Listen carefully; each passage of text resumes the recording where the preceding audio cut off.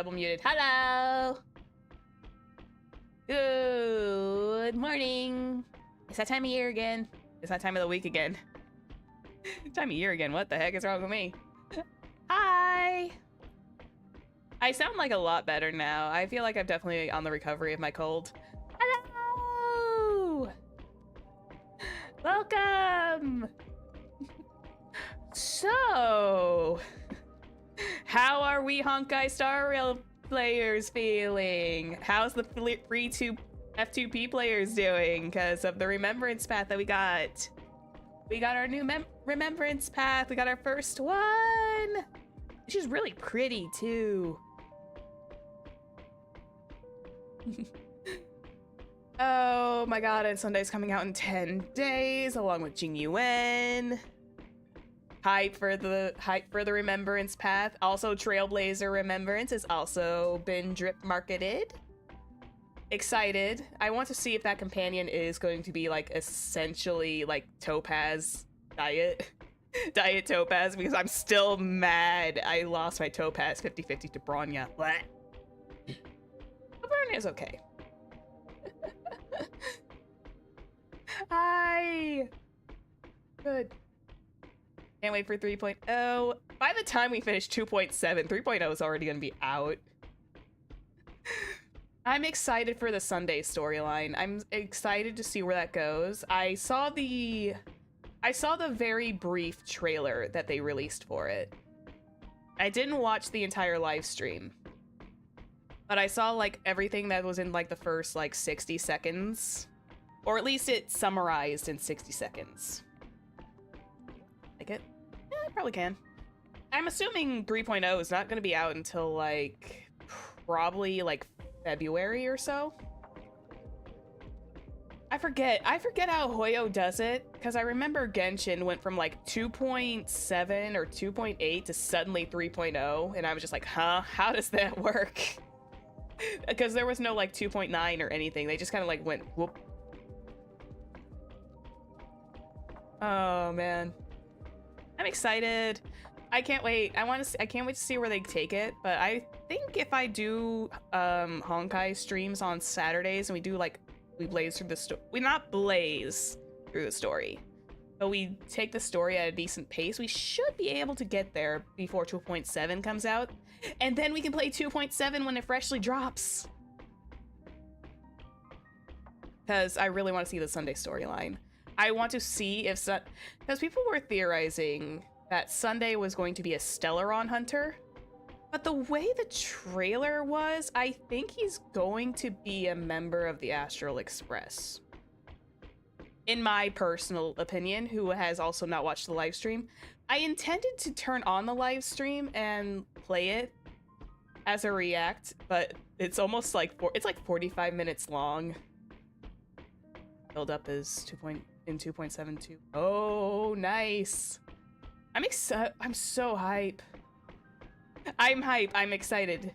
I also put in my 2.6 survey as well.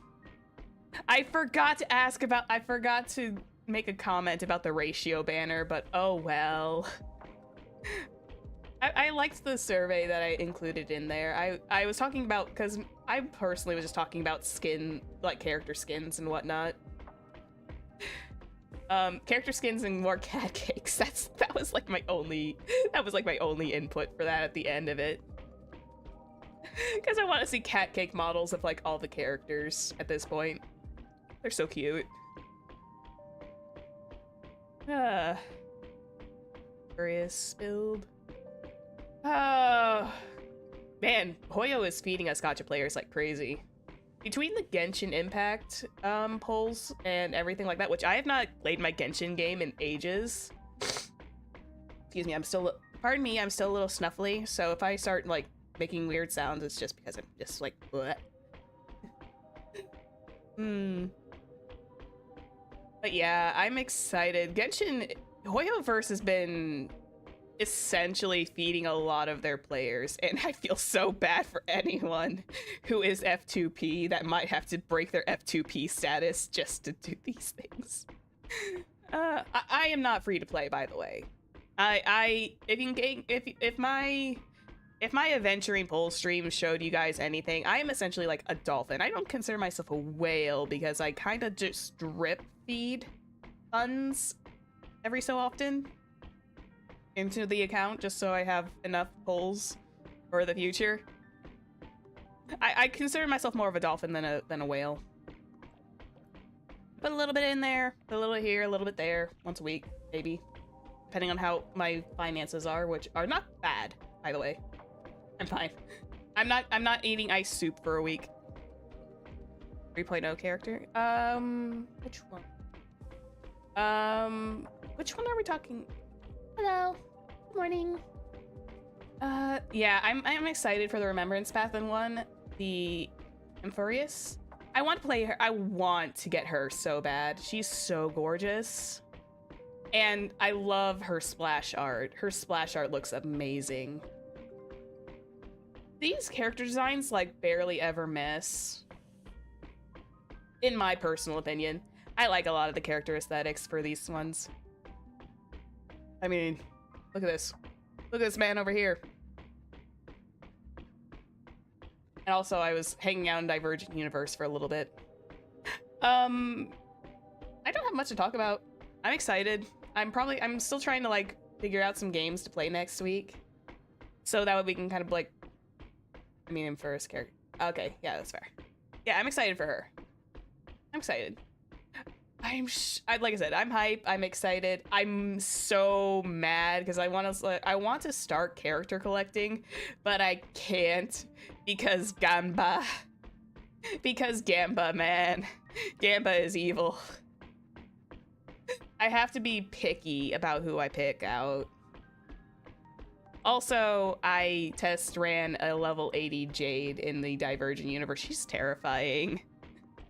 Level 80 Jade and her Impair, I think, like half destroyed the deer I was just getting a rope for Aventurine.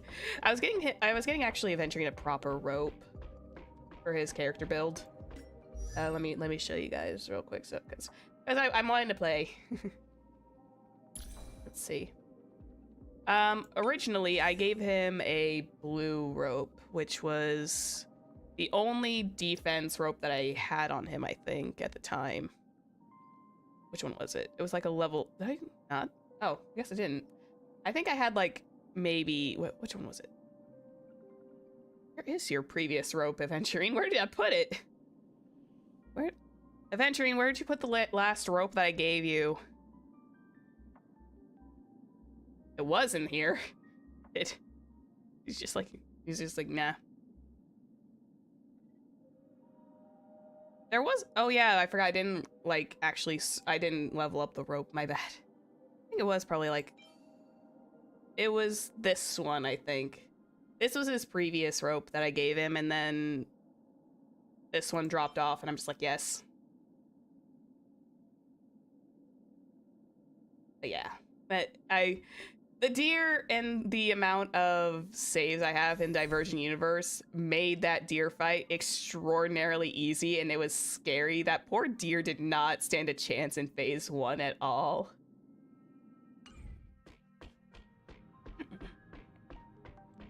Does Sunday have any characters? I'm curious. Does Sunday have a character trailer yet, or is he not going to get a character trailer?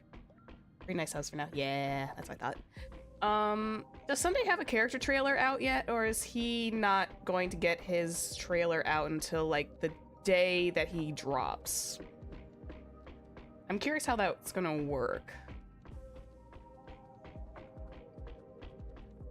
I don't think he's got, like, an official trailer yet. I think all that was shown was just his first, like, little bit. Okay, not yet. Thank you. Not yet, fair enough. When we see that trailer drop, we are going to be watching that. I don't care which stream I'm playing. We're going to watch that one, like, as soon as we get it. We should release the trailer. Okay, I sometimes forget how Hoyo works their character trailers. But then again, I was literally there for the Rappa marketing, so I should probably know that they drop it, like, right before the character drops. I remember this. Okay, so brief Genshin history. I remember the Sino one. The Sino one was very cool because they were able to, like, mix his this 2D with 3D modeling, and it was fantastic. Myriad than character trailer. Okay. Thank you. Good to know. I still feel sad that I didn't watch the live stream. I should probably go back and watch their Keeping Up with the Star Rail. But anyway, Keeping Up with the Star Rail and everything else aside, excited for 3.0, very much so. That thing, those billboards are still creepy to me. Like, it has my Stell. That is terrifying. Anyway, map. I need map.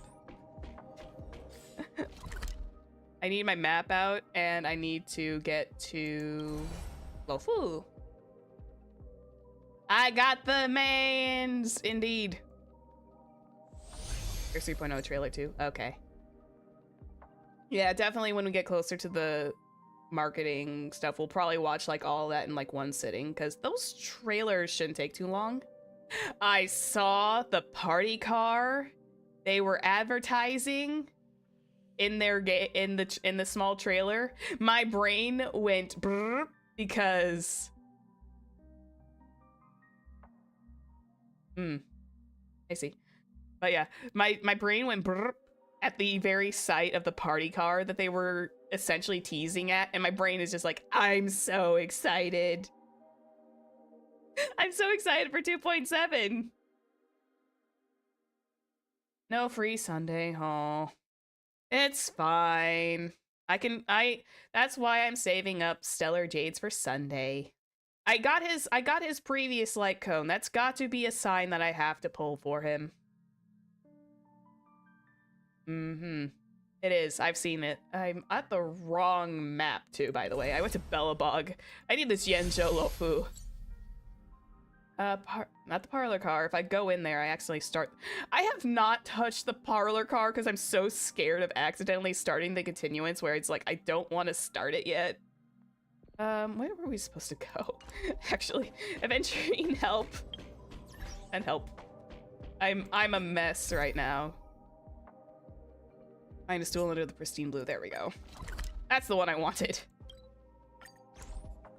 That was the one I wanted. Let me just. And I need to change my Trailblazer out of preservation because I have my sustain right here. I keep forgetting that. I have my one sustain. I don't need another one. Here we go, Destro. How are you not? How did I not get you to level 50? I don't know why. Why are you not level 50? What have I done to you? Hang on, one sec. I'm remedying the situation right now. And there. I am remedying a situation that my Trailblazer is not level 50. There we go.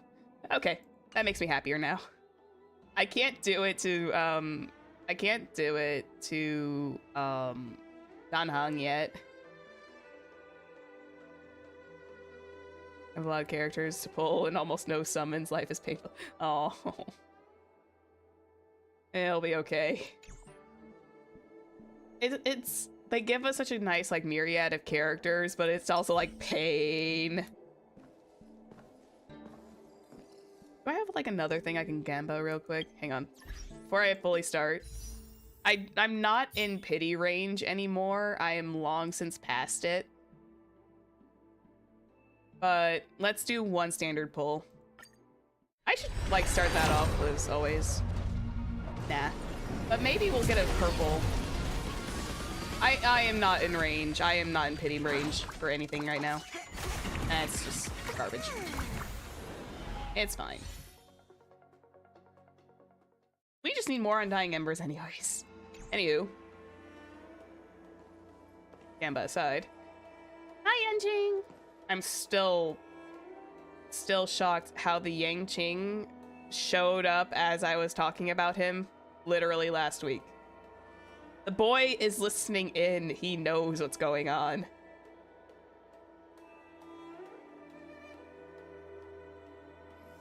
E2 Yanqing. Oh no. Hey, Yanqing, let's... This is the report Qingzu just sent me. Let me take a look. By the way, are the volumes good right now, since we're kind of like now getting into the thick of it? I'm heard pretty decently, and the game is heard alright. I hope. I pray. And I'm also, by the way, I'm totally excited, because, I think I said this on my Lethal Company livestream yesterday, just to hold off just a little bit longer. Yeah, particular, I've been having conversations with Avis Mama for something very special, and I hope to show it by the start of the new year. Good? Everything's good? Yay. But yeah. I have the fun thing for the new year, and I'm excited to show you guys, and I cannot wait for it. Because it's really exciting. I'm sorry, I'm like crazy excited for it. Also, I've got plenty of water. I've also got a bit of I got a bit of gamer subs this morning. I thought I was gonna be very tired. Well, we'll see. Goodness sake. 1 second.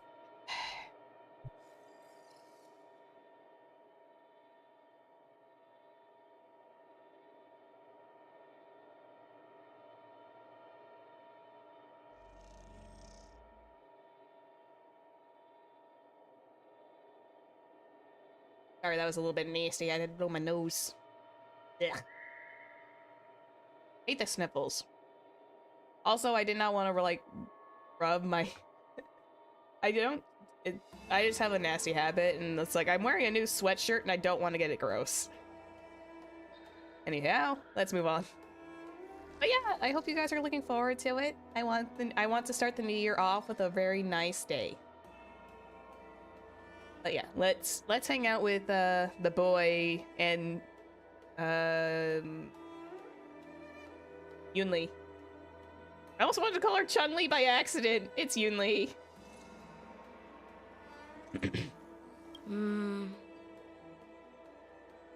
Huh.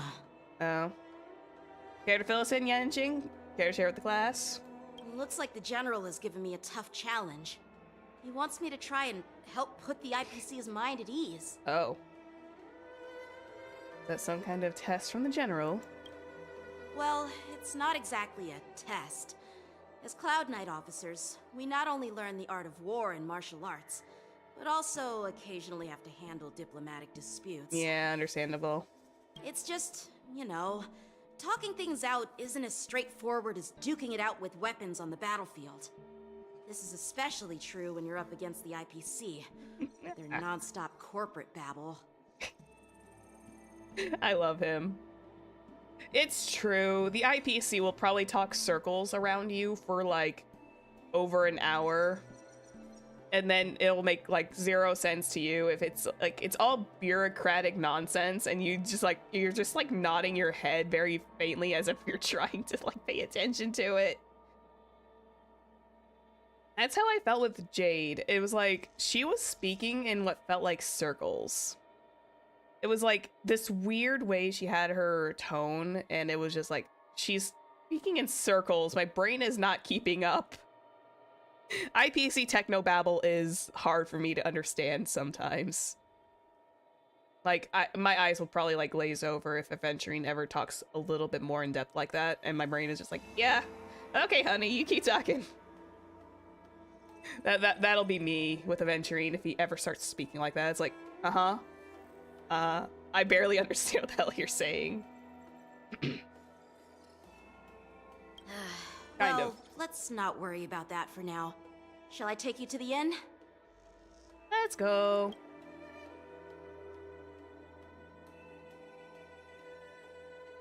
It is the Lawfu's honor to have you in attendance at the Wardance.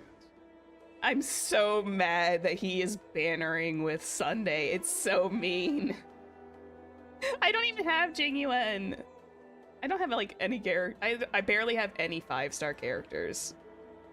But it's like, why are you bannering with Sunday?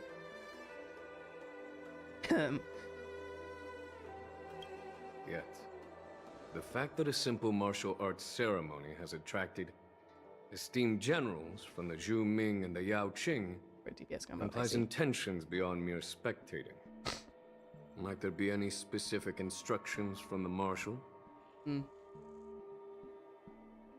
DPS and support. That makes sense. Just pain.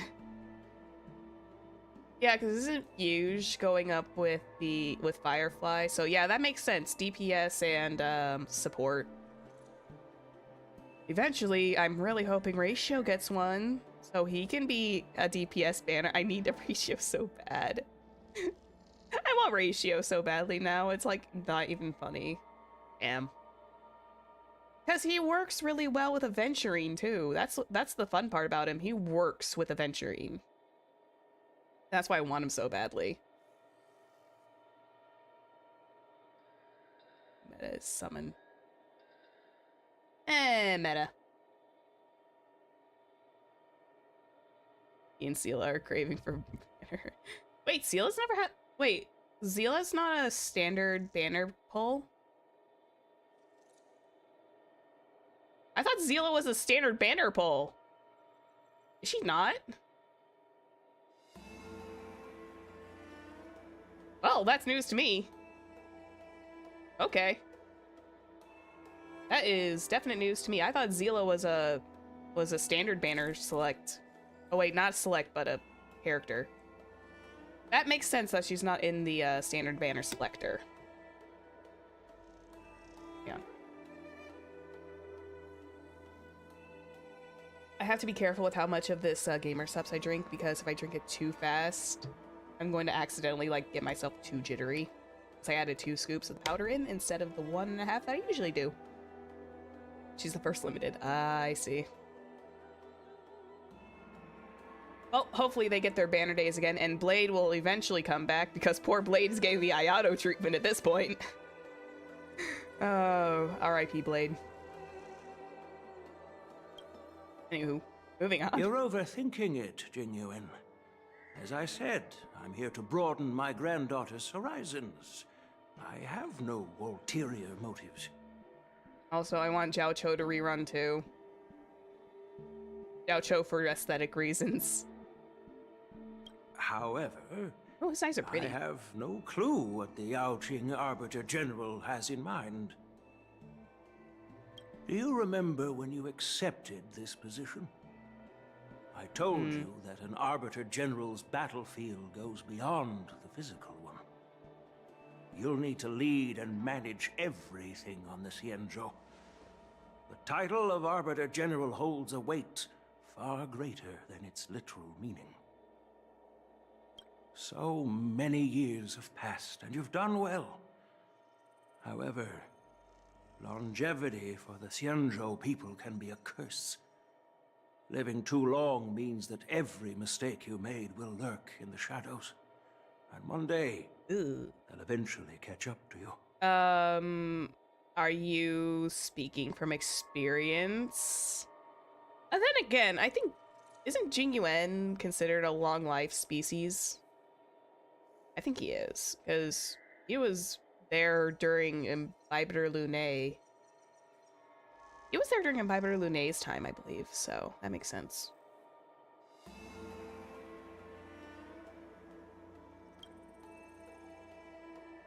The Marshal knows if I remember my lore everything correctly, that's that is. happened on the lawful.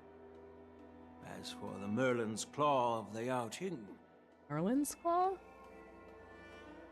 she has come specifically for you. Merlin's Claw?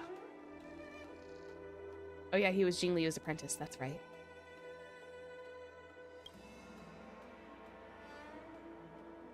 Speaking of which, why hasn't she arrived yet? They say the Merlin's Claw strikes like lightning.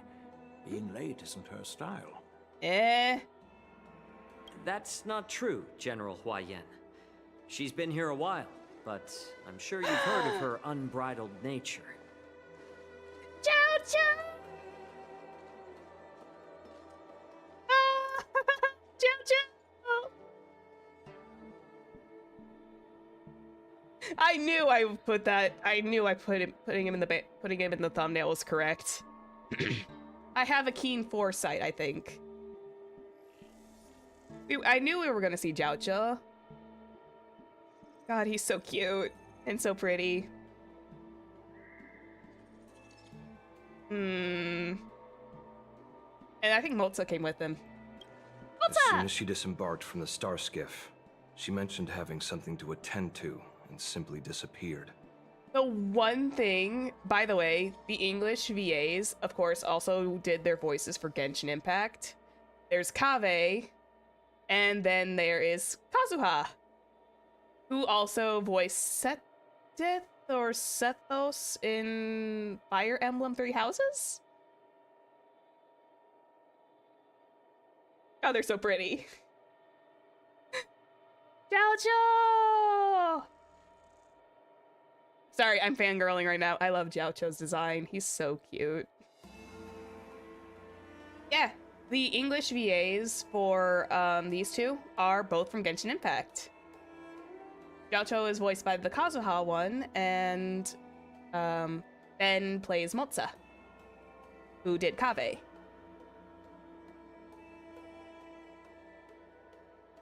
Both brilliant voice actors. And also, I believe Ben is also did an E6 of his own character, which was really easy for him to do.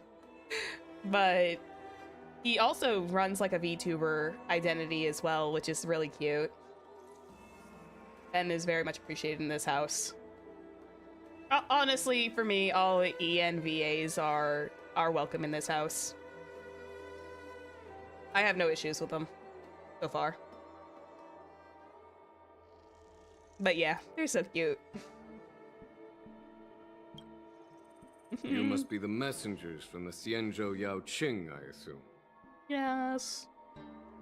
We are Jiaoche and Moza, retainers of the Merlin's Claw. It's an honor to meet you in person, Arbiter Generals. Oh, the Merlin's Claw is, oh god. Hang on. Start with an X. My brain. She was literally on the banners like 2 months ago. My brain is now no longer functioning. I got distracted by the boys. Help. Fei Xiao. Thank you. The Fei Xiao banner. That's right. That's right. The Fei Xiao banner.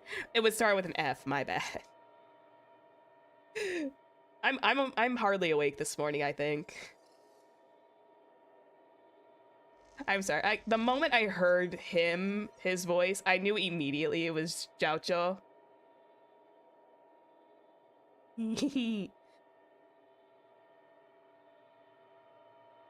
E0S1 worth it. I've heard about that. Maybe next time Fei Xiao runs. Next time Fei Xiao runs, I'll probably do it. My neuron.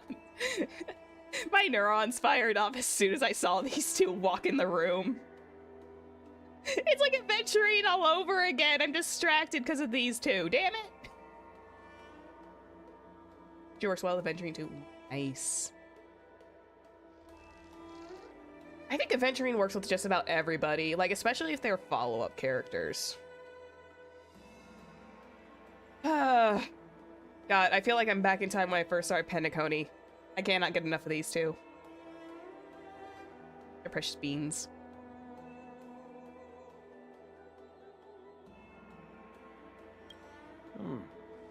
Now this is interesting. A guest who doesn't come to visit but sends a message instead. What does she mean? Tell me, what could be more important to her than coming here? Also, I will say this, Foxian designs are incredible, and it gives me like Tainari vibes, where I just want to like kind of run my fingers through the tail hair.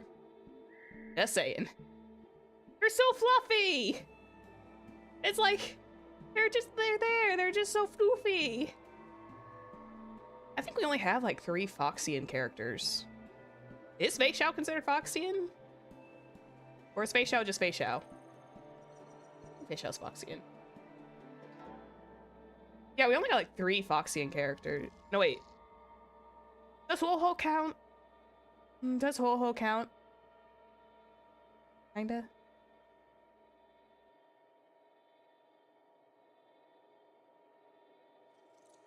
But yeah, I love Foxian designs. They're so pretty. I saw Yukong and my brain was just like, oh, that's gorgeous. Ho-Ho count. Has a tail. Anyway, I'm so distracted. Yes, Fei Xiao is Foxian. Okay, good. I was not crazy. We'll see. We will be seeing Fei Xiao anyway, so that I probably would have reconfirmed it. Master heard about a spectacular view in Scale Gorge Waterscape. Those eyes, man. I believe she went there to enjoy it. Those eyes! Oh my god! Why are you so damn pretty? Ah! Zephyr is suffering from fangirlisms. Why are you so pretty, Zhao? The problem is I kind of know what happens to Zhao later on. Whoa, turned into a welt.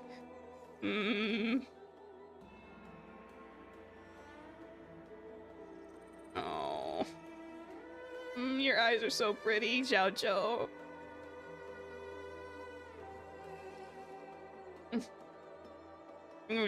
I'm gonna probably burst into tears, even though I partially know what happens. Ugh, God, I'm gonna suffer. This is a great vacation time, Summer says. It'll be fun, they said. God, he's so pretty.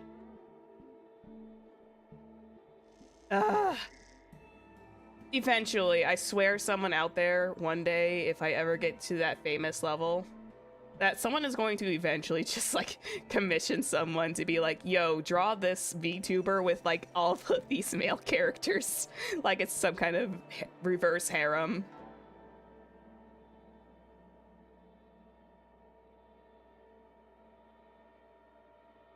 Just like put me in a reverse harem situation where I'm just surrounded by all the characters of Honkai Star Rail that I like.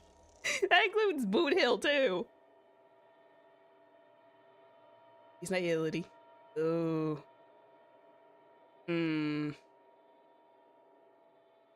Oh. Also, quick sidebar before I continue. I was talking about Genshin earlier, and speaking of Boot Hill as well, in a moment of, in a brief moment before I continue, I saw Chaska got released recently. I'm wondering, has anyone like paired Boot Hill with Chaska?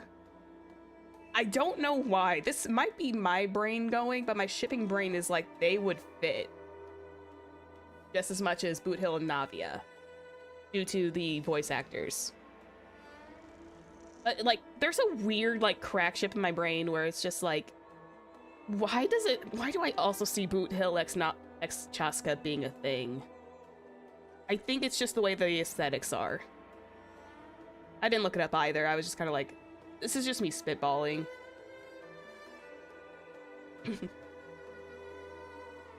I'm just spitballing at this point. It's like, I bet there probably will be at some point. I think it would work in a strange way. But that's Zephyr brain going brrr. It's the Zephyr brain going brrr.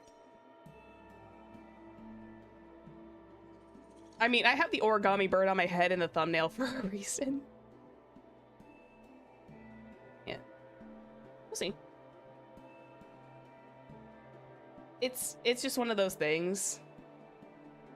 It'll probably happen eventually if people start connecting the dots.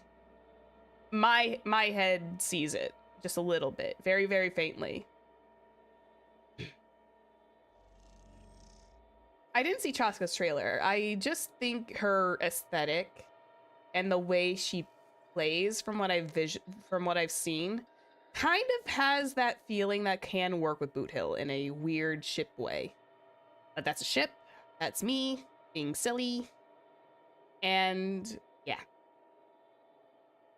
But Boot Hill X Navia makes a little bit, also makes sense because, again, the voice actors are technically married. And it's also kind of cute, just the Guns N' Roses pairing. Anyway, moving away from the ship stuff, because I don't want to start shipping junk in my chats. I don't want to start shipping junk in my chat. I'm being a silly goofball today. Oh my goodness. Anyway. Goucho, why are you so cute? I don't favor her combat. Really? I thought she was really interesting for her kit-wise. Oh well, you know what? Opinions are opinions. I thought her kit looked interesting. Again, I have not played Genshin in forever, so I think her kit looks interesting. Playability-wise, it might be confusing for me. Because, I'll be honest, Honkai Star Rail is easier for me to understand in terms of gameplay mechanics and team builds. Genshin still confuses me, and that's why I consider my account kind of borked. Guns N' Roses for Boot Hill and RTT. Oh, really? Oh, that also makes sense too. You're right. We'll also use Guns N' Roses for Boot Hill and Argentine. Oh, okay. They use them for both. Okay. Interesting. I didn't know the Argentine one was also called that, but that makes a lot of sense too. Excuse me. But yeah, I'm sorry. I'm also stunned by Jiaoqiu. He's so gorgeous. I love. Okay, I'm going to continue with character studies right now. I love Jiaoqiu's pink hair. It's really soft looking. It's that kind of hair that's got that very, very brushable kind of thing. It's okay. Don't worry. You guys can have your opinions. As long as nothing bad happens in chats and stuff like that, having your opinion is perfectly fine. Like me with Jade. I don't like the way she talks in times because it feels like she speaks very snaky, and I don't mean like hisses or anything. It's the way she words a lot of stuff rubs me the wrong way. But on the other hand, I do appreciate how she treats Aventurine and Topaz. She does have certain positive qualities about her. I just don't like this way she speaks in a business sense because I feel like I'm being dragged into something that I don't want to be dragged into. That's all. That's all for me on the Jade aspect. Because someone was really nice enough to talk to me about the Jade thing, and I was like, oh, okay. I didn't see her trailer, but that kind of makes a little bit more sense if that happened. When she's all business, I think that's what bothers me. The way she speaks when she's all business. But when she's around everybody else, it's a little bit more viable. A little bit more cute.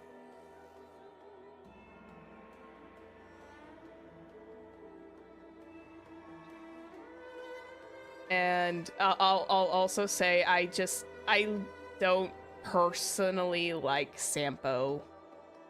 I'm pretty sure if you have him in the right party, he's perfectly viable as a unit. But Sampo's personality bothers me. I don't like Sampo's personality. Jade is like that friend that you don't like, but don't really want to work with. Yeah, that's essentially how Jade works for me. Or like be in a meeting room with her.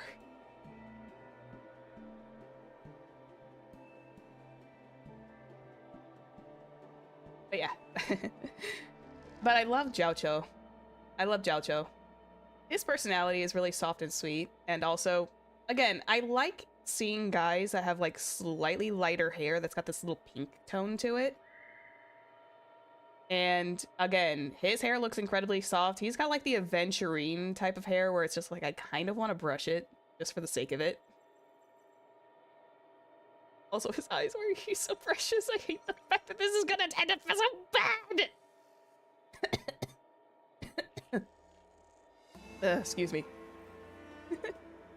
Sorry, I don't mean to distract you guys for like 20 so minutes. But yeah. Xiaoqiu gorgeous. Moza handsome. Anyway, moving on. Also, Xiaoqiu could cook for me any day. I would appreciate it. I would actually like work on my spice tolerance for that man. He's very pat material. Yeah. A spectacular view? Ha! Did you hear that, Jing Yuan? This person is being sarcastic. Hey, the Scale Gorge area is actually really pretty. Yeah. He's got head pat. He's a head pat worthy character. Lots of head pats. Please do not misunderstand me, General Huayan. I was simply stating the truth. Master thought it would be inappropriate to keep you waiting, so she sent us here. God, he really does have that Sethos, not Sethos, hang on, it's the one guy in, where is it? Seteth? He really has that cross between Seteth and Kazuha. And it's really crazy just listening to it. That's it. I didn't even need to look it up, I remember now. Also, as a fan of braids, I like that very faint, like, little braiding he's got in the back there. And again, I am weak, by the way, for claw gauntlets. I don't know why. I like those on characters for some reason. I think they're just really refined and elegant. And no, it's not just because of Aventurine of Stratagems' you know, attire. It's just really fancy. Also, they look more like bones for him. His eyes are open. Oh, man. I'm gonna get my heart ripped out at some point. I will wail for Xiaoqiu, though. Once she's finished with admiring the scenery, she'll personally come and apologize to the both of you. Aventurine is always on the right drift. Yeah, he is.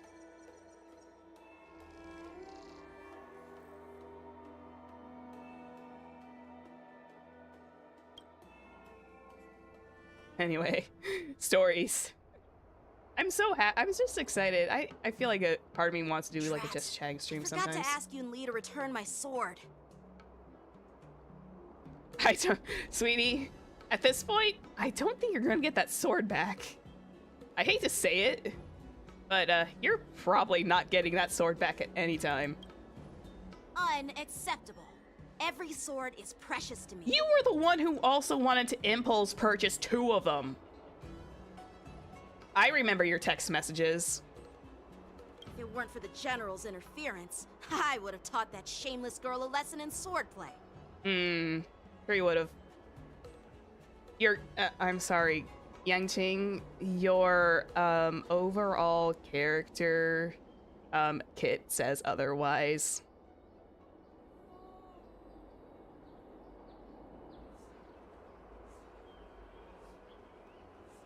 The new dot character, I was, oh yeah. By the way, I don't know if it's just me, but the General seemed a little reserved. Could it be because of Elder Huayan's visit? Maybe. He is supposed to be acting somewhat professional today, so... Reserved? Really?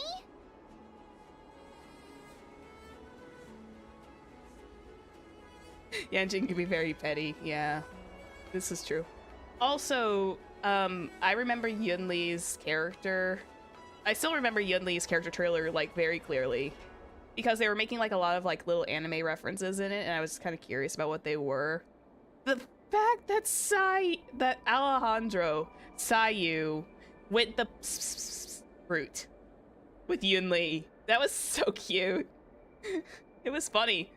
But it was actually really adorable. Because she was acting a bit like a cat at that point. Maybe I'm just overthinking things. Probably. No, you're not. When I entered the Palace of Astrum, I realized that the messenger from the Xianzhou Zhuming was actually the Arbiter General himself. So, The messenger from the Xianzhou Yanqing must be the Merlin's Claw herself, I presume. I didn't know she was also named Merlin's Claw. That's right. Well, that's what makes this entire thing so unusual. What's so unusual about it? They simply received an invitation from Jing Yuan, just like the crew, right?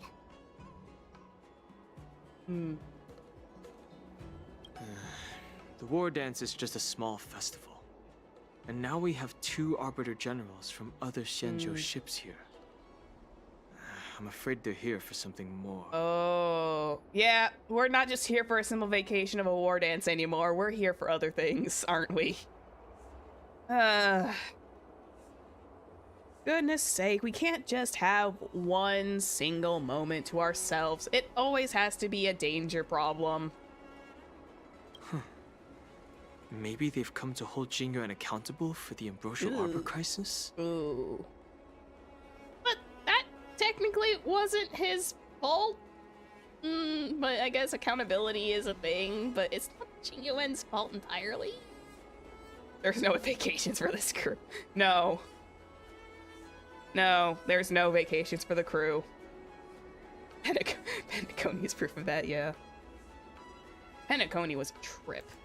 Hold him accountable? Come on, didn't the Lawfu fall victim to the disciples of Sanctus Medicus and the Antimatter Legion? Why would they blame the victim? Because Jing Yuan is technically the general, and he is in charge of the Xianzhou Lawfu, so technically speaking, holding him accountable is probably the best course of action. To them. Even though it technically was not his fault, they need someone to hold him accountable. Don Shu's rebellion and Ventilia's scheming are merely one side of the story to the other Arbiter Generals of the Alliance. Only a single piece of incontrovertible evidence remains, creating an endless source of potential complications. Yeah, they have to blame somebody for things to work out. Yeah, that's essentially true. The Ambrosial Arbor. Yes. It's undeniable that the plague mark, which was subdued by the Xianzhou Lawfu, has resurfaced. But was it really a conspiracy instigated by the Antimatter Legion?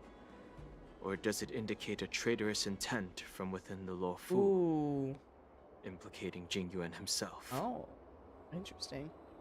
Once the spark of suspicion is kindled, it proves hard to extinguish. He ain't wrong. He ain't wrong.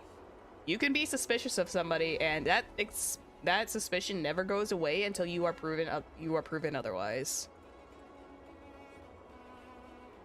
No wonder we were called back for the ceremony. Why else would he invite us over? We're equally in the area during the Ambrosial Arbor incident. What was I thinking? Seriously. Here I was looking forward to a carefree and enjoyable trip. But it seems wherever we go, drama is just around the corner. Yeah, we no longer vacation, and I'm pretty sure when we go to Paperfold University, it'll be the same thing. Little preppy little vacation. Nah, that stuff don't exist around here. Aw, I was so excited. I thought those Arbiter Generals were just here to see the ceremony. By the way, I heard that an alchemist from the Juming diplomatic ship has arrived, and rumors say that she's to be the new Cauldron Master of the Alchemy Commission on the Lawfu. Oh, they must be talking about Lingsha. Oh yeah, because Yunli talked about Lingsha too. An alchemist from the Juming serving as the Cauldron Master on the Lawfu? While it's not unheard of, the timing itself... Get used to it, March, but this is our life now. The trip that Black Swan wants us to go on in 3.0 is not gonna be sunshine and rainbows. No. Thanks to your words, Mr. Danheng. Now I finally see the underlying tensions.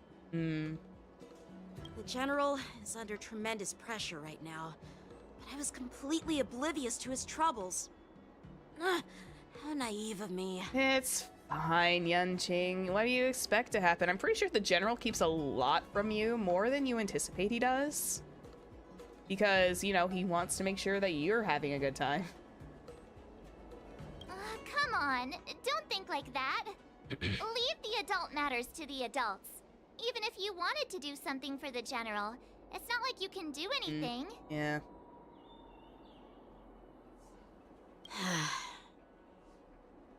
Yanqing is so like little brother to me. Did I say something wrong? You're technically again?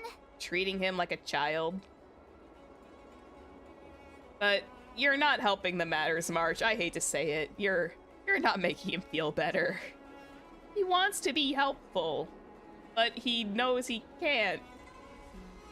You're a real master of conversation, huh?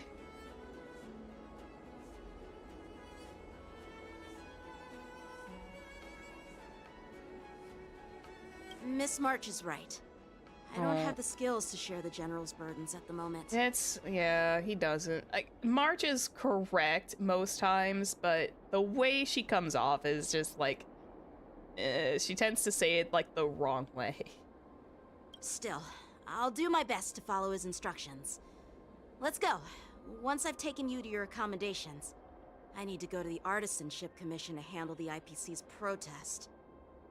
He looks like he has a lot on his mind. We can't just let him go alone. Why don't we accompany you to the Artisanship Commission? Yeah, why not? This is too much trouble. While I appreciate your kindness, dealing with the IPC's workers could be tricky. I'm afraid this will cause trouble for the Express. Nah, don't worry about it. We've dealt with the IPC. We've dealt with like 3 high-ranking members of the IPC. We'll be fine. These are just grunts. I'm going to say that, and then there's going to be suddenly another Stoneheart that just shows up. No worries. We're pretty experienced in dealing with the IPC. You've heard of the 10 Stonehearts? There it is. We've dealt with quite a few of them, right?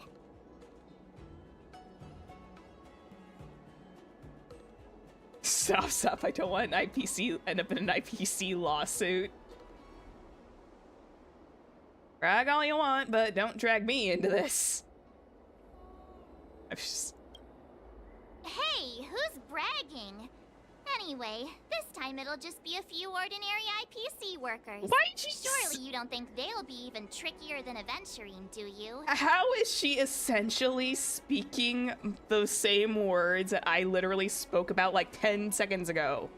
She's saying it in a different way, but I essentially say it one way. She's saying it in another, but it's all leading to the same context. How is she predicting this? That's terrifying. Arch, are you able to see me? I'm kidding. I'm having too much of a giggle for this.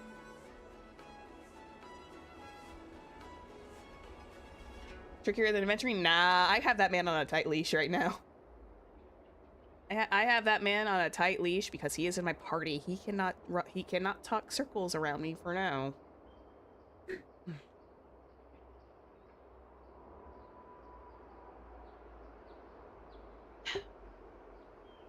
Well, since you're willing to help, I won't decline your kindness. Let's head to the Artisanship Commission and meet them. Yay. Let's go.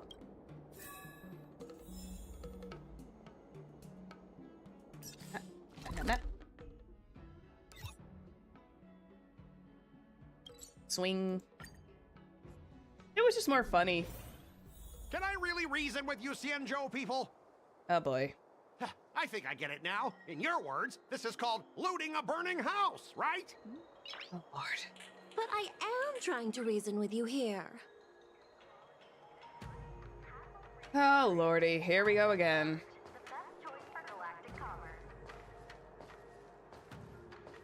That toxic voice sounds familiar. Haven't Oh, I heard yeah. it before in Aurum Alley? Oh, it's him again. You know what? This isn't my first time dealing with the Skyfaring Commission. I can handle your unreasonable ways. Can we kick your button next week, actually? Can we just, like, yeet you off the Lofu? But straight up snatching IPC cargo? Isn't that going a bit too They're far? doing their jobs and inspecting it! After the Borisin fight! Hey, it's our best friend Scott! Yay! I haven't finished the Aurum Alley one yet. I haven't finished the R. O'Malley quest yet. I still need to finish that. Just as I've said it many times already. Once we've inspected the cargo and completed the security check, you can be on your way. Is there something wrong with your ears, or is it just your brain? Honestly, let me be honest. If I was part of the IPC, and let's say I'm running this as a hypothetical.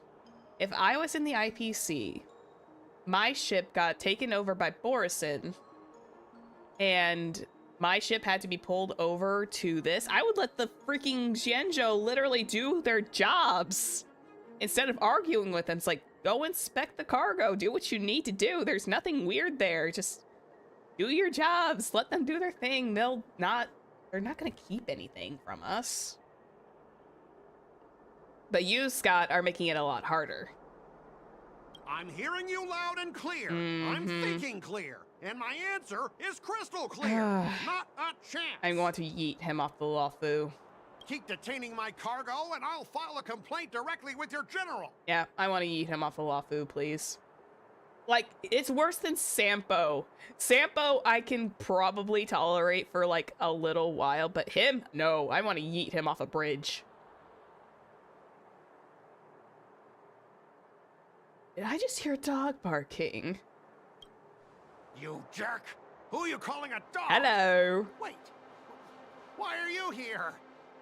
Surprise. You're staying on the Xianzhou, are you? What terrible luck.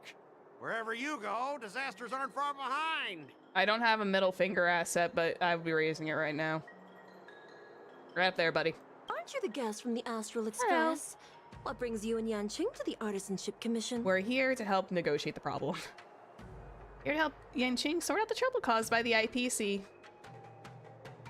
I'm not going to say caused by the IPC. I want to stay in good standing with them. I don't want to cause a lawsuit. I heard you were in trouble. They're in trouble? No, it's me. I'm the one in trouble. You're the one causing problems. Looks like you've met this IPC worker before. I'm not sure if that's a good or a bad thing. I was sent here to deal with the IPC protest, Miss Shikui. What's going on here? As you know, this IPC transport ship was attacked by the Borisin and rescued by the Zhuming's diplomatic ship. Then the Cloud Knights were instructed to bring it back to the dock for repairs and inspections. Yep. And this is Mr. Scott, the person in charge of this transport ship. So, you're Scott. I've heard her mention you. Weren't you kicked off the Luofu before?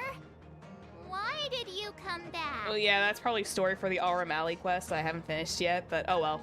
Not a big deal. Like I wanted to come back. I thought I'd just dock at the harbor for repairs and leave this forsaken place for good. Little did I know, as soon as the ship entered the harbor, a bunch of Cloud Knights showed up and snatched all our cargo from the hold. Because they needed to do a proper inspection. Because it's their jobs. I hate you so much. I want to throw him off the Luofu myself. Please let me do it. It reminds me of the Bailu side quest, the Bailu character quest, where we were able to beat up that one guy because he just the Bailu character quest, that very ending bit, the very catharsis of being able to beat someone up was fantastic. Even if the ending was like really, really sad, it was just like, yeah, hey, I got to beat someone up at the end of it because he ended up being a scumbag. What do you mean by snatched? I've told you 1,000,000 times. It's a security check. Yes. Then why did you bring the cargo to the Artisanship Commission? You even brought in some shady craftsmen. It's obvious you're trying to steal the IPC's patented technology. I hate you so much. Oh my god. Jade was not as bad as you. And that's saying a lot. Aventurine is not as bad as you. Hell, Topaz isn't bad as you. Jesus. I hate you so much. I need actual water. I don't know why I'm so mad at Scott. I guess I really don't like him now. He ain't letting the Xianzhou do their jobs.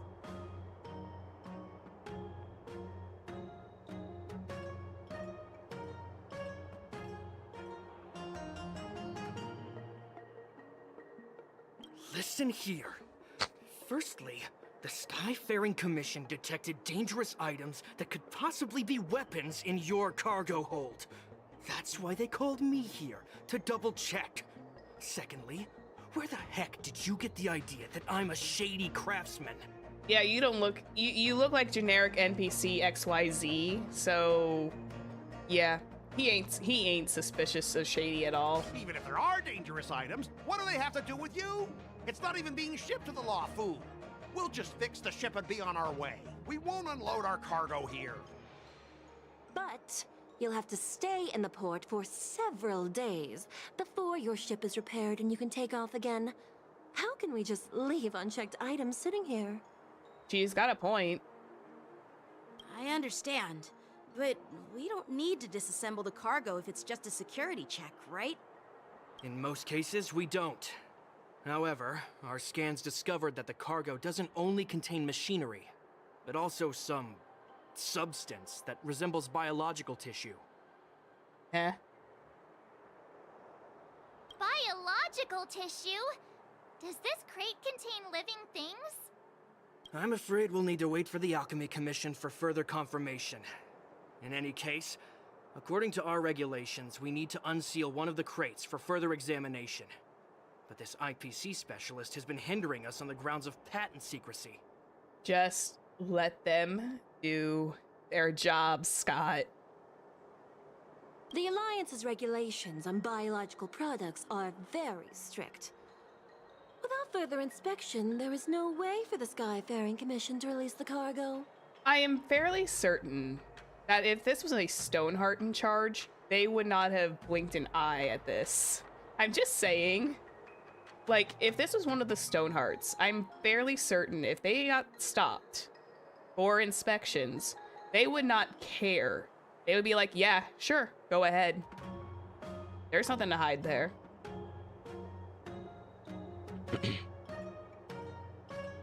But again, I'm speaking as a slight favoritism towards a few of the Stonehearts. I only know 2 of them that wouldn't care, and they would just let the people do their jobs. Actually, 3 of them would. The 3 that we know would. I'm gonna be honest. I'll be honest. All three of those ones would. Pretty sure. I'm fairly certain Opal wouldn't mind either. I'm pretty sure Opal would just like let everything go. I think the only one who would probably put up a fight is Obsidian. If that's canonized, if that was her, with Obsidian. God, she's terrifying. Anyway. You can tell I'm already burning under the collar with Scott. Oh, really? Fine. If anyone lays a finger on that shipment, they'll have me to deal with. It doesn't matter if it's mechanical or biological. It's none of your business.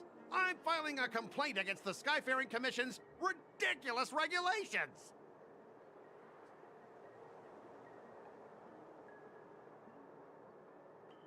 He's already testing my patience. It's only been like 10 minutes. This Mr. Scott seems stubborn and difficult to persuade. Honestly, I really don't want to have a vicious confrontation with the IPC.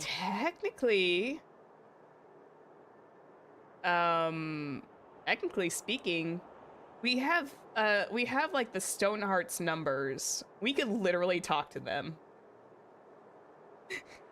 I'm just saying, as like a little side note, we technically have the Stoneheart's numbers.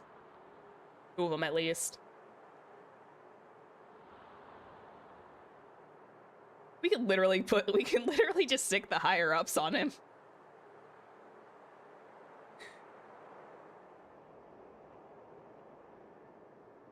Well, I know a thing or 2 about convincing Scott. Kind of. I heard how you helped R. O'Malley. The IPC representative back then was Mr. Scott, right? Since you've dealt with him before, it looks like I'll have to rely on you again. Okay, so this actually kind of confirms something for me. So, a thought crossed my mind a little earlier in the week about what would happen if you did not meet Dr. Ratio during the Trailblazer Continuance. Would he... I think I was running on like MMO event policy where characters remember you every year. And it's like, what would have happened if you had not done the continuance and meeting Dr. Ratio for the first time was the Penacony arc? That would be interesting. Like, don't quote me on this, but wouldn't that be like weirdly interesting if like you didn't do the one continuance where you get to see this one character show up, but they would have like, you wouldn't have any knowledge of them, they would have no knowledge of you. And that would be a really interesting, like, bit of storytelling. But I knew I needed to see Ratio beforehand, and I was actually wanting to know, like, where he showed up before Penacony. Because I didn't know, I actually didn't realize that he showed up way before Penacony. Because I knew he was partially there, I just didn't know where he started from. So I was glad I did those Trailblazer continuances before I went to Penacony. It fills in like a lot of blanks. What are you guys whispering about over there? Just hurry up and give us back our cargo. I will yeet you off this ship, Scott, I swear to God. At the end of negotiation, your morale is higher than or equal to your opponent's is considered a successful negotiation. Otherwise, it is deemed a failure. Oh no. During negotiation process, if either party morale drops to 0, the negotiation immediately ends. I love these little games. Your negotiation choices will lead to different outcomes, which can either increase or decrease your morale. As you make your choices, the negotiation progresses until the number of negotiating rounds drops to 0. At which point the negotiation ends. During your negotiation, you can use negotiation strategies to apply various negotiation techniques to help you succeed. What is with all these fun, like, little mini side games that they have? It's so... I like these kinds of small things. There's so many different ways to play these things. Here you can view your opponent's information. If you're unsure, click to view it. Alright, Scott. As I recall, this guy won't listen to reason and can only be persuaded with intimidation. But he does seem to follow rules to some extent. Let's use that against him. Speaking of regulations, we have our own laws and regulations too. According to Article 4 of the Xianzhou Alliance IPC Trade Consensus, the Alliance and IPC shall never infringe on each other's intellectual property rights.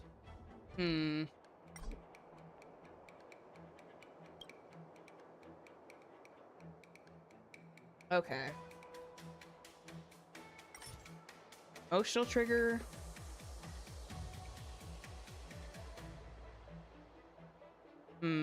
Says he doesn't listen to... He agrees to some extent. Hang on one sec. I'm gonna reread this. Make sure I'm understanding it. As I recall, this guy won't listen to reason and can only be persuaded with intimidation. But he does seem to follow the rules to some extent. Okay.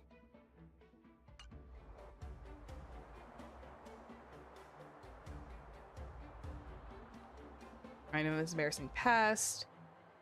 Make proposals from the legal perspective. I'm not going to make him feel uncomfortable yet. Starting by running from... working from there was probably an interesting negotiation strategy. Skip this round of negotiations. Double the results round of negotiations. I'm going to skip that. I'm going to make proposals from the legal perspective. The Alliance can sign a non-disclosure agreement with you. Ooh. That way, you won't have to worry about any infringements, right? I love having Stell have a voice. This is so fun. We can sign a mutually acceptable non-disclosure agreement in accordance with the IPC's rules. Thank you. Well, that makes sense, but how can we trust you to honor the terms? Even if we set aside the secrecy of intellectual property, these prototypes built by the Intelligentsia Guild are incredibly valuable, beyond your wildest imagination. If anything goes wrong, you won't be able to pay for it even with your lives. Just skip the reasoning part and resort to good old violence. Jeez.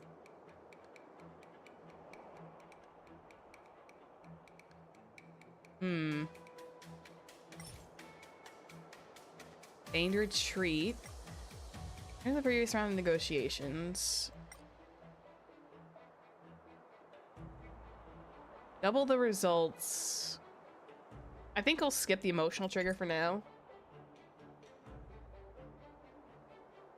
Let's see. If anything goes wrong, you won't be able to pay for it even with your lives. Scott is relying on intimidation tactic, essentially. The Skyfaring Commission can pay compensation.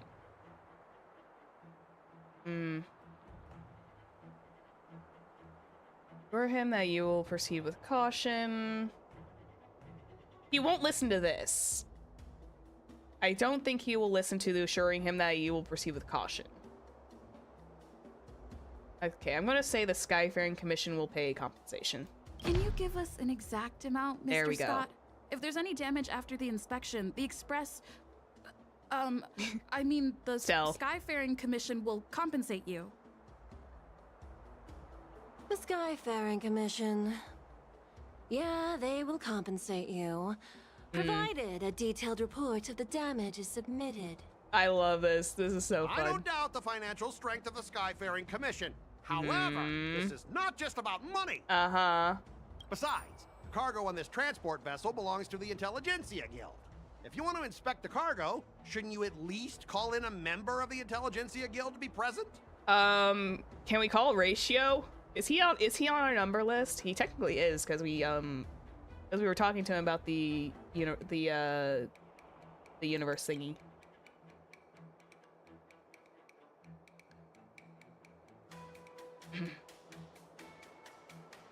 Time to escalate the issue. Show me your extensive connections. We could do that. We technically have like a lot of... We do have connections. Would connections intimidate him? Because I think going by these ones would be a bad idea, so we'll use the emotional trigger. Your logic is too confusing for anyone to follow. Maybe you should learn the art of communication from a monkey before you continue. Oh, I didn't know that was...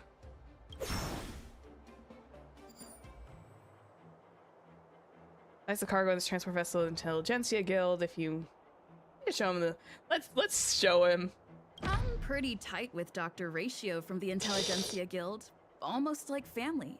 Doesn't that make me practically a member of the Intelligentsia Guild? This is not gonna work, too? but this is funnier.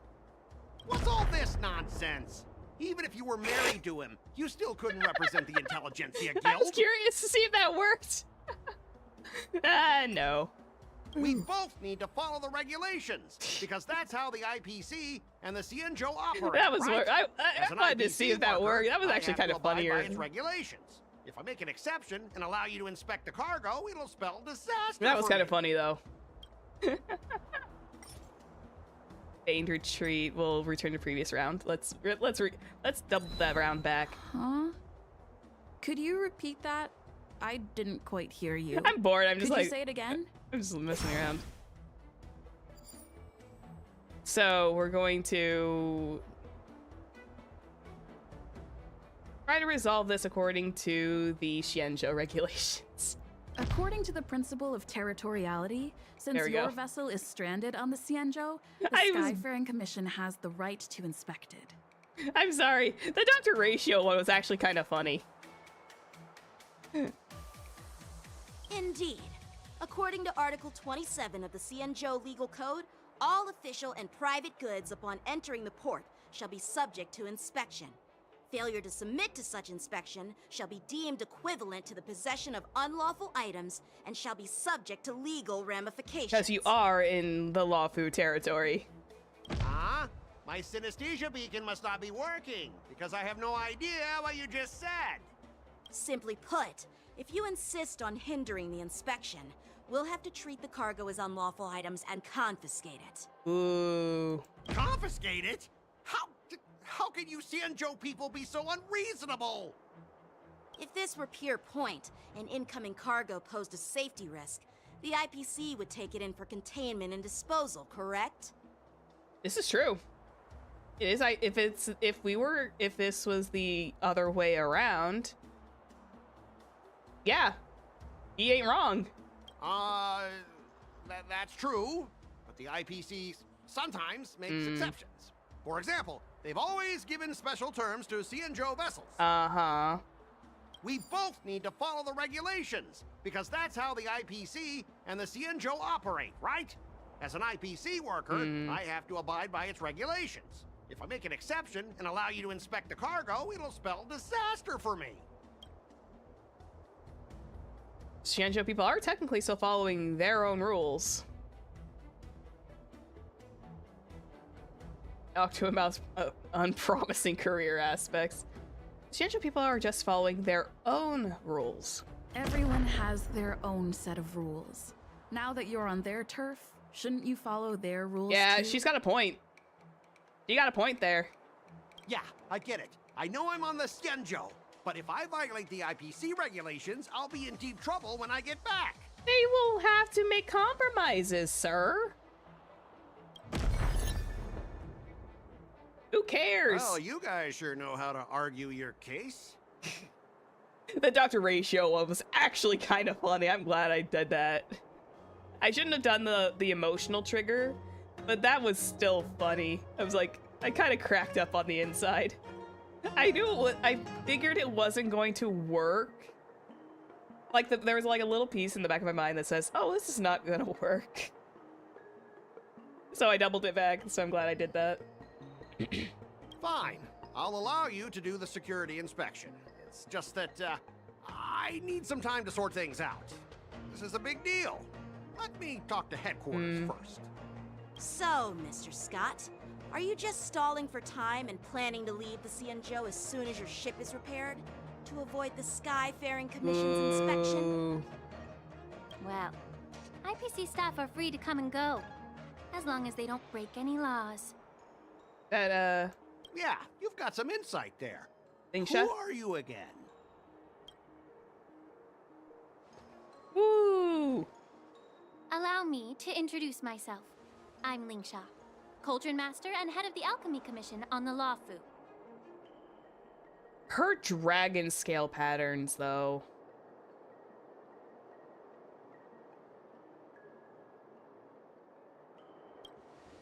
Could she be? Lingsha's really pretty, too. How did I know it was Lingsha? Wait, hold the phone. How the hell did I know it was Lingsha? What the hell? I didn't even...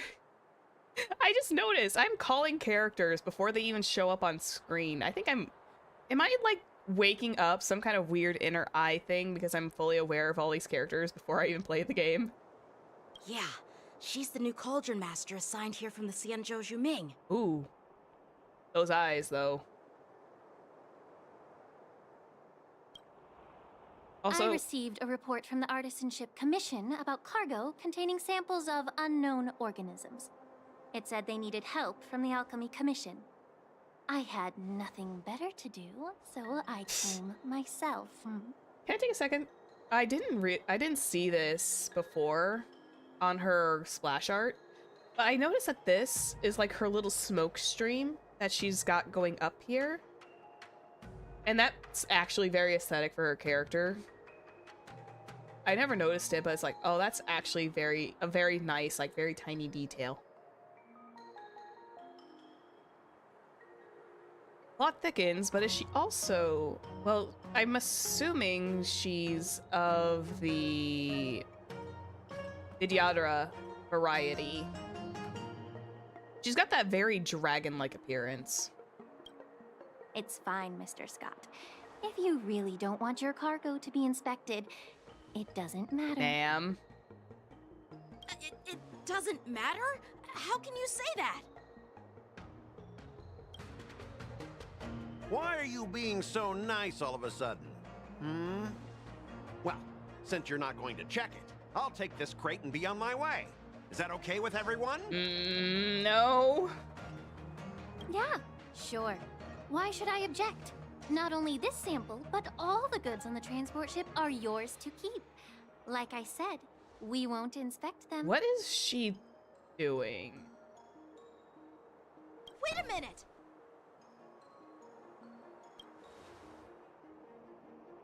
Oh, is she planning something? Well, that's more like it. If only the young displayed a more reasonable attitude, we could have sidestepped that altercation just now. She's plotting something. There ain't no way she would also disobey these things. Our ship will leave in a few days once the engines are repaired. Mm-hmm. Your ship can leave whenever you want, but I'm afraid I can't say the same for your cargo. Wait, what? According to the import and export regulation signed between the Xianzhou and IPC, all biological shipments can only leave the port when they have confirmed to be of no threat, or when all biological activity expires. Oh, that's what she's doing. Lingsha is the best healer. Oh, yeah. I never rolled for Lingsha. I was saving for Aventurine. Since we can't determine if your shipment is safe for the environment, I guess we'll have to wait for its biological activity to expire. Let me check the previous cases. She's smart. Yo. Go, Lingsha. Normally, it'll only take around 47 star calendar years. Only 47 years? Why so surprised? You're still young and full of energy. That's clever. I'm pretty sure you'll live a few more decades. Have some confidence in yourself. She just like ripped him a new one. Ha! Typical of a long-life species. Your words are dripping with sarcasm.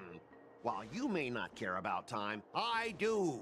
I'll be demanding double compensation from the Skyfaring Commission for every minute wasted.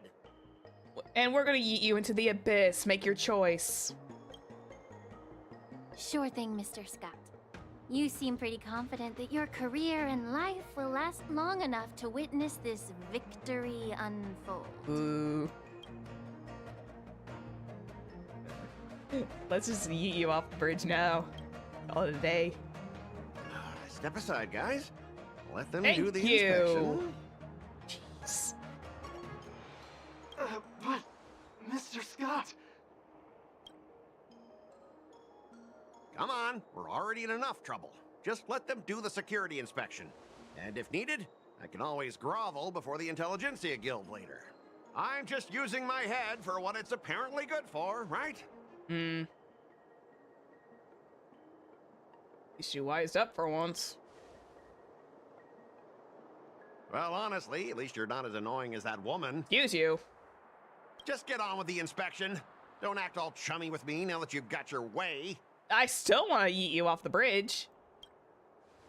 This lady is really something else. She actually pulled that off. I thought she was gonna be like just saying, "Oh, I'm gonna let them go. They aren't doing anything wrong." No, she literally just said that to lower their guard and then doubled back on it. Let her cook, man. Oh. Is this the IPC product? Uh-oh. Listen up. Any damages caused by inspections will be filed with the IPC. Oh, no. Turn it off.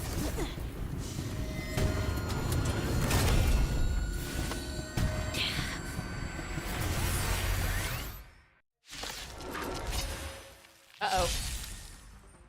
When an ally is inflicted with Terror Grip, attacking the caster of Terror Grip wants to dispel the Terror... What? Hang on, let me reread that. I think I read Terror Grip like 3 times. Oh, wait, it is there 3 times. When the ally is inflicted with Terror Grip, attacking the caster of Terror Grip once can dispel Terror Grip. I think you should have been fine with just saying dispel it. But whatever. When Terror Grip ends, if the caster of Terror Grip is not attacked to dis... Why do you have to put that in 3 times? Oh well. Then the affected ally will fall into a terrified state and be unable to perform actions. Okay. Oh, how unexpected. That was a surprise. High stakes, high rewards. Going all in. Funny Tabs enough, on we have me. an IPC member on our squad.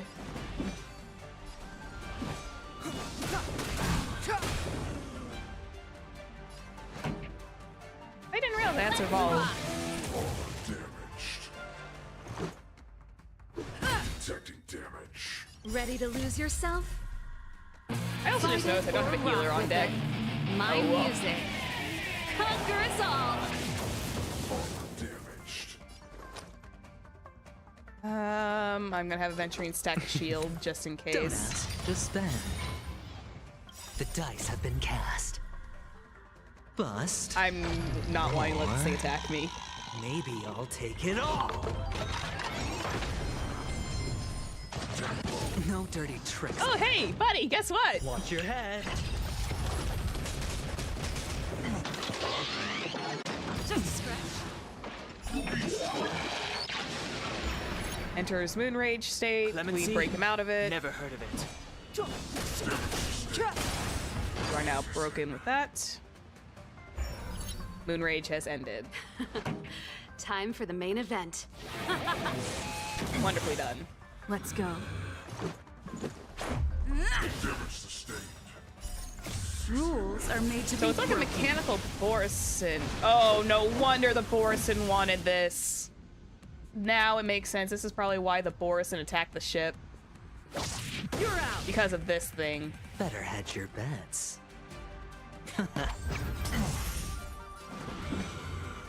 I know the story's gonna tell me, but that's my prediction.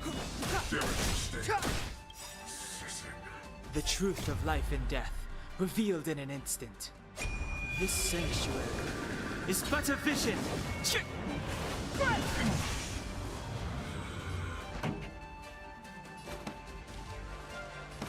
And I'll put a little shock on you. Turn up the volume.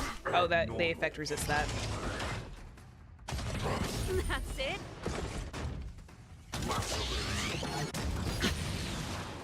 All in. At least the shields are holding up. Up. Thank you, Aventurine. Were you seriously planning to leave this stuff unchecked at the dock for days? That's way too dangerous. Yeah, because it unintentionally activated. That could have been a lot worse. I had no idea about it. You must have accidentally triggered the cargo's defense program. She only tapped it. There's no way a small little tap can activate a defense program like that. I don't think trying to shift the blame is a wise choice. Let's go. Let's go, Dunhung. But seriously, I don't know why that thing suddenly started moving. I swear on the Amber Lord. Mm-hmm. Keep begging. Makes me feel so much better. Enough. Miss Shikwe, please escort our IPC guest to the Skyfaring Commission. I'm on it. Please follow me, Mr. Scott.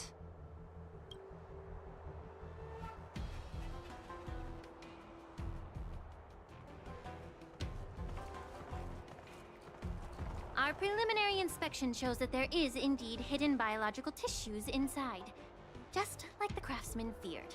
And again, this is probably what caused the Borisin to attack the ship. It was probably because of that organic tissue. I can't even tell if it's ingenium or biological in nature. Oh, why would the Intelligentsia Guild make something like this? The core of this device is what they call wetware in industry slang. To put it simply, this machine operates with a kind of biological nerve as its control center. Okay. I'll take some samples for the alchemist to analyze and figure out where the biological tissue comes from. But, like, why would the... Why would the Intelligentsia Guild make something like this if this is underneath their protocol? Why would the Intelligentsia Guild use such unethical technology? Perhaps they're trying to create a new weapon?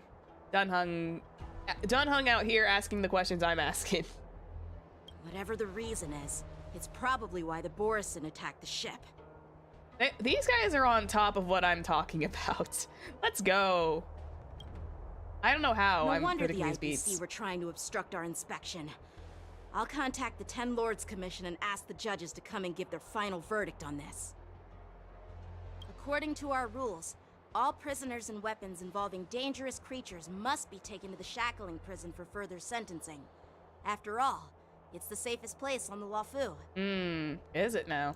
As for you, Mr. Craftsman, please go with the Cloud Knights and explain the situation to the judge. Which one? Which judge? Yeah, like 4. I had a feeling that the IPC members would cause trouble, but I didn't think they'd be this tricky. Thanks for your help, Miss Lingsha. I should thank you for saving my life. Your sword skills were impressive.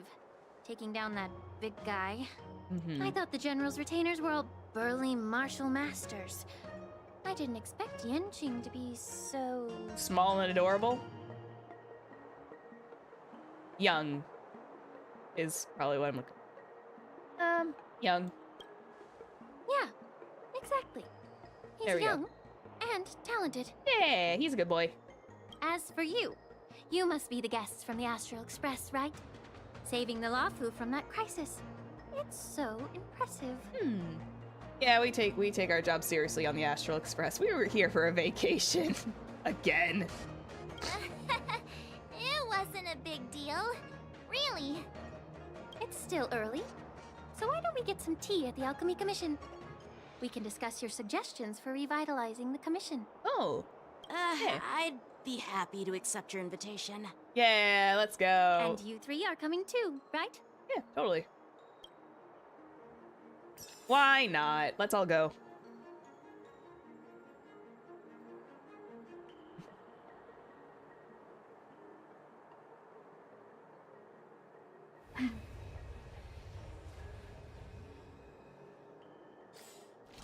Let's see, we want the Alchemy Commission.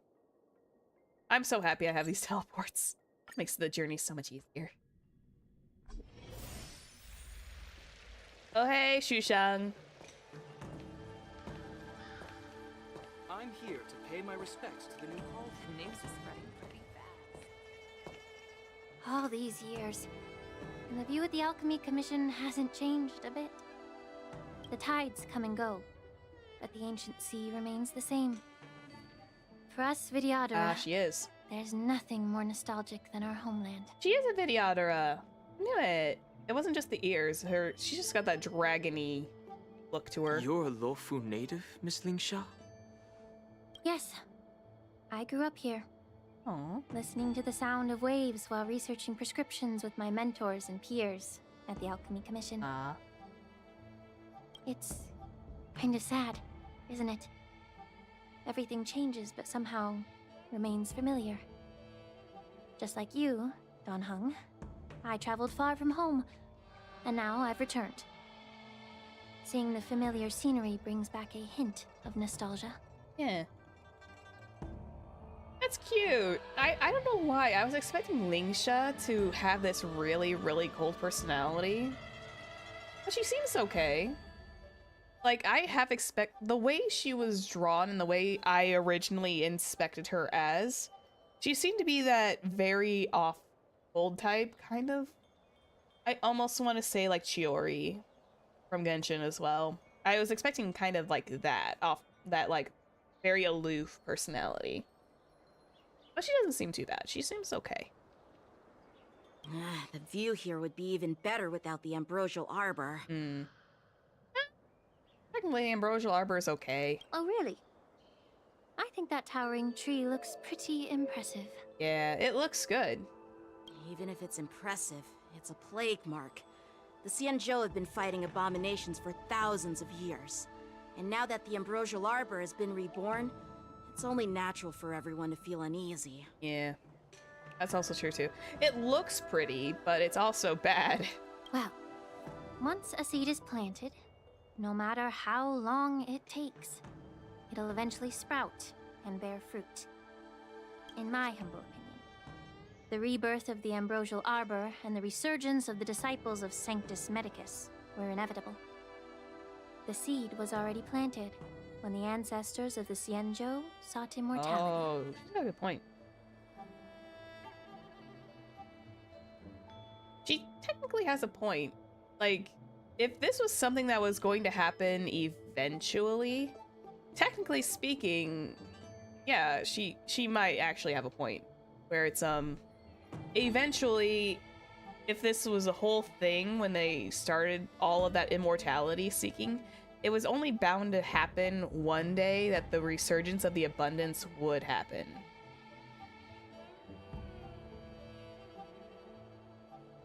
Why is it a serious topic all of a sudden? My bad. Well, since you went through the entire Ambrosial Arbor crisis firsthand, Dan Heng and Lieutenant Yanqing, I'd like to discuss something with you. I didn't know Yanqing was lieutenant.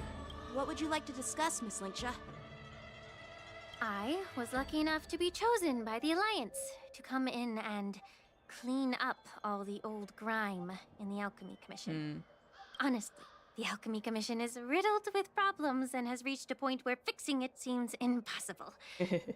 I'm looking to remedy this problem, but was wondering if you could provide any insights. Does she share a voice actress with Ting Yun? I don't know why. It feels like she speaks like Ting Yun. She's got that like same vocal range as her. Well, even though I'm a Vidyadaran like you, I'm an outsider, just like my companions here. I can't really say much about a remedy, but I do have a piece of advice, Miss Lingsha. The Vidyadara and the Alchemy Commission on the Luofu have always been intricately connected. If you cannot distance yourself from these ties, Miss Lingsha, changing the situation within the Alchemy Commission may be quite challenging. Because of the Sanctus Medicus. I may not know about politics, but I do know that the disciples of Sanctus Medicus have been operating within the Alchemy Commission for years. If you're determined to root them out, maybe you should discuss it with the General. I see. Thank you for your valuable insights. While the Lux Arrow from the Rainbow possesses unparalleled power to sever the Ambrosial Arbor, it can't sever mortals' desire to prolong their existence. Just like how the Cloud Knights can eliminate the remnants of the disciples of Sanctus Medicus, but are unable to calm the hearts and minds of the people within the Alchemy Commission. Yeah. Our Xianzhou forebears knew this well, and that's why they entrusted the duty of guarding the roots of the Arbor to the Vidyadara. However, the Vidyadara are still only mortal beings. 30 years ago, my mentor served as Alchemy Commission's Cauldron Master. She recognized the emerging undercurrents and sought to cleanse the source of the disturbance. Unfortunately, even though she was skilled in the art of healing, she didn't understand the human heart or how to eliminate the sickness lurking within the depths of the Alchemy Commission. In the end, she was framed and exiled to the Juming. I was also implicated and had to leave the Luofu. Oh. Dang! Why we protocol, yada yada yada, but still. Oh man. I feel bad, because technically Dunhung is still facing the karma of Dunfeng, which is a bit of a shame because Dunhung doesn't have much remembrance of what happened. But he's still facing the consequences, which sucks.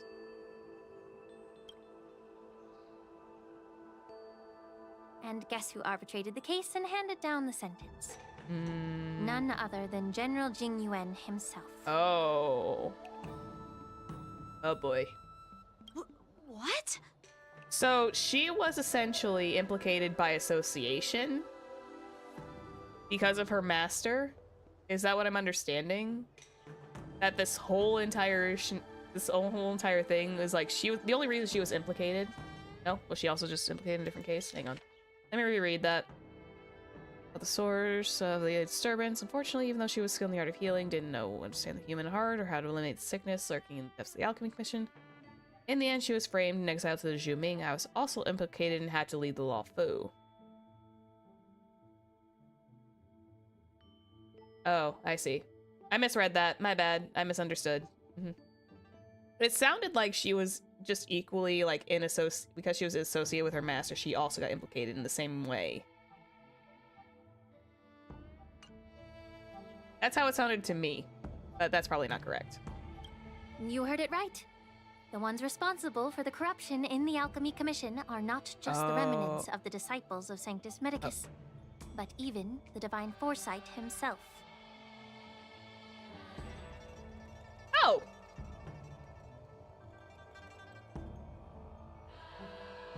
I can see you probably holding a grudge. Oh dear. Alas, why is your face turning pale, Yanqing? Don't worry about it. I understand that when someone holds a position of power, they may sometimes have to make tough decisions. I won't hold any personal grudges against him. No. Besides, at our age, holding personal grudges is a luxury we can't afford. But you can still technically hold one if you felt like it. Lingsha, you're back! Ugh, I've been waiting Aww. ages for you. Yunli! Oh boy. Yunli! Why aren't you with your grandpa? What brings you to the Alchemy Commission? Well, let me take this opportunity to introduce you to Yanqing. They already know each other. What a small world. She is so unhappy to be here. You stole my sword. Give it back. Oh boy. I see. Let's skip the introduction part then. Well, they already know each other at this point. Why do I keep bumping into you? Are you stalking me or something? Dude, no! You were literally pulled here by Lingsha. Of course not. Unlike you, Miss Yunli, I have important things to take care of. You, on the other hand, seem to have all the time in the world to wander around without returning my sword. Oh boy. The kids are fighting! Grandpa used to say that a sword reflects its master. I talked to your sword, and it told me that you've been distracted. You hesitate when you should strike, and you struggle to stay calm when your sword is unsheathed. This little part of Yunli's personality is interesting. Welcome back. But yeah, this little part of Yunli and her story is really interesting, that she can talk to weapons. That's a very interesting concept. Because apparently there's also like a if you pull her, she's got, I think, a thing for the bat that the Trailblazer uses. And it's actually like really funny. God, could you imagine if she talked about Aventurine's piece of dice? God, that would be kind of funny. Now that I see you again, I realize your sword was right. It wasn't me who took your sword. It was you who lost focus. Oh boy. Do you really expect me to believe that nonsense? I've been taking it easy on you because you're a guest from the Juming. But you're not taking the hint. Don't people from the Juming know you're supposed to return what you've borrowed?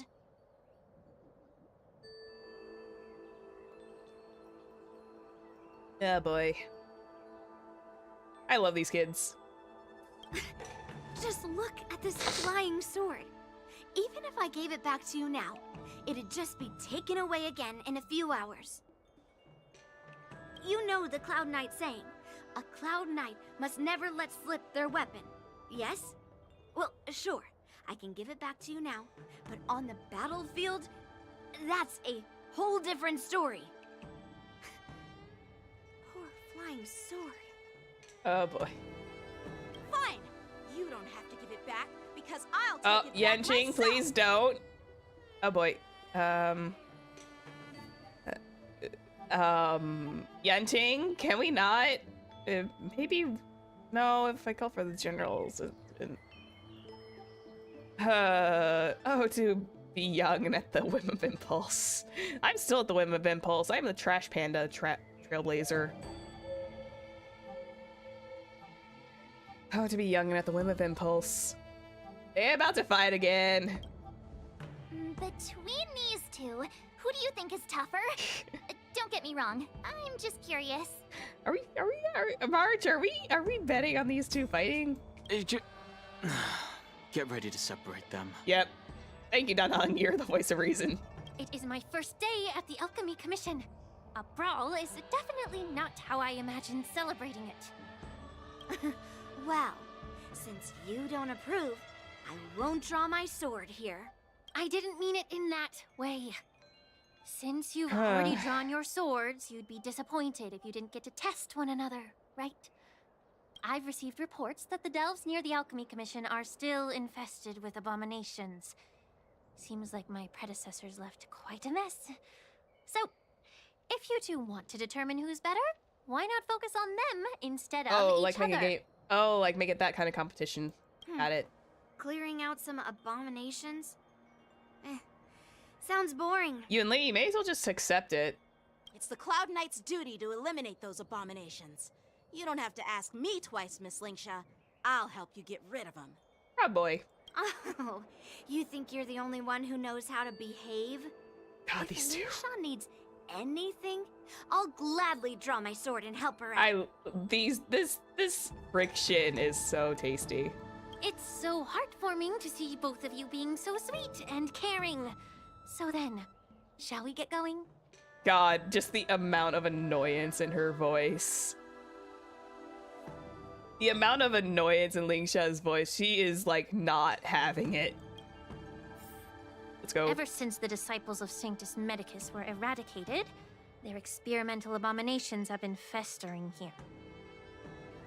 Lingsha ain't paid enough for this. She's only just started. She's not even paid yet. If you want a contest, I'll be the referee. The one who kills the most abominations within 15 minutes wins.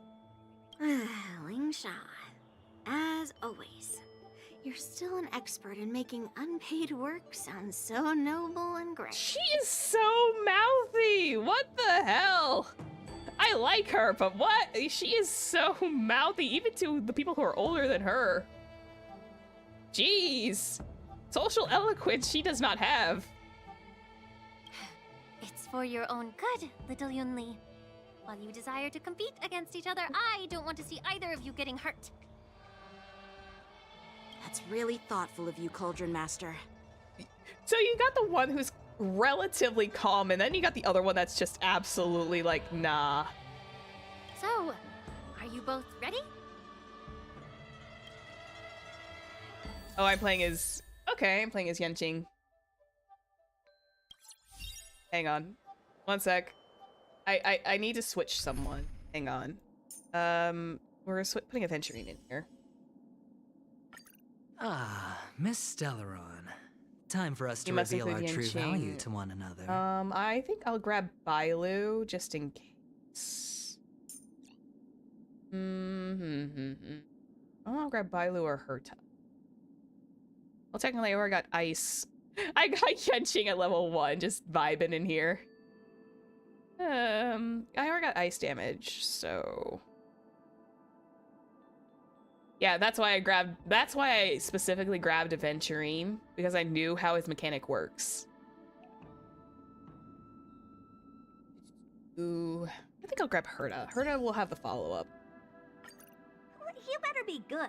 My time is precious. Yeah, I knew about Yanqing's stuff, so I was like, yeah, I'm grabbing Aventurine before I continue this, because that will make his kit so much more viable. Rise.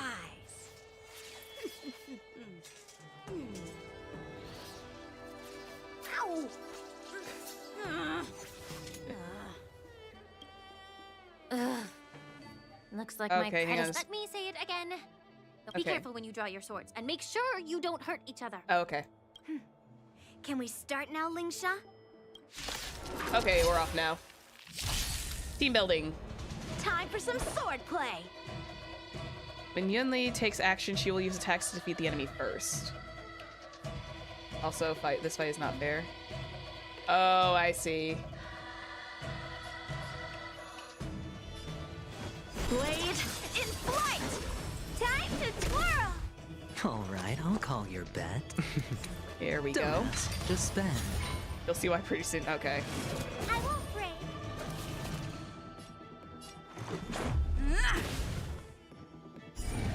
Okay, that'll get speed up on those two.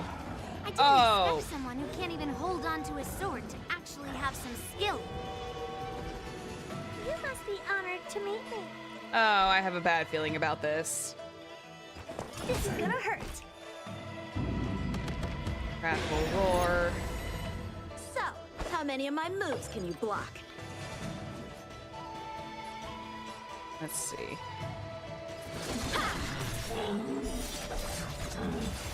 Oh, that's how that works. It descends with might. You've got style with those moves, but you're not striking where it counts. It's such a shame to see you misuse your sword like that. Little brat. Going all in. Tabs on me. That little brat. The dice have been cast. Bust. Or maybe I'll take it all. Let's do it against the single target fella. All in. Time to twirl. Enemy reinforcement. Okay. But yeah, I got adventuring. Fusion will be available in January. Because right now we've got Sunday coming out like in a week. A little over a week. What are you looking at? I should have been holding this out for Urta instead. Time to twirl.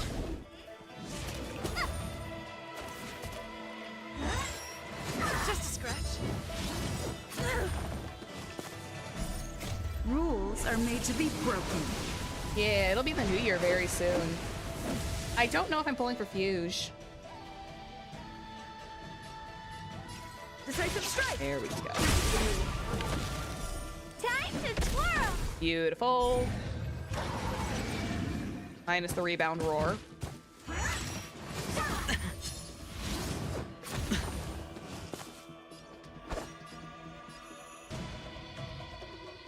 Let's see.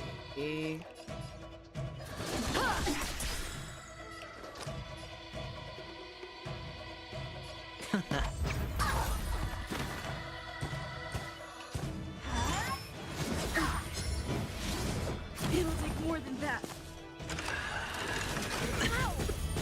Watch your head. Let's make it quick. There we go. Take this. That's better. That's my Herda. Time to twirl. Beautiful, beautiful, beautiful. Do you know who I am? Ever see a diamond? She's gonna like absolutely wipe them out again. So this fight is gonna be completely unfair to Yanqing. Time to twirl. It doesn't help that he is so focused on single target enemies. The problem is Yunli's turn is literally starting up in like 2 seconds. Strike with heart. Time to twirl. Well, there goes one. Oh, wait. Fudge. She's gonna hit this. It descends with might. Okay, good. She actually did not do that bad. Okay.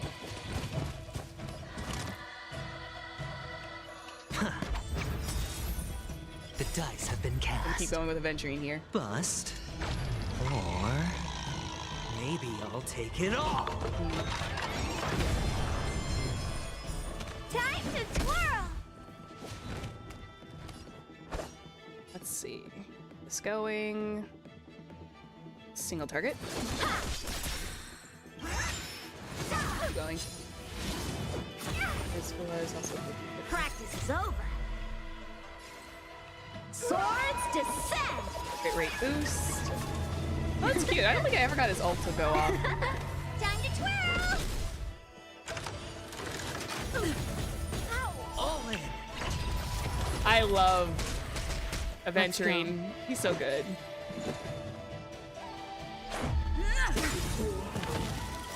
Time to twirl! I love having Aventurine on deck. Rules are It's made so to be good. broken.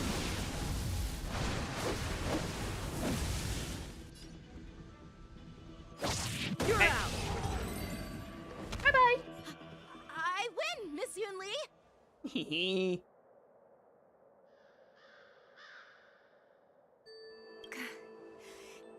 You got lucky. You tried, Yunli. You tried. But you can't go against an IPC Stoneheart and his crazy crew.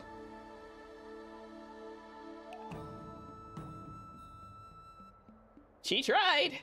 I think it's because I hasn't heard us follow-ups and Aventurine doing equal follow-up attacks is like insane. Why don't you just give me back my sword, sincerely apologize, and then go cry your eyes out to your grandpa? Yanqing! Be the bigger person! Yanqing, you should have been the bigger person in that. You should have just said, I won, and walked away. You do not have to rub the salt in the wound. Ah, boy, you are such a petty child sometimes. He's petty till the end. Oh no, yeah, he's petty. That's just straight up petty.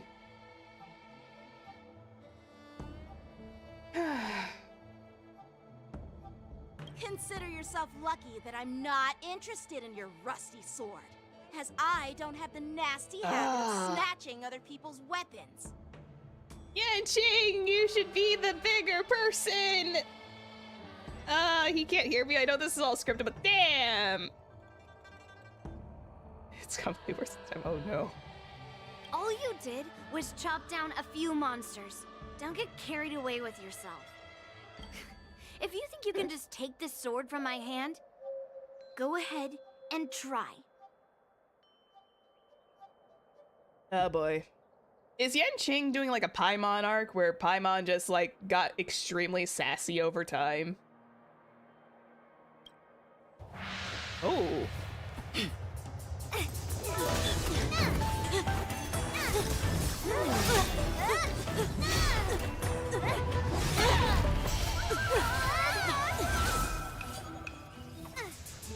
Off they go.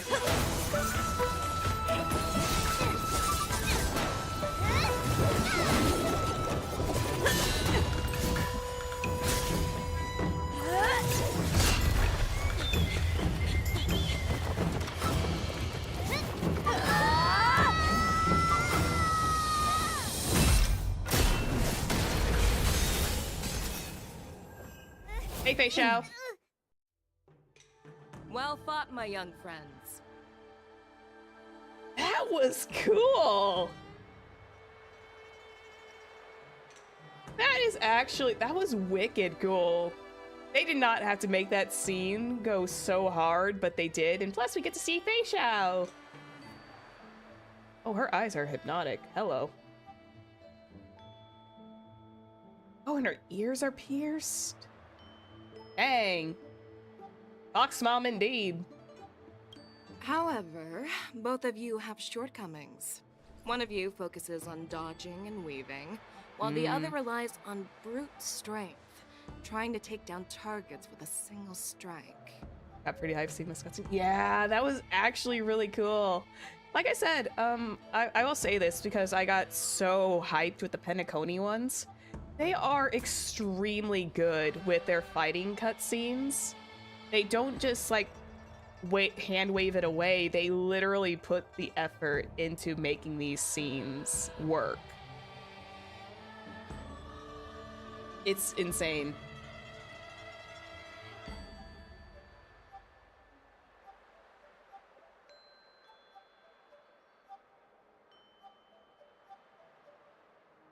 Fei Xiao went from maybe I will pull to okay, take my money already. I think I came around during the start of the Fei Xiao banner, but I would think I was still in Bellabog at the time. So I missed Fei Xiao. Actually, no wait, Fei Xiao was running with Robin. So I was trying to pull for Robin instead during the time. But yeah, Robin never came home. Sunday's mad at me for that. Who are you? She's so pretty, though. Me? I'm just a patient seeking medicine from the Alchemy Commission.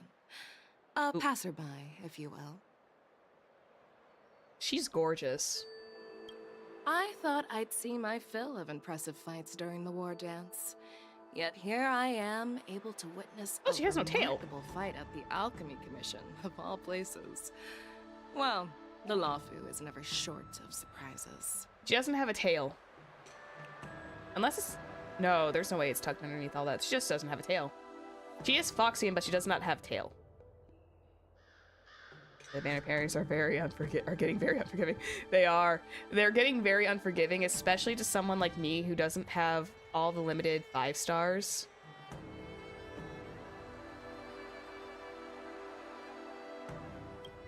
However, Her I hair have is a gorgeous, small though. suggestion for you. Why don't you settle this dispute fair and square in the war dances room? Ooh. That way, you can resolve your differences with a proper duel and put your grudges behind you. Oh. I think I've seen a few Foxian NPCs that have tails. Grudges? No, not at all. Yunli and we were just sparring. Uh-huh. Sure, Yanqing. Sparring. That's what you call it. This character had like really? She had 500 artworks on day 1 of her reveal. I can see that. I can see that. Foxian lady, Fox moms. Gotta do the rise up on that one, I guess. Sparring? You summoned your flying swords, and she swung her sword with full strength. No grudges between you. Also tall. I don't believe it. Aha! What brings you here, Lady Fei Xiao? Have you finished your health consultation with the Dragon Lady? Health cons. Fei Xiao? Heh. Grandpa always talks about you. That face. See that you are... She knows. She's like, oh yeah, they know now. The Merlin's Claw of the Xianzhou Yanqing? Looks like I'm quite famous on the Xianzhou Lawfu, too. Smooth. Of course. Everyone has heard of the Vanquishing General. Known to all and unbeknown to none. Vanquishing General? Isn't that title a bit too narcissistic? I don't like it. Oh. Ooh, I heard there's a dozing general on the Lawfu, so I came up with a humble nickname for myself. The Lacking General. Lacking in worries, regrets, and rivals. Okay, okay, that wink is absolutely unfair, madam. How dare you? That wink. That wink is just top. Damn. Okay. Yeah. I can see why people were won over by you. Damn. She knows. And she does nicknames Jing Yuan as the dozing general. I didn't know he was so sleepy. Sounds much better, right? She's got game, man. Game recognizes game, I guess. Yeah, that's a befitting title that sounds both humble and impressive. Now that the sparring session is over, Yanqing and Yunli, shouldn't you politely thank General Fei Xiao for her guidance and bury the hatchet? I still love Lingsha now. Lingsha's fun. Here's your sword. Keep it safe. Or it might get taken away again. By the way, we haven't settled the score yet. I'll defeat you fair and square next time we fight. Uh-huh. This is how she apologizes? Now that I finally got my sword back, I should report to the seat of divine foresight. I'll take my leave, General Fei Shao. Also, hip windows, baby. Those little hip windows, man. I love hip windows. I actually have some myself.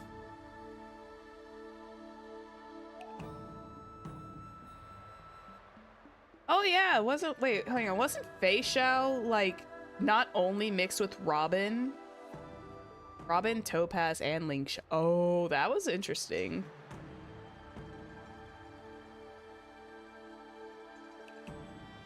Ah, I see. That's an interesting point.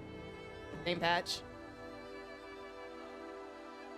But wasn't Robin also like in essentially like a triple banner with Kafka, Black Swan, herself, and Fei Shao? I swear there was like a triple banner. Yeah, that's what I thought. She had like a triple banner situation where it was just like, I have never seen that many characters in one banner area. That was insane. I thought that's how they usually ran things too. Guess not. Oh, by the way, Miss Lingsha, if you've got some free time, I'd like to invite you to the Seat of Divine Foresight for a chat with General Jing Yuan. I think there's more to those personal grudges you mentioned earlier.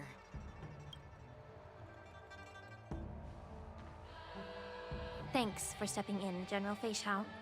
Otherwise, I'd have had to knock them out with my incense. Oh. Not at all. Just doing what you asked. How about we call it even as payment for the healer lady's consultation? Oh, that's sweet. Sorry. Oh. But even a general needs to pay their bills. We don't do credit here. And let's not forget, you'd have been waiting decades for a chance to see the Dragon Lady if it weren't for me. Ooh.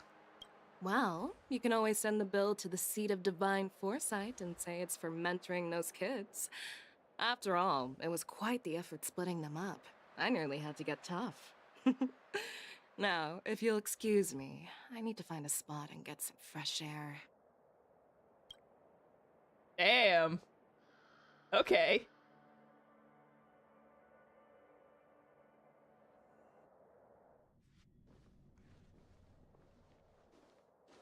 Back already?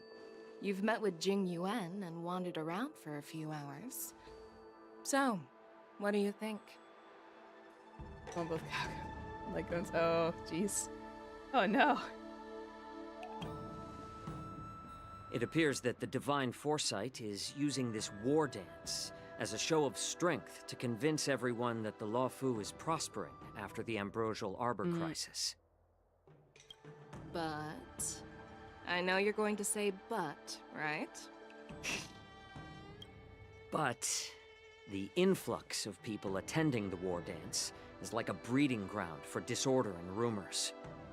One wrong move, and the Luofu could be in a world of chaos. I love him. Also, the triple banner was basically a dot team, so they work well together. Jeez, I can only imagine how much of a painful prospect that was. Like, me trying to choose between wanting to get Imbibitor Lunae or saving for Aventurine was hard enough as it was. I cannot imagine those triple banner characters in, like the whole entire four banner run is insane to me. The Cloud Knights on the streets remain vigilant. So at the very least, General Jing Yuan is aware of this. As for other matters, I'm unable to say. I'm Lutza. I'd prefer to be excused from future meetings with generals. I'm just a military healer. And now all of a sudden I'm thrust onto the center stage having cordial chats with two generals? His hair is so pretty! I'm distracted by his character. I love the braids! Oh, it's so cute.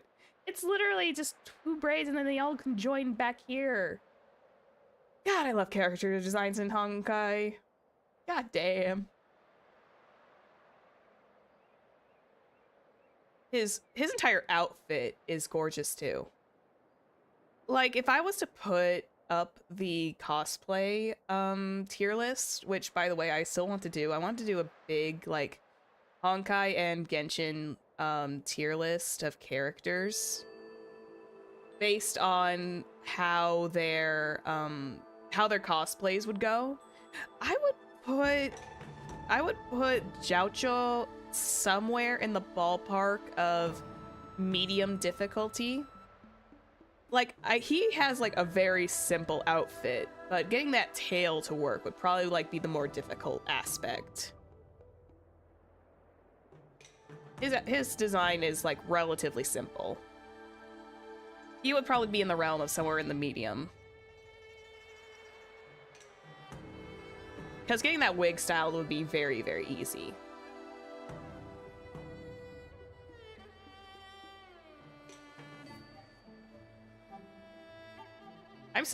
To be fair though, I still have like a lot of side quests to fill out, so I have a lot of time to gather more jades. My work doesn't lend itself to being in the limelight either. Just stop whining. At least you're in one piece, right? So weird. I get so distracted by these two.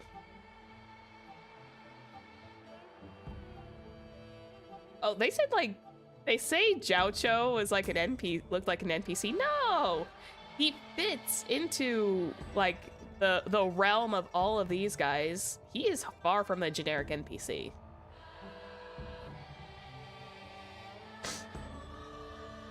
I guess maybe because the outfit is so simple, probably, but that might be the only outlier. But you can't deny he's got the anime pink hair. You know these guys are gonna stand out among the rest. Before getting in touch with General Jing Yuan, I wanted to put aside my assumptions and see his momentum. That includes the overall bearing of the Cloud Knights on the street, what people are saying, and how those close to him behave. The might of an army dwells not within its pawns, but within the force of its collective momentum. Recognizing this fact reveals the true measure of power. I cannot... Thanks for enlightening me, General. I cannot get over the fact he sounds definitely a cross between Sedith and freaking Kazuha. I can't get over it. He sounds like a mixture of those two personalities. It's so crazy.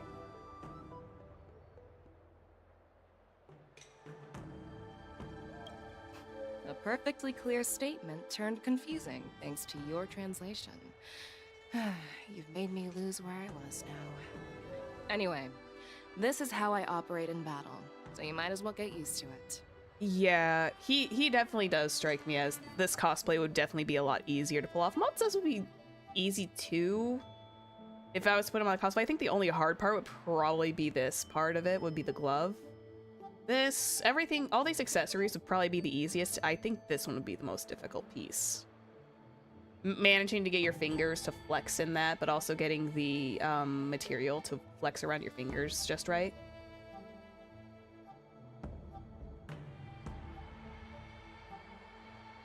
Yeah, I put him in like medium tier. I really should make that tier list now. I can't help myself. Are you treating General Jing Yuan as your enemy?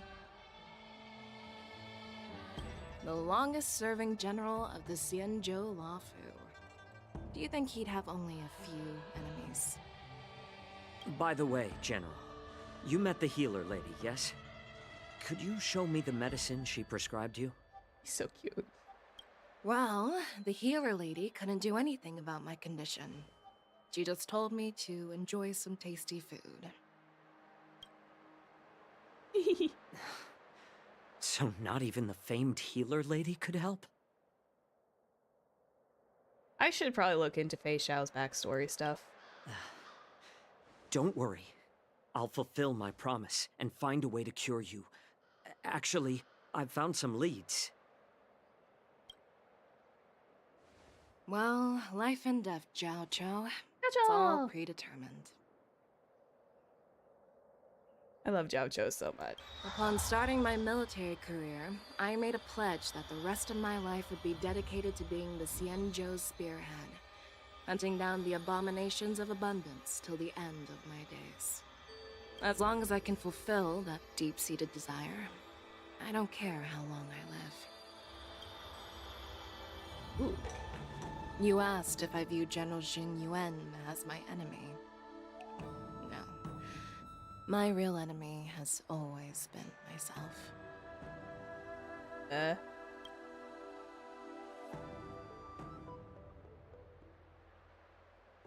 Enjoy some tasty food.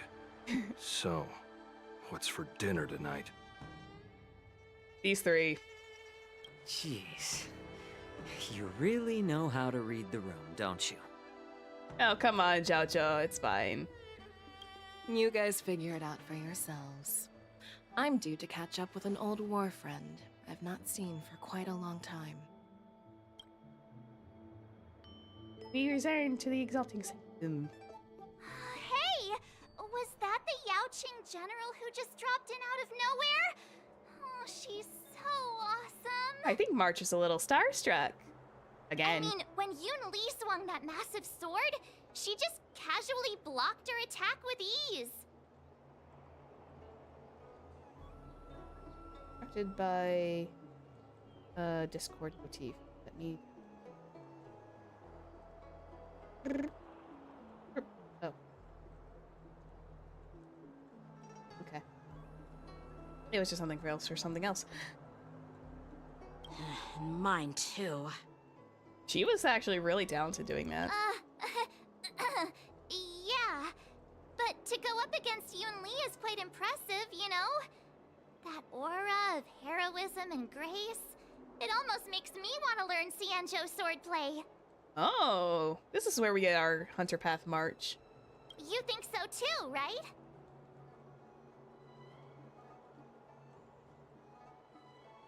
Yeah, Xianzhou swordplay is like really good. Yeah, do it. Can't you put a little more enthusiasm into it? I am being enthusiastic as I can of being a straight-faced human being, okay?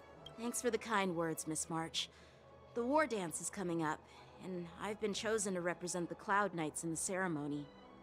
I've had my fair share of defeats lately, and even though I know there are always more skilled sword masters out there, seeing General Fei Xiao's skills today has made me feel a bit uneasy again.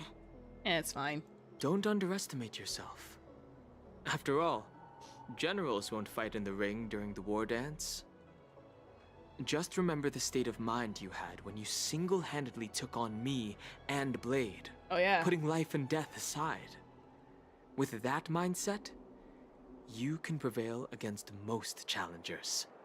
Also, there's a funny fact. I got an achievement during the Kafka character quest that I had to defeat Yanqing with Dunhung. I forgot what it was. Was that like a hidden one? Or was that like a was that supposed to be a Wardance achievement that I accidentally just like unlocked? Because that was kind of funny. I was like, huh, where'd this come from? I forgot what it was called, but it was like a little achievement. It was the Wardance. So I got that like pre-Wardance. That's funny. I see. Nice. Thanks for the advice, Master Dunhung. By the way, now that today's events are over, General Jing Yuan wants to invite all of you to the Seat of Divine Foresight. He has something important to discuss. Something important? I bet it's about how to deal with the generals from the Yanqing and the Zhuming. Probably. I really don't want to get caught up in grown-up games so soon. I just hope Generals Fei Xiao and Huaiyan can see the truth. We don't need any more chaos on the Luofu before the war dance. It might become too late for that as time goes on. Crossing of Blades and Hearts. We are now on... What mission statement are we on? Oh, missions. We're still underneath the finest duel under the pristine blue. Okay. I will be right back. I need to run to the bathroom, so please hold for just a little bit. If you don't mind, I got to be right back. I'll find the right settings first. Be back in a second.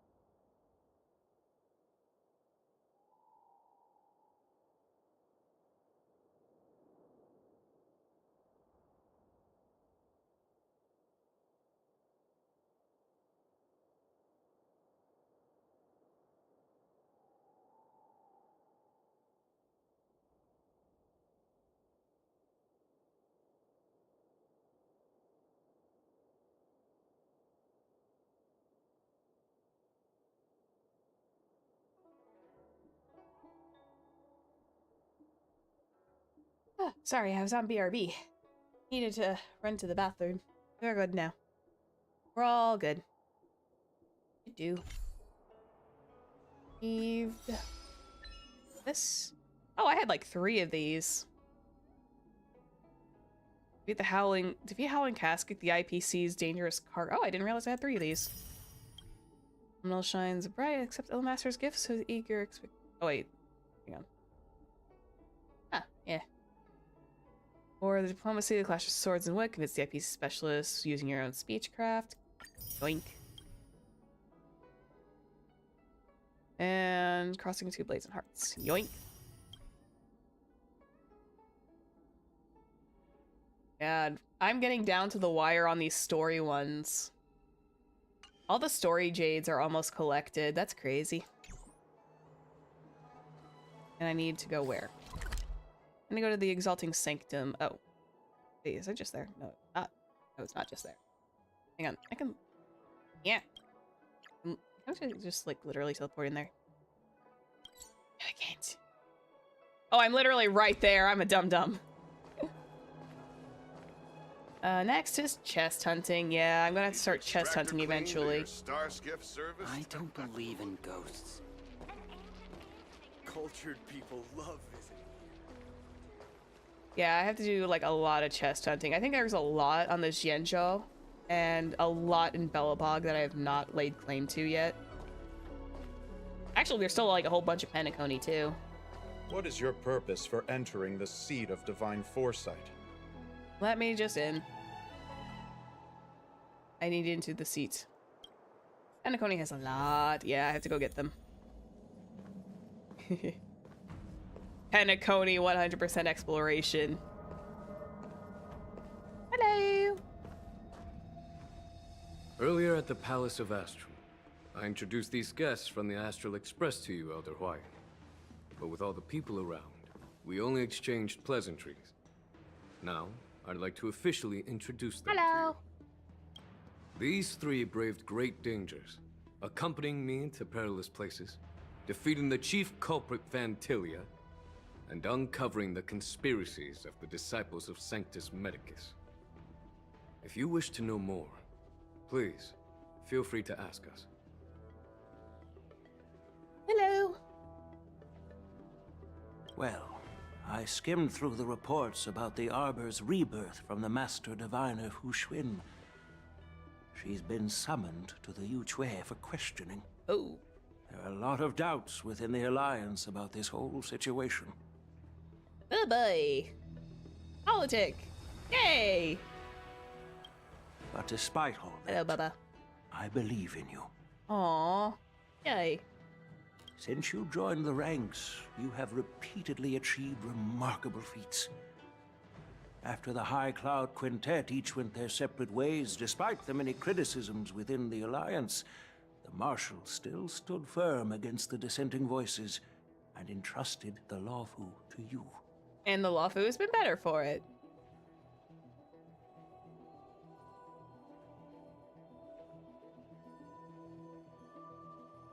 Oh. Are we talking about Yunli and Yanqing? They do kind of argue like one. Over the years, you've served the Alliance with loyalty and wisdom. You've taken down abominations in Thalassa, rescued the Xianzhou Yuchue from a siege, and destroyed the demonic planet summoned by the denizens of abundance. I still remember those battles vividly. There are fools who doubt your loyalty. They're happy to see the divine foresight fail because it gives them some kind of sick satisfaction. They haven't achieved anything of their own, so they feed off the failures of others.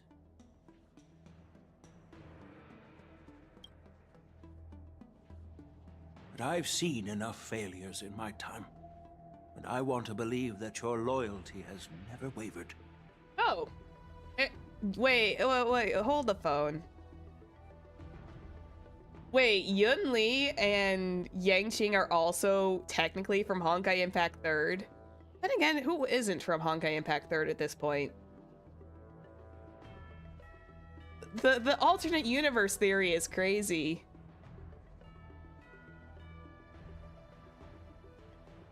Kinda-ish, I see. Because the only ones I know who are quote-unquote directly from it is Himeko and Welt. Except Yanqing and Honkai Impact 3rd is that's funny. Oh, he's growing into one apparently. Just Welt, Himeko is Himeko an Esk, yeah. It's technically just Welt who directly came from it because he got done yeeted into a black hole and ended up here. So General Fei Xiao of the Yaoqing is the only one investigating the Ambrosial Arbor crisis on behalf of the Alliance? No. I am too. Yeah, I kind of figured that. This old man's words always catch me off guard. The Marshal ordered me to come to the Xianzhou Laofu, but the document only says, attend the war dance and listen to Fei Xiao's questioning. Do we need to step aside of it? Sorry, my eye is like absolutely itching now. I don't know what's going on. There we go. This is the Marshal's orders. Do we need to step aside? No need for that. You're all important witnesses. The Marshal is well aware of Jing Yuan's purpose in holding the ceremony, and understands the situation he is facing. She mentioned it because she believes both issues are important. My eye. What the heck? Thanks for your kindness and sincerity, Elder Huayan. But is it appropriate to tell everyone here about the Marshal's orders? So, oh, I forgot. Marshal is technically higher up than General, isn't it? In the military hierarchy. By introducing the Express's witnesses to me alone, aren't you aiming to discern the intentions behind both my actions and Fei Xiao's? Whether there's any discord between us? Well, since I'm being open and honest with you, I encourage you young folk to do the same.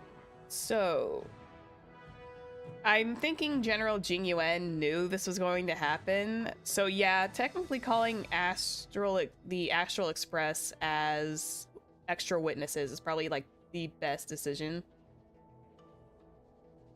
As for the Ambrosial Arbor crisis, all I need to do is listen. General Fei Xiao will be the one asking the questions. To be honest, I'm more concerned about the timely start of the war dance. Oh, by the way, I've prepared a gift for the war dance. Ooh, gifts? Ooh.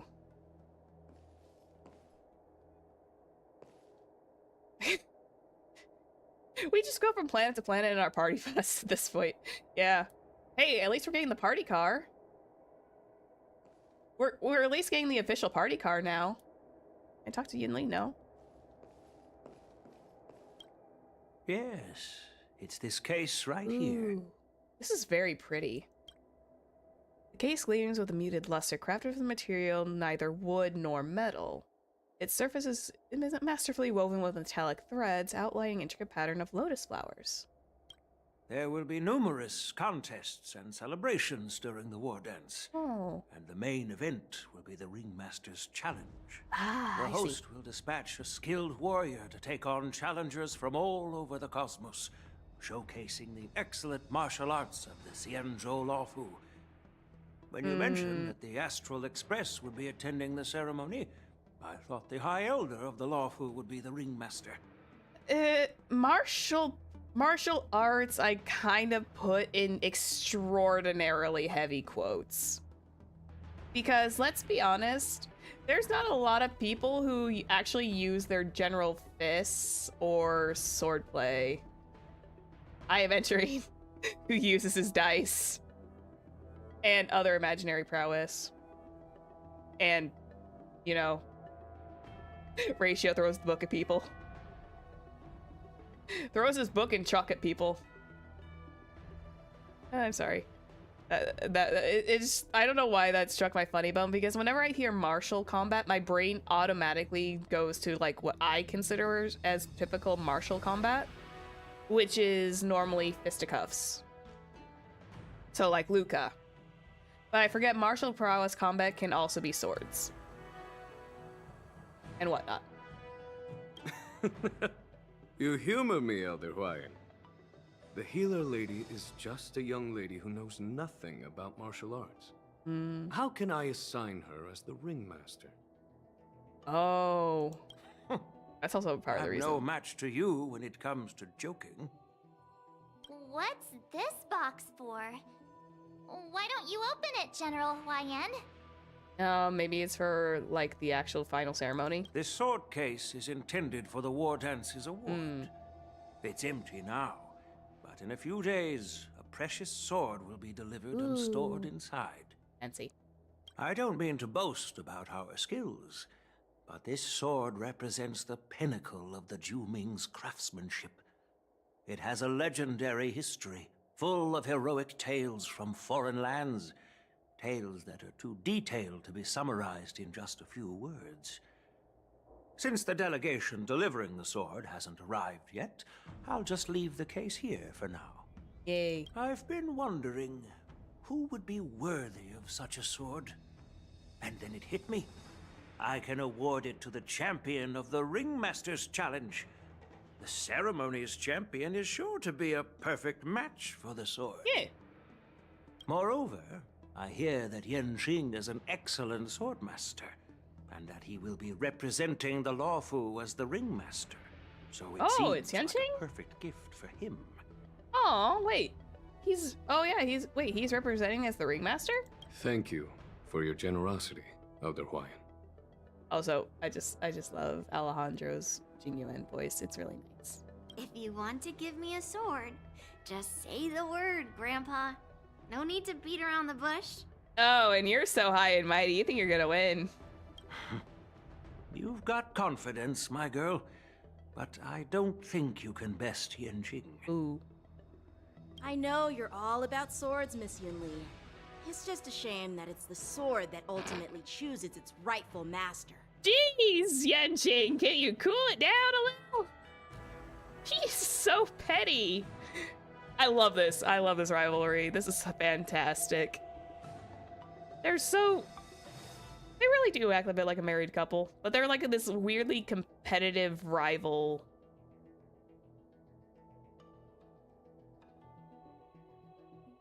Yeah, and even if someone gets their hands on such a precious sword, it'll probably end up in someone else's.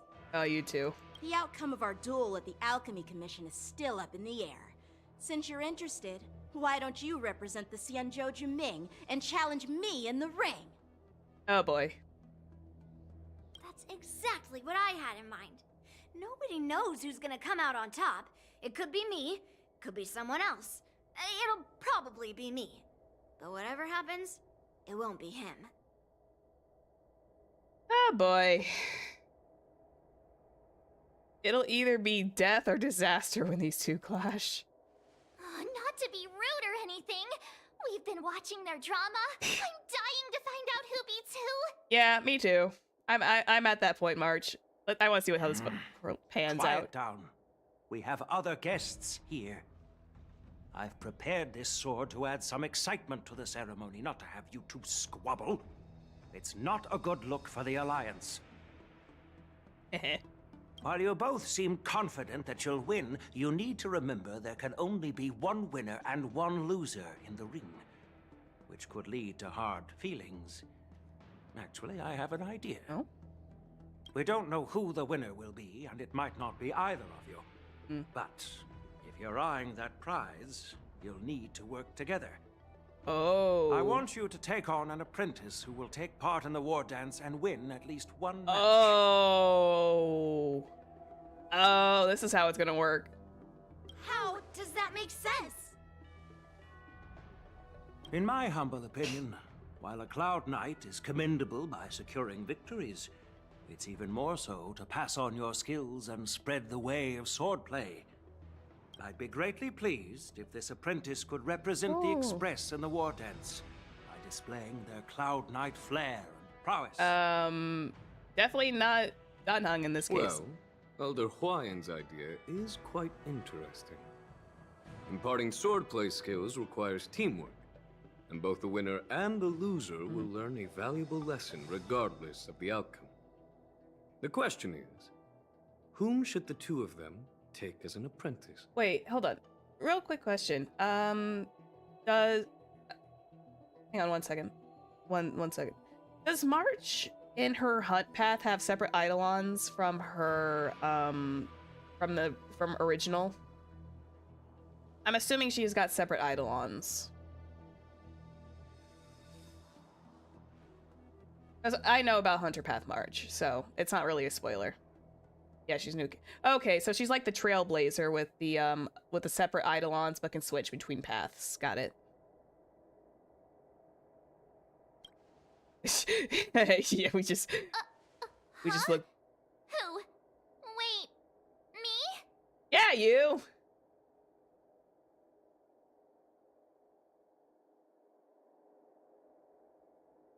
I noticed just now that Miss March seemed quite interested in the outcome of your sword fight. So I thought, why not teach her the art of swordplay? He's got his eyes everywhere too, doesn't he? Oh, wait. Are you serious, General? Well, we'll see once we get March in her hunter path. Why am I being dragged into this all of a sudden? I've never practiced swordplay before. I'm a total newbie. You really think I can learn it? Well, you'll probably realize I have no hope and give up on me. And that'd be so embarrassing. Oh, thank you. I'm also once again, I keep getting Discord notice and my brain disperses.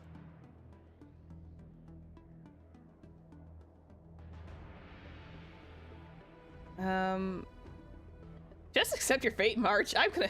You know what, March? Just accept your fate. You wanted to. Isn't this a perfect chance for you? I remember you mentioning that you wanted to learn some sword moves. Wow! I didn't expect the voice line to come out. Damn, okay.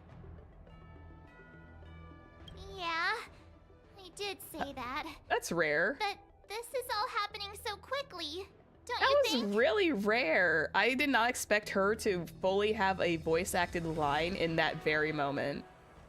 That's crazy. Miss March is like a piece of jade in the rough, just waiting to be shaped. The war dance is the perfect opportunity to see what heights she can reach. I appreciate your kind words, General Yan. But won't teaching me swordplay be a waste of Yanqing and Yunli's time? They should be preparing for the ceremony. They can teach you in the meantime. It's fine.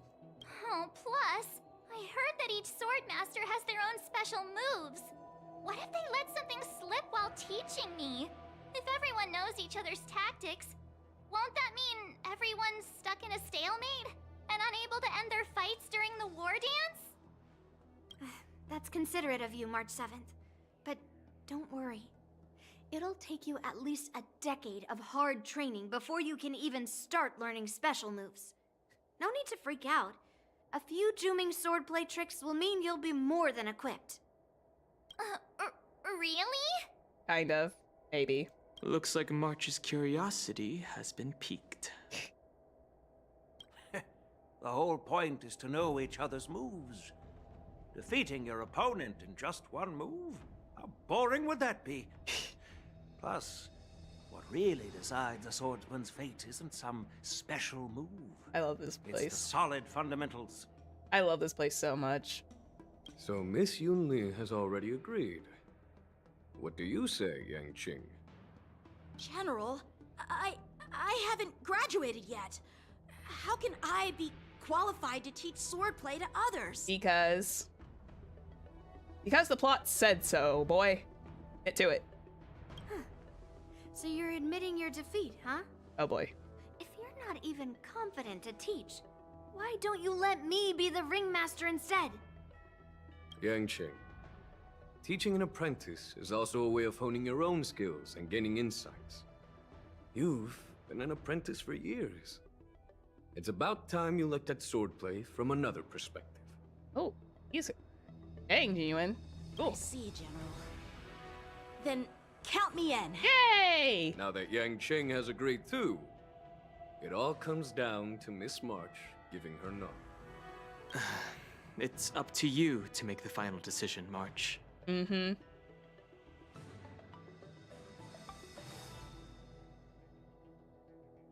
It's all up to you, though. I understand. Then I'm on board. Thank you for I'll be your kind kindness, about it. General Huayan.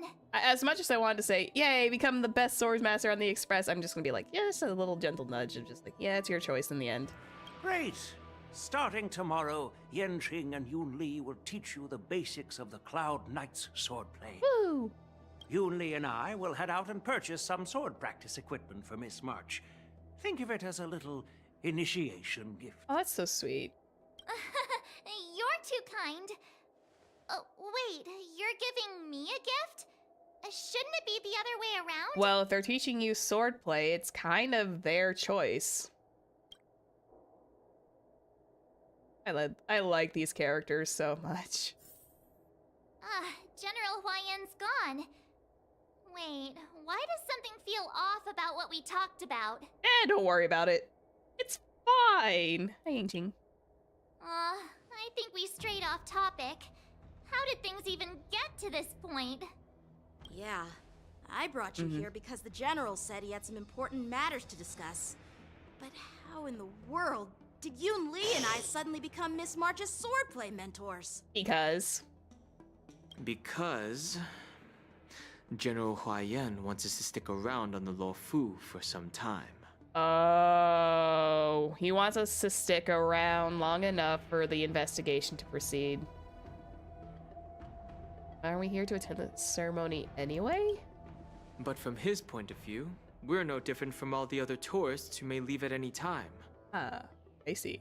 Since the crew's actions were mentioned in the Luofu's operations log that was given to the Alliance, he probably wants to see firsthand if we're as capable as the report claims. Yep.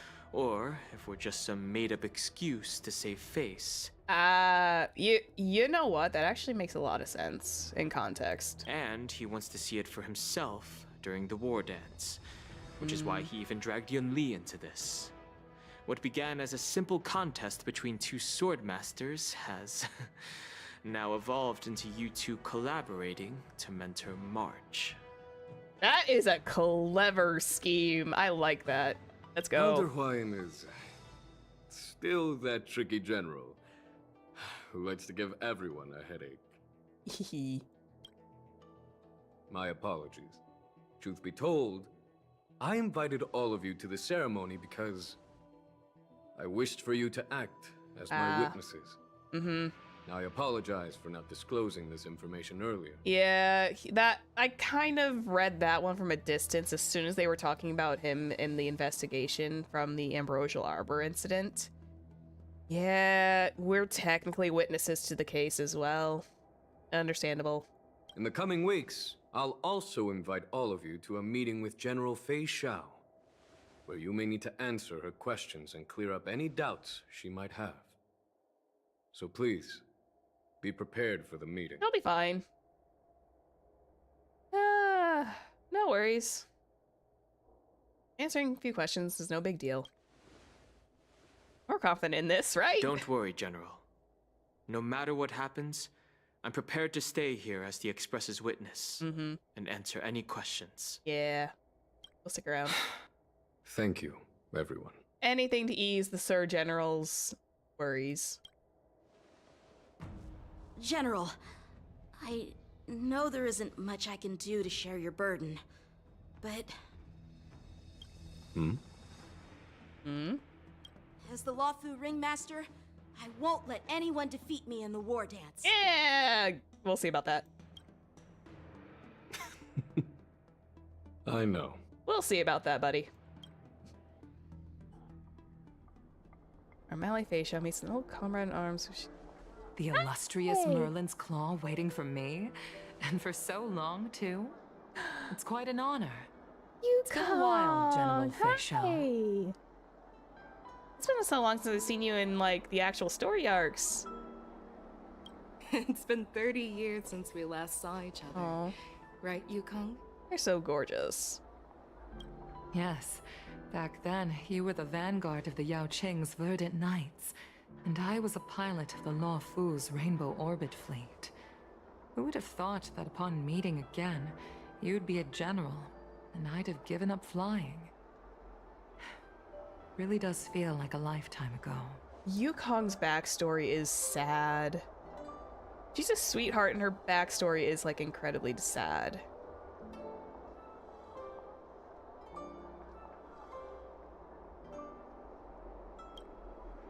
Well, I wouldn't say I haven't seen you in 30 years. After all, your great victories are announced through the Yellow Bell resonance system every day. So I'm well aware of your great feats. How's your health holding up? Yeah, she went through a lot. Still stable, I suppose. Do you still remember the medic who saved me in battle? That healer with the odd name and peculiar temperament. What was his name again? Was it Pichu? Or Kachio? Jiao Cho. He's been my retainer and personal healer, delegated by the Alchemy Commission from the Xianzhou Yaoqing. Over the years, he's dedicated himself to managing my condition. It's thanks to him that I'm still in good health today. He's such a good boy. Good man. Given my background, I'm happy to have made it this far. I'm relieved to know that you're safe and sound. Well then, since you and Elder Huayan are here, I imagine you must have received orders from the Marshal? Very insightful. As your friend, may I ask how the Alliance intends to punish the General of the Lawfu? The Arbor's rebirth has frightened the Elders who lurk behind the scenes. They fear the resurgence of abominations, much like what happened 30 years ago. Although the report from the Lawfu explained all the details, we don't know if the Ruin Legion really invaded, or how exactly the Stellaron Hunters and the Astral Express became involved. This puzzle has many missing pieces. As you know, the fugitive Jing Liu, who mysteriously disappeared many years ago, has resurfaced. This time, she has brought along an Outworlder and a coffin, claiming to offer the Marshal a method to fight against the Eons. Wait, what? Jing Liu is working with Locha? Oh, that's right, because Locha was in that one cutscene at the end of this Yanzhou arc, the first one. They were all there. Was this all like the build? Was that the build up to this? Because I remember very faintly that Jing Liu and that was forever ago. I saw the ending cutscene with them in the shackled prison area, and Jing Liu was down there with Locha. Know about it later. Okay, cool.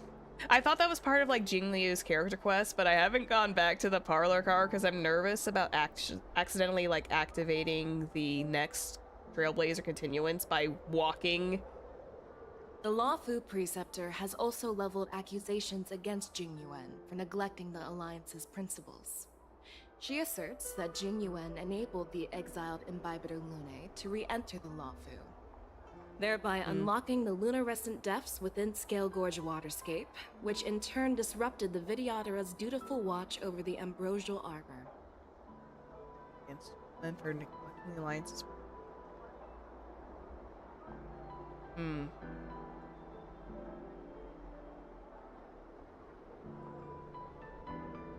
Oh, this is interesting. It is for these reasons that I have come here to the Law Fu today. Well, duty calls.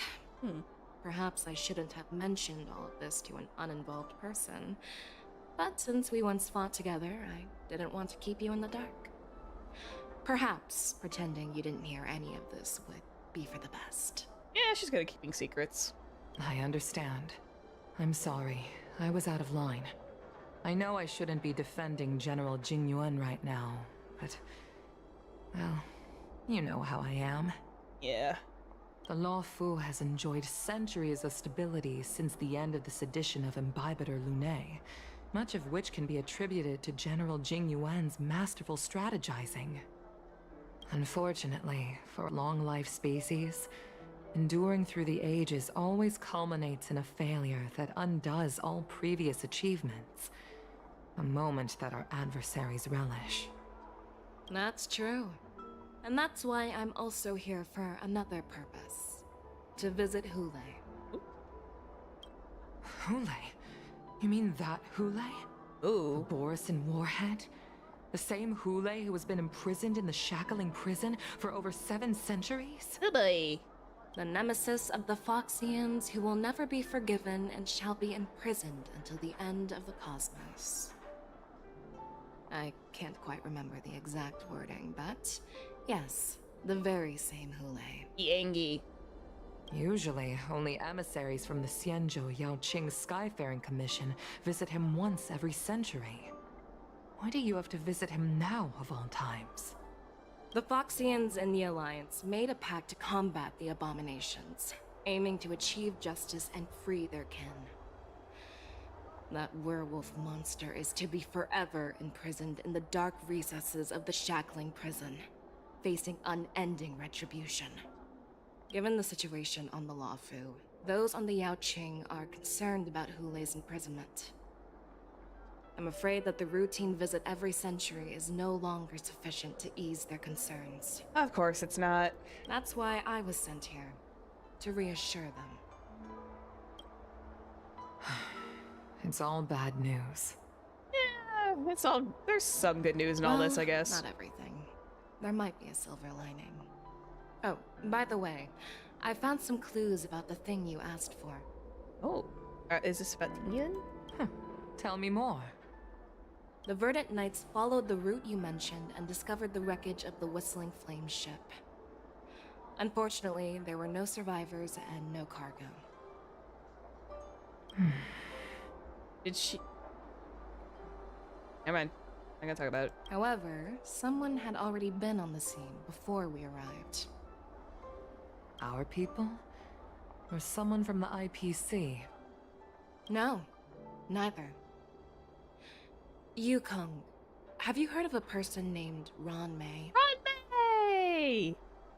She's back! Kinda. Ooh.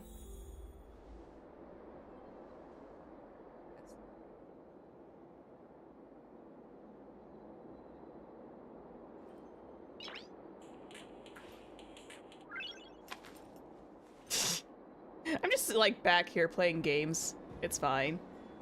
Day 2. I'm still feeling sleepy. Did I oversleep? Where did March and Don Hung go? I love these things. Was she... Okay. Do not answer this directly, but I'm assuming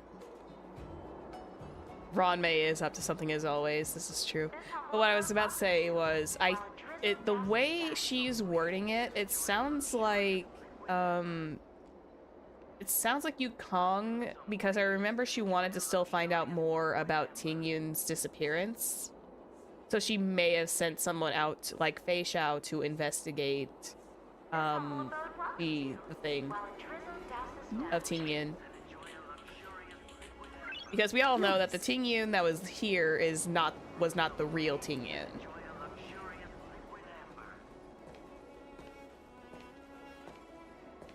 Oh dear, what's going on? There you are.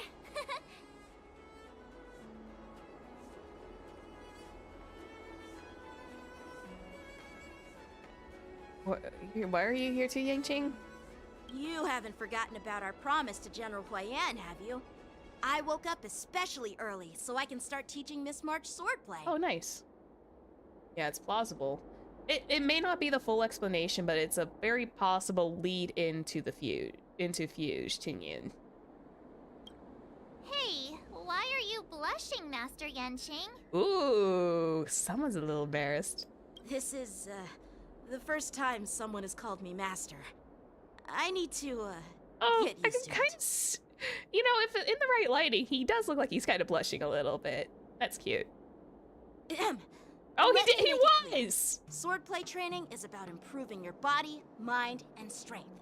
It's not a casual game you can master overnight. He was blushing. I saw that. I saw the way it disappeared. Oh, that's cute. That's cute. I promised General Huayan that I teach you Cloud Knight swordplay. Little guy. So you can participate in the Wardance and defeat at least one opponent.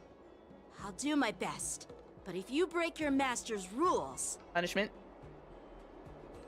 March is always a good girl. Fine. A promise is a promise. Since I promised to study hard, I'll do my best starting today. Great! That's the spirit. Yay. March is in your hands now, Yanqing.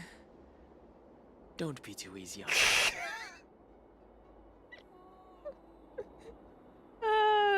Dunhung, you're a jerk. I love you. He's just so straight about it. It's just like, yeah, she's in your hands now. Don't go too easy on her. That's just like, yeah, go all out. Please do. Dunhung, do you even have a heart? Did you lose it somewhere? Oh, he's got one, March. He does.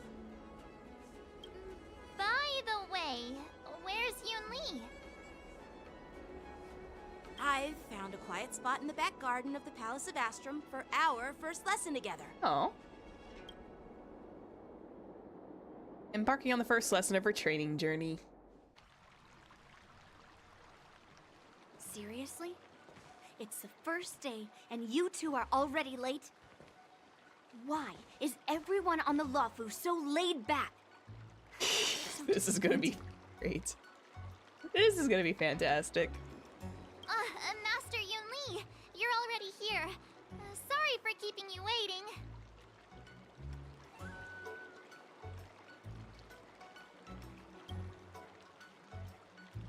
Oh, wait. Were you trying to teach her in secret? That's sneaky. I'm just showing you what Luofu etiquette is all about. She might be my apprentice, but it's customary for the master to personally escort their apprentice to the place of learning. Hold up. I'll be right back. Something just alerted me. Hang on.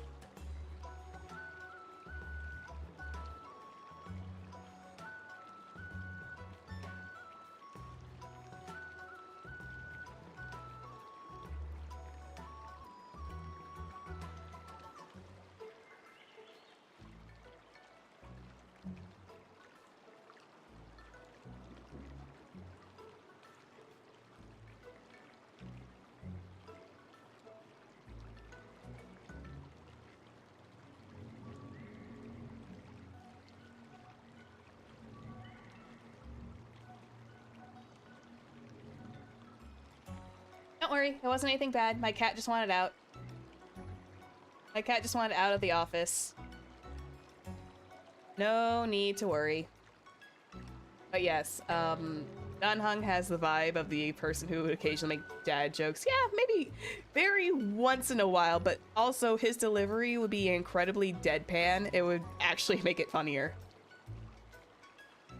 As the host, I'll be teaching Miss March the essence of Luofu's swordplay. After which, she'll emerge victorious in the Wardance ring. You won't be complaining about Luofu's swordplay then. Oh boy. These two. Stand aside, rookie.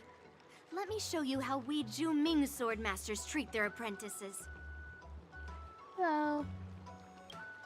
Quickly, over here, Miss March. This is a reverse mentorship gift from me to you. Reverse mentorship? I hope you put it to good use.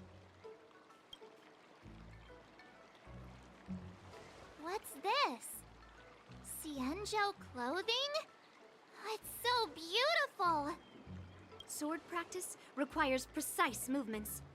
This outfit is tailored to fit perfectly and allows for smooth movements. I even added some small accessories.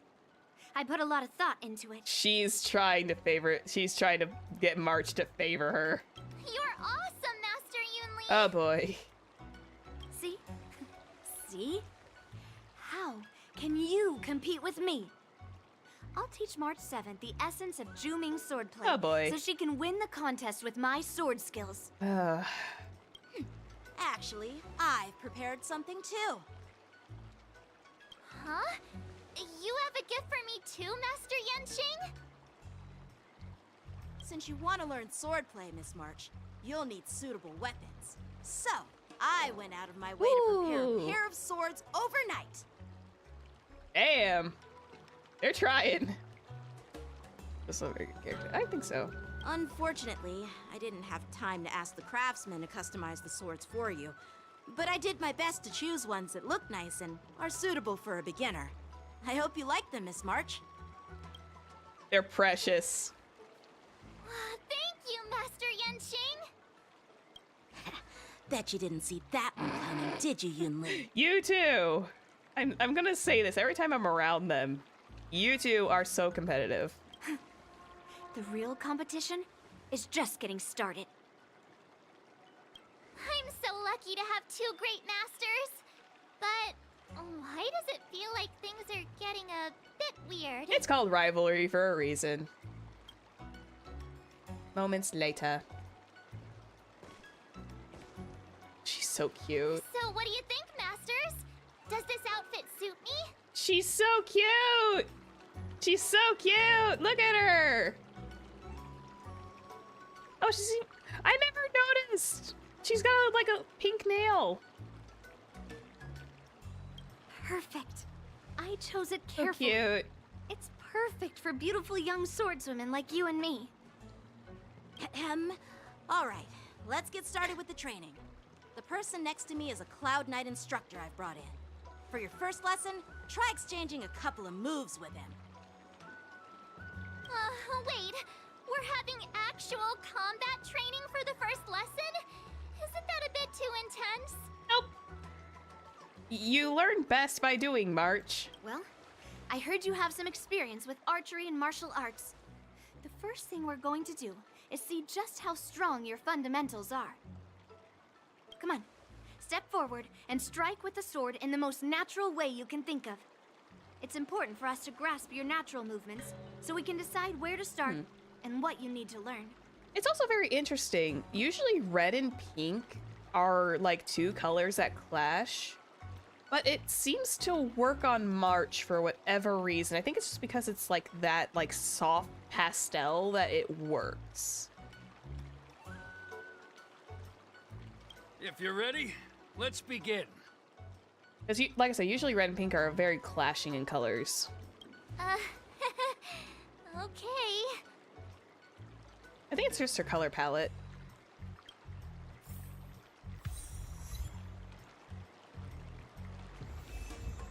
We are now on the novices stand. Okay, Aventurine is still here. That's good. So, enhance. What does the enhance do? Characters. Is she part of it? Oh, I cannot view the character info yet. Got it. So, if I was to... Blossoms and divine sword descend. Okay. Oh, wait. Why'd I do that? Are you ready? There we go. Yeah, let's do it. Yeah, I'm ready. But please go easy on me. I like how they did keep some of her aesthetic in there as well, like with all of her like little flowers. Then I apologize in advance, Miss March. Hello. I could take 10 of you. No rush. Use sword. So why don't you use a skill first and learn a few moves? Okay. Oh, I actually have these two on deck. Please have some tea, masters. Pay close attention, Miss March. Luofu's swordplay is all about being swift and agile in your movements. Shifu's attacks can accumulate charge for March 7th and make her realize powerful abilities. So essentially... I see.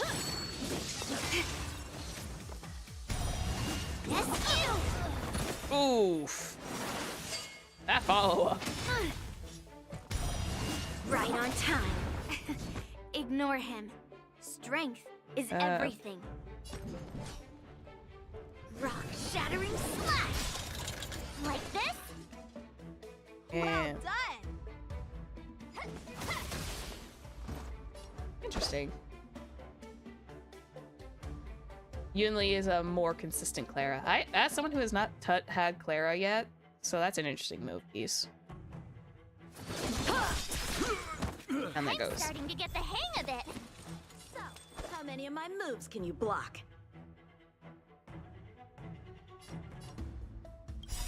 I'll melt it all down. Okay, so that's hers. Practice is over. I'm still learning about these guys too, so. Swords descend. I never saw Yunli's kit, so experiencing that as the first.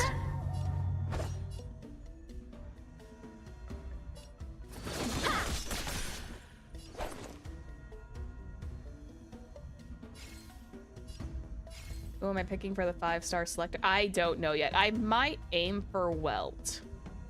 Because so far, Welt has not shown up. Support gone away yet?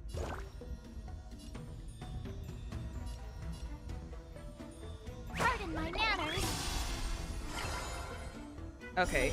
Run, mountains fall. Cool. I see. That's how that works. That's how a true master does it. I see. I see. With a true heart and focused mind, here I come. Time to show you what I can really do. Azure Dragon, White Tiger, eating less carbs. What's this? What are you mumbling about? Isn't this sword technique? Shouldn't I be saying something cool? She's trying her best. Strike with heart. You'll make for good practice. Better not underestimate me. Pulverizing sword strike. Yep, but guess what? Yes, you. I'll melt it all It might be a little late for this one to go, but okay, it's already done. I didn't expect the first lesson to be so intense. But her Shifu thing makes a lot of sense to me now. So she gives it to somebody who essentially is a buff. Okay. Actually using tech. Miss March has quick hands and a flexible body. She's a perfect fit for practicing Lawfu swordplay. However, she lacks strength, and her strikes were a bit unfocused. But don't worry, that's totally normal for beginners. Once she starts practicing Juming swordplay, she'll make heaps of progress. Given the situation, I believe Miss March should start by working on... E. Okay, good to know for about Yunli's ult. Thank you. her strength. Yep. Seriously, do you actually know anything about swordplay, or what? It can be both. I could ask you the same thing. Dual swords require agility. So what's more important than footwork? Instead of focusing on her strengths, we should address her weaknesses. The drawback of wielding two swords is not generating enough force. What good is being quick on your feet if you don't have strength? It's not like we're dancing here. It can be both. Skilled sword masters know how to play to their strengths and work on their weaknesses. Start with what you're good at, then tackle your weaknesses. That's the right way to learn. You're quite the theorist, huh? Theorist? You claim to be able to talk to swords. So what does that make you? A lunatic? Oh boy. The kids are fighting again. It's only my first lesson, and you're already arguing. Come on, calm down, Masters. I'll have to improve both my footwork and strength anyway, so it doesn't matter which one comes first. Good. She's mediating. But it does matter. Just listen to me, March 7th. Oh boy. Aww. Oh dear. Good luck, March. Good luck, March. Me and Dunhung are gonna be over here. We have now tread on the brand new path of the hunt.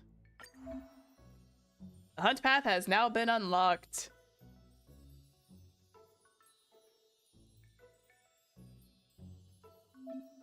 And I can switch. I won't switch her back yet. Oh, confirmed switch. Okay, my bad.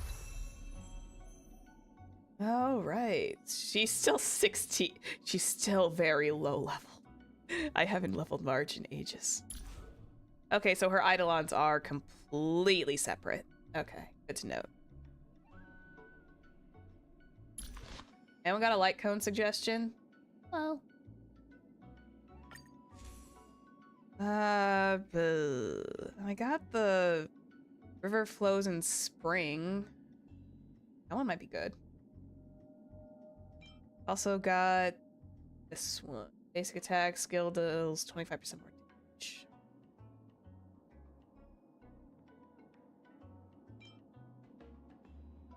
Hello.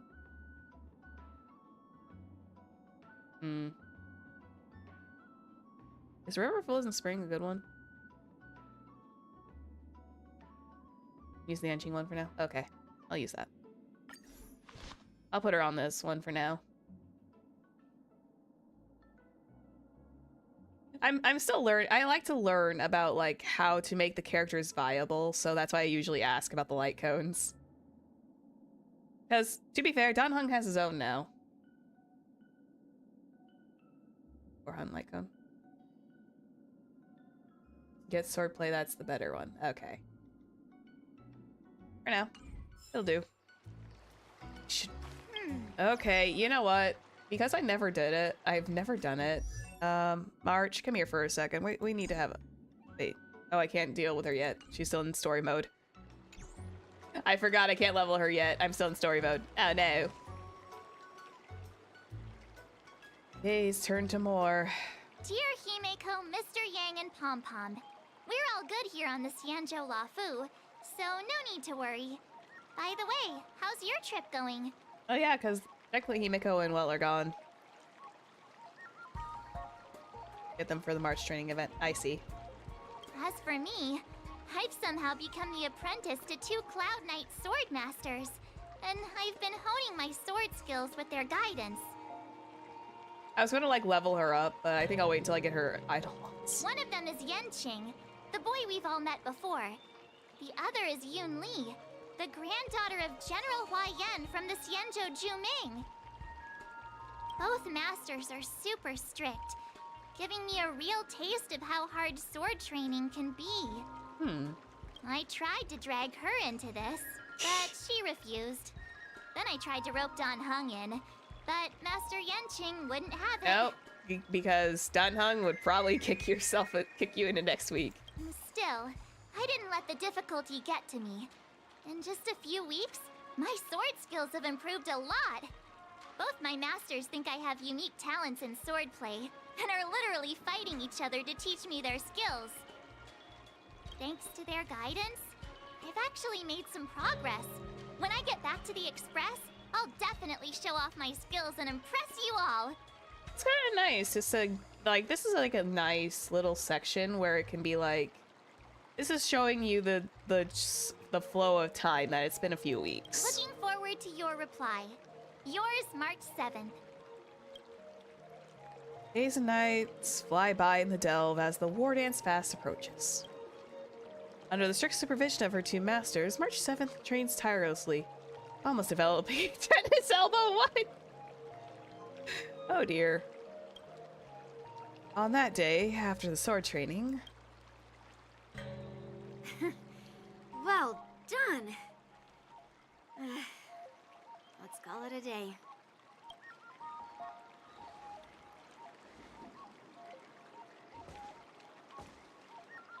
Miss March's sword skills are really coming along. She'll hold her own just fine in the Wardance. Yay! Maybe I have a chance to defeat my masters. Perhaps I might have a shot at beating both masters in the ring? We can see. Oh, come on, guys. Get real. You've only been practicing for a short while. How could that possibly happen? With a very prominent shielder. With your talent, Miss March, if you dedicate a few more decades to training, you might eventually be able to defeat Yunli. I'm messing around because I have a feeling that these are supposed to be like one-on-ones. Decades? But I'll be an old lady by then. No. Can you believe it? March 7th has actually become a pretty decent swordmaster in such a short time. Now I understand why Grandpa always had a grin on his face while training me.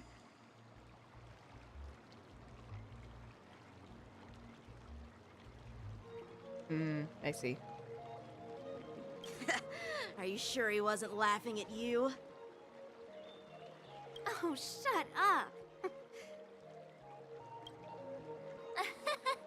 It's all thanks to your amazing guidance, I didn't know her masters. nails are painted. I noticed that. She's got her like her thumb and index finger painted. It's so weird. I've only seen that on like one other character, and that's Jing Yuan. Miss March, you're really getting the hang of wielding dual swords. If you're keen on advancing, trying out different Xianzhou blades could improve your touch. Oh, let me see. Which sword is the most powerful? Single sword? Great sword? Or maybe a flying sword?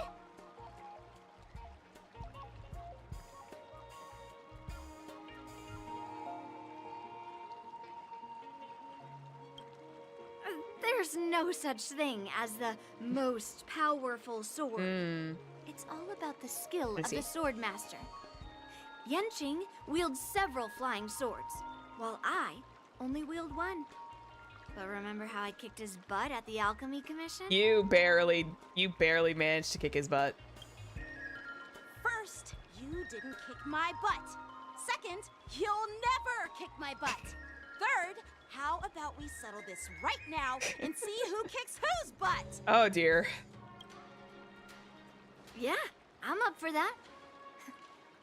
And if I kick your butt, you'll drop out of the Wardance. Deal? Round 2. Or is this 3 at this point? Why are you two arguing again? I thought things had been improving between you lately. Round number XYZ. Oh. There was talk that the leading disciples of the Law Fu and Juming generals were supposed to face off in the Wardance, but for some reason, they suddenly teamed up to train an apprentice of their own. Turns out, the rumors are true. Hi, Jiao.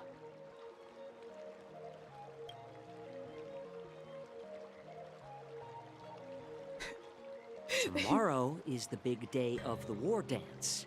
Shouldn't you two be focusing on honing your skills instead of teaching swordplay here?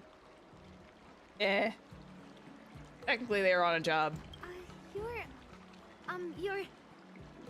Oh, that's right. You're the pink-haired box from the Yanqing. So he is canonically pink-haired. Mr. Xiaoqiu. This is Mr. Jiaoqiu, the healer working for the general of the Xianzhou Yanqing. Ah, got it. So, you're the participant attending the Wardance on behalf of the Yanqing, and you were trying to sneak a peek at our training? Sorry for the misunderstanding. God, I his don't voice. know anything about martial arts. I'm just here on the General's orders to take care of some official business. I didn't mean to interrupt your training. I'll be on my way. Earlier, Jiaoqiu would have been best of luck for Akira. I kind of hope one day for a Jiaoqiu banner again. Like I said, I missed a lot of like new banner characters because Aventurine was the first one that I came back to, technically. The one that really got me to roll for it. But I came back during this part of the story arc, and then I went from there. If you know nothing about martial arts, why were you smirking earlier? Well, my curiosity got the better of me, I suppose. When I heard Miss March's pondering about what to learn, I couldn't help but wander over. He's so cute.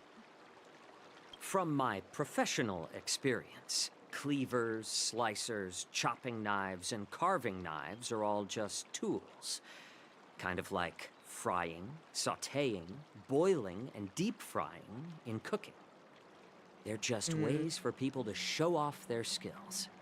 How you use them really depends on the ingredients you're working with. Please, Jiaoqiu, come cook for me. I beg. Like I said, I will happily up my spice tolerance for this man. It's like your sword teaching methods. If you align your ingredient, in other words, your apprentice's natural tendencies, with the right cooking method, by which I mean the teaching method that best suits her, she'll make double the progress in half the time.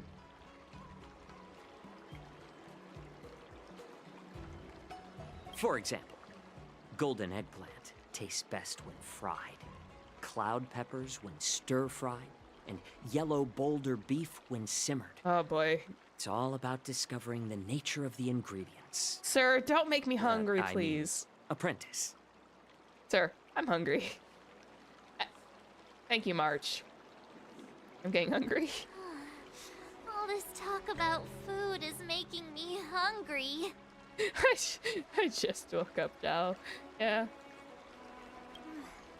Aren't you a healer? Why are you talking about food? Because in his way, food is the best medicine. Well, it's just a metaphor. The medicinal school I follow on the Xianzhou Yaoqing is called the Ranja School, that specializes in food therapy.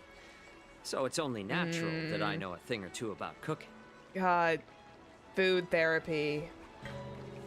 Medicinal cooking, essentially. God. So, you're the General's cook? I'm a healer. But anyway, a cook who isn't interested in health doesn't make for a good advisor. Fine. Call me a cook if you want. I prefer to call you a medicinal gourmet. Seeing the way you're looking at me, it's obvious you think I'm just some feeble academic who likes to blabber on about martial arts. But, in reality, I know a thing or two about killing. After all, the art of healing inherently encompasses both life and death. He is so full of sass. Hello. I expected him to be a lot more, like, subdued and gentle.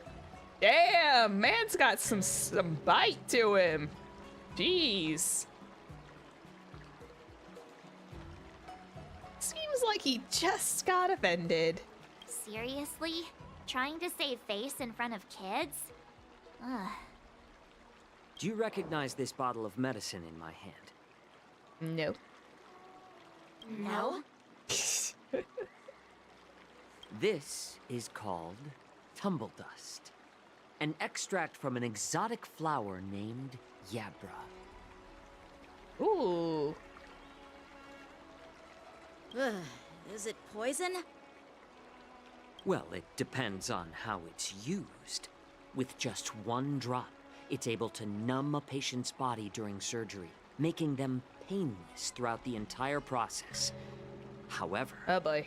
Of course there's a but. There's always a however in this situation. Increase the dose or the potency, and it'll slow the metabolism, making the blood thin and resulting in the loss of all senses. Even long-life species cannot escape its effects. Ugh. That's rough. And he's smiling through this. This thing can save lives or take them. It's more powerful than the swords in your hands. That's terrifying. That may be so, but still, I prefer settling things with a sword than, you know. Huh.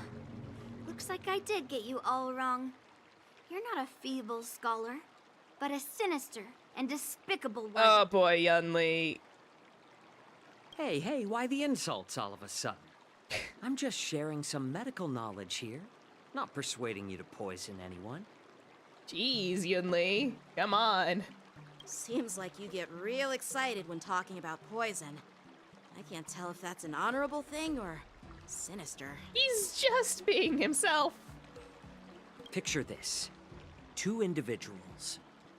The one standing is full of malice. The other lying down is honorable and righteous. How can the one who's lying down label the one standing as sinister? That's that energy of don't piss off your doctor. You're gonna need him one day. Yeah. God, I realize I kind of got like, a little bit of a gamer lean going on. Got my little gamer lean going on there for a minute. In the throes of combat, where life and your death eyes. hinge on a singular moment, every idea fades into nothingness. The only thing that matters is staying alive. Surviving the battlefield reshapes all notions of worth, be it integrity or treachery. In my eyes, their significance is negligible. Perhaps you've underestimated Yunli and me, Mr. Jiaoqiu. We may be young, but we've seen our fair share of war. Uh-huh. Well, then you should know that the Wardance is nothing more than a contest. So why are you so focused on it? He just sounds so pissed. Like, he just sounds like utterly offended. When I was appointed as the ringmaster for the Wardance, I asked the general, we Cloud Knights are supposed to charge into the fray and slay enemies. Why do we have to swing swords in a ring just to please an audience? Because? And this is how the general replied. To unsheath your sword in a ring is no different than on the battlefield, as your sword reveals the might of all Cloud Knights. The Wardance is the perfect chance to showcase martial virtue and forge alliances from all over the cosmos. When we unsheath the sword without drawing blood, we not only display our might, but also the martial virtue of the Cloud Knights. Yunli stepped on his tail a bit. Yeah, she kinda did. That's quite an insightful statement, Yanqing. Well, my apologies for being so short-sighted. I've been on the Luofu for quite some time, but I haven't had the chance to see the ceremony venue for myself yet. Hearing you speak so highly of it has piqued my curiosity. Would you mind showing me around? You want to see the Sky Splitter ship where the Wardance will be held? Let's go! I bet Yunli and Miss March haven't seen it either, right? Well then, I'll give you all a tour. Yeah, let's go! I want to see it.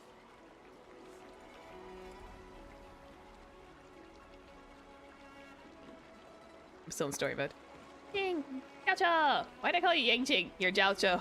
Surviving the battlefield reshapes all notions of worth, be it integrity or treachery.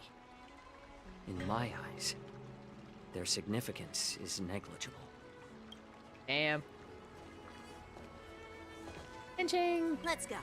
I'll give you a tour of the Sky Splitter. Yay! Let's head to up there. Woo!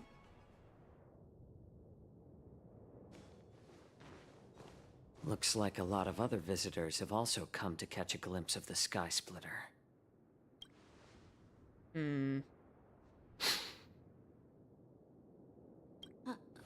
What's up, Mr. Jiaoqiu? He senses something amiss. No, it's nothing. You say that now. He's sus about those guys. Do you see that airship in the distance? That's the Sky Splitter, the venue for the Wardance ceremony. We're still at the beginning of the arc, really. It doesn't look all that impressive from this distance. This'll be a bit. The Sky Splitter is actually a decommissioned Luofu military vessel. People There's aren't so allowed much on packed board into until this. the war dance officially commences. Tomorrow, when the bell rings and the ceremonial cannons roar, I'll be there representing the Cloud Knights of the Xianzhou Luofu, standing in the ring, ready to take on challengers from all over the cosmos. And Boot Hill, apparently. Boot Hill and Argenti are supposed to be here. Since I was a kid, I've been training in swordplay and the art of war under the general. Every day, I'd swing my sword 10,000 times, and then thrust it 10,000 times, repeating the process over and over. I understand that I'm not like other kids. I never envied the toys and freedom they all had. I never found sword practice boring or hard. Well, you consider that a passion. Argenti is everywhere at this point, let's be honest. Yeah, he is like Sampo. He is everywhere. Even in the thick of battle, facing down savage abominations, I never felt scared.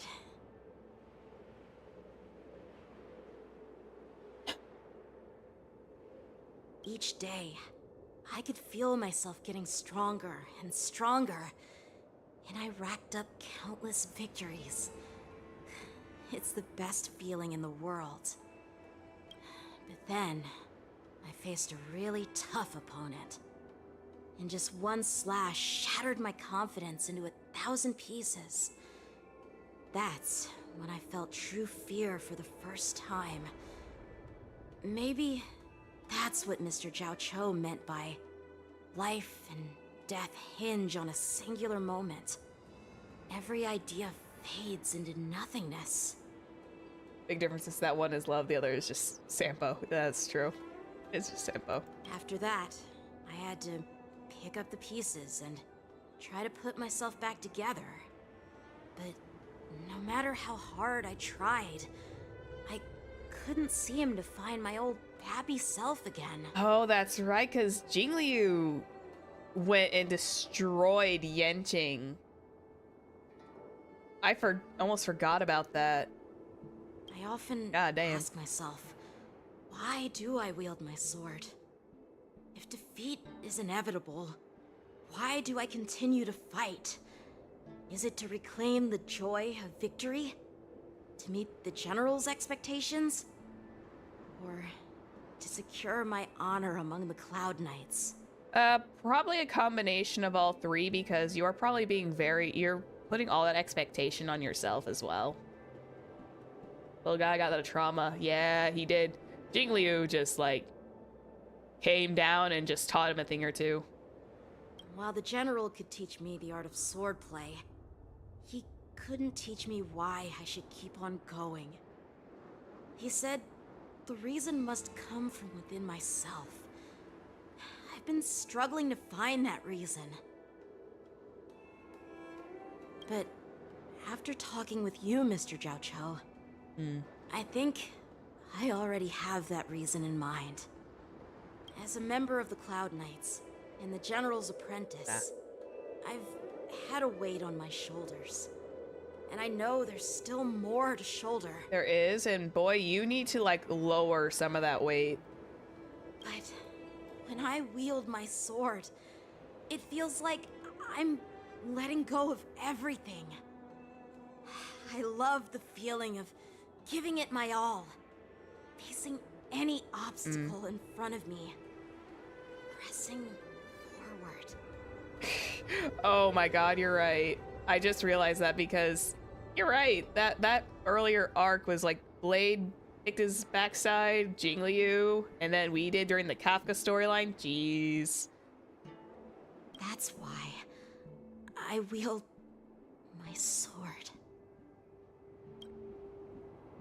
He's such a good boy, though. Yanqing. So young, yet so grown up. By the way, how old are you exactly? Oh, are we actually gonna get an age drop? Age doesn't really matter. Oh, never mind. All sword masters will understand how I feel. He's still a kid. I get it.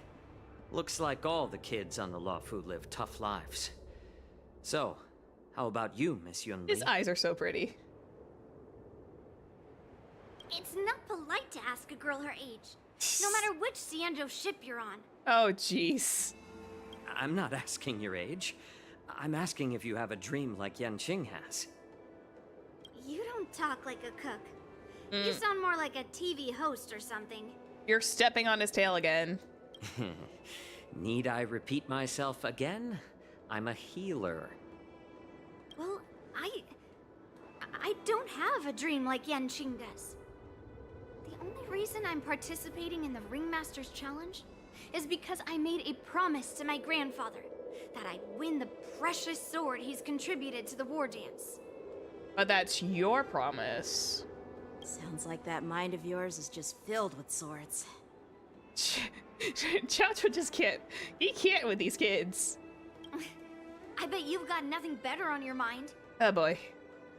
My father was a craftsman on the Xianzhou Juming. Because of his foolishness, many innocent people fell victim to the cursed swords he forged. Oh. I'm really hopeful that we get to see more of like the Xianzhou Alliance ships at some point in the future. I want to see like all the different aspects of them. Since I was a kid, it's been clear to me that not everyone deserves to have a weapon in their hands. Giving them a sword is no different than being cruel to the innocent. So, whenever I come across someone unworthy of a sword, I can't help but want to take it away from them. Given that Yanqing is the Wardance Ringmaster, I'm stepping up to challenge him. To ensure the precious sword doesn't fall into the hands of an unworthy master. Is that why you also yoinked his sword? Is that also why you yoinked one of his? He'll not come back, so maybe he will eventually.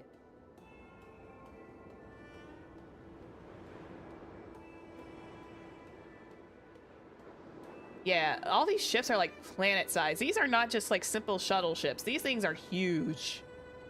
Hey, what do you mean by an unworthy master? I see. It's not easy for kids on the Juming either. He's just like, I cannot stand these kids. Well, it's better to have a reason for wielding a sword than to be lost and confused. I've saved countless Cloud Knights in my life, and there are plenty of exceptional warriors, just like the two of you. Oh, he trailed off there for a second. What happened, Mr. Zhao Cho? Uh-oh. Oh, nothing. I was just reminded of some old friends and old tales. Oh boy. Judging from my professional perspective as a healer, both of you possess remarkable vitality. Your energies flow like raging fires and mighty gales. The upcoming fight will definitely be impressive. Also, just a quick thing. I like how he's got like a star anise on his belt. It's such a nice little attention to detail because one of his idols actually has him holding it, considering it's technically a spice. I love these little details. I can't get over it. Well, we've seen the Sky Splitter and toured the Stargazer Navalia. I guess it's time to say goodbye for now. Yeah, he's just like, I'm out. What? You're leaving already? But you haven't asked me about my dreams. I've been working hard too, you know. It's getting late, Miss March. Unlike you lot, I'm a grown-up bound by responsibilities and duties. The tasks entrusted to me by the General won't complete themselves. He's just like, I'm getting out of here. By the way, Yanqing, is it normal to have so many people wandering around in an automated area like the Stargazer Navalia? March got left behind. Actually, this is a restricted area. But since you're all guests, I made an exception, so you could take a look around. I understand. Well, I'll take my leave. I wish you both the best of luck in the ring tomorrow. Gaucho waves and then leaves. He's just like, yeah, I'm out of here. Eloquently, but he's out. Seriously? I just spent so much time thinking about my dream, but he didn't even ask me. It's fine, March. Now that we're done with our tour of the Sky Splitter, shall we continue with our training? Why don't we take a day off? Ooh, rest day. What? You want to secretly practice swordplay by yourself? Dream on. You know, cramming before a fight never works out. It's the same as cramming for a test. It's not exactly a healthy thing to do. For some reason, seeing the Sky Splitter has boosted my confidence. So, I've decided to conserve my strength for tomorrow. All right, I'll take you out of the Stargazer Navalia. They're precious, though. Off we go. Oh, I thought I saw something shiny. My instant loot goblin instincts were like, shiny thing.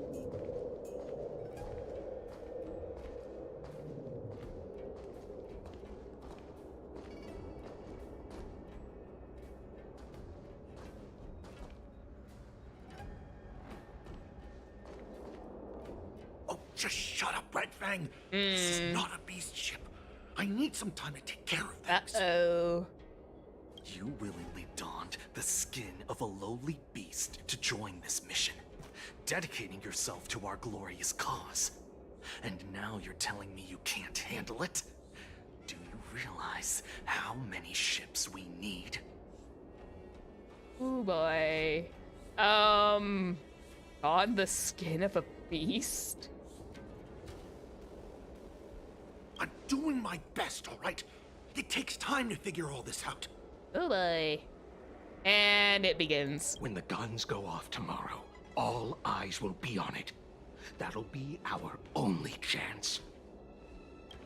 How's that? Who's there? I think I know what they are.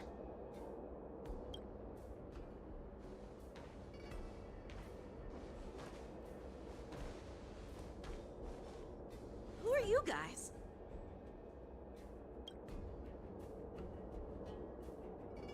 An impromptu inspection. Why are there outsiders loitering in Stargazer Navalia? And a bunch of kids at that. I think I do. I'm keeping my idea to myself, but I think I know what they are. Hey, kids, didn't your parents ever tell you to stay away from the Stargazer Navalia? I know it's an automated facility, but it doesn't mean you can just break in and do what you want. Buddy, you're talking to the retainer of the general. First of all, I'm an adult. Second, I didn't just break in. Yeah, we flew here on a star skiff. Like, whoosh. Oh boy. Well, I'm not trying to tell you off, but this place is off limits to the public, you know? And why are you here? Big sis, let's go. I want to play in Everhunt Plains. Yanqing, what are you thinking? Huh? Everhunt Plains? Yeah, sure. The big sis will take you there. Mark's just rolling with it.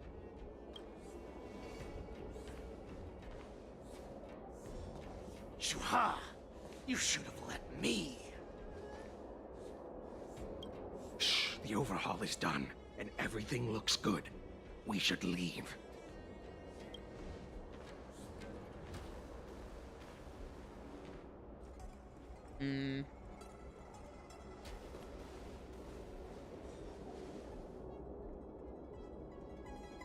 Could you repeat what you just said, Yanqing? What did I say? Oh. Big sis, let's go. I want to play in Everon Plains. Come on. Can't you read the room? Something is definitely off about the 3 people we just met. Oh, yeah. Yeah, anyone could see that. I just wanted to hear you say it again. You're such a sassy child, Yunli. That pink-haired fox tried to say something. I'm pretty sure he sensed something fishy. Since he's not familiar with this place, he just dropped us a hint. But you didn't seem to be paying attention at all. No, he probably knew exactly what he was doing. I knew that from the beginning. Yeah, that Cloud Knight didn't recognize him. That Cloud Knight didn't recognize Master Yanqing at all. That's really weird. Mm-hmm. What? Is he famous on the Luofu or something? Not even the Cloud Knights on the Juming, who all know my glorious name, might recognize my face. No, but if they were training with him. You have a point. A Cloud Knight, a member from the Skyfaring Commission, and a craftsman. They're from various departments, and the reason for the overhaul seems legit. But one of them blurted out some weird language just now. Did you hear that? Yeah.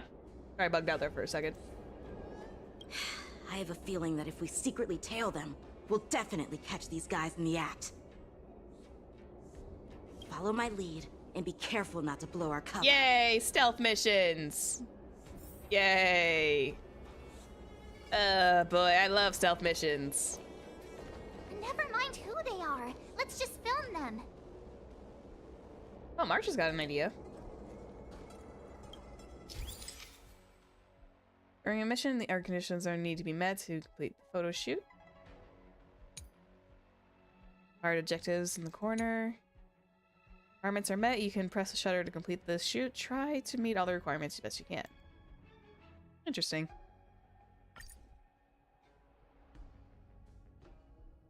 I need to get it to 4.0.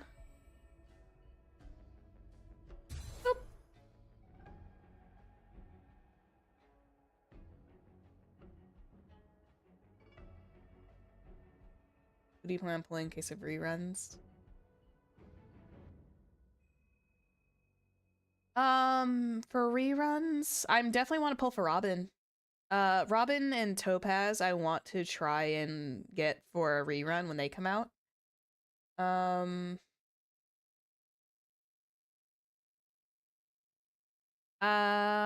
don't know, because everyone else would be like still brand new to me, so it would be my first time pulling a lot on their rerun banners. Jing Yuan is kind of like I want to, because there's a little part of me that wants to like retry to pull for Jing Yuan, because I remember starting this game when his banner was first appearing. We should have just killed those lowly beasts.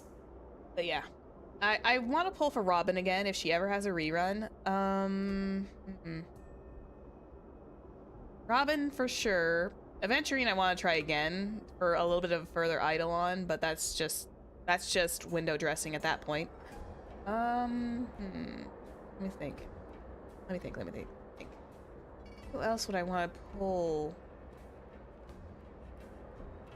I'm kind of tempted for Blade, but I'm not sure.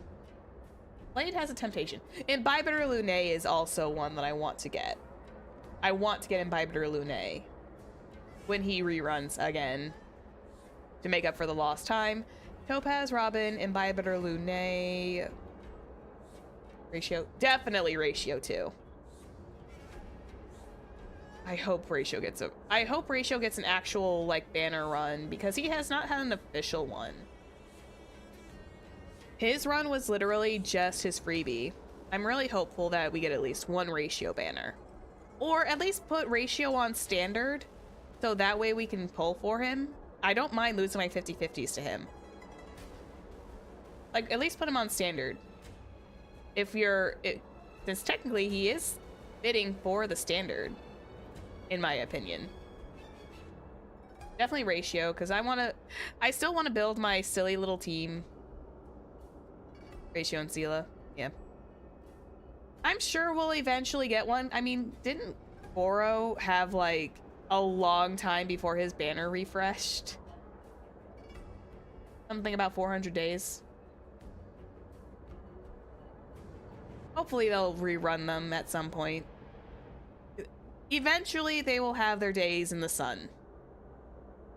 Ratio is probably just awaiting one for a support character that works with him.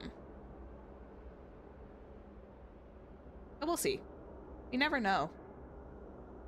Just don't let Ratio be like Aloy, please. He's such a fun character. I played him on his thing, and it's like I want him so badly.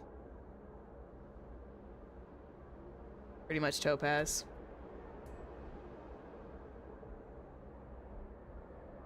Excuse me. But yeah, Topaz I want to retry for. Robin I want to do a retry for, because I can't have Sunday without Robin at this point. Dr. Ratio is just good to have on an Aventurine team, regardless.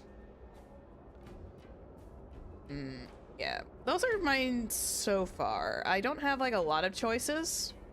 I mean, I do, but I don't. I might retry for Fei Xiao again at some point, but I want to get like as much Jade as possible. I need as many Jades as possible for some of these future runs. Ooh, team is fun. Yeah. But yeah, those are my options right now. Those little brats won't take up much space. There are boxes all over this place. Just dump them into one and no one will notice. Man, that's dark. Cut the theatrics, Grulok. Even the slightest slip-up could interfere with Lord Moktok's plans.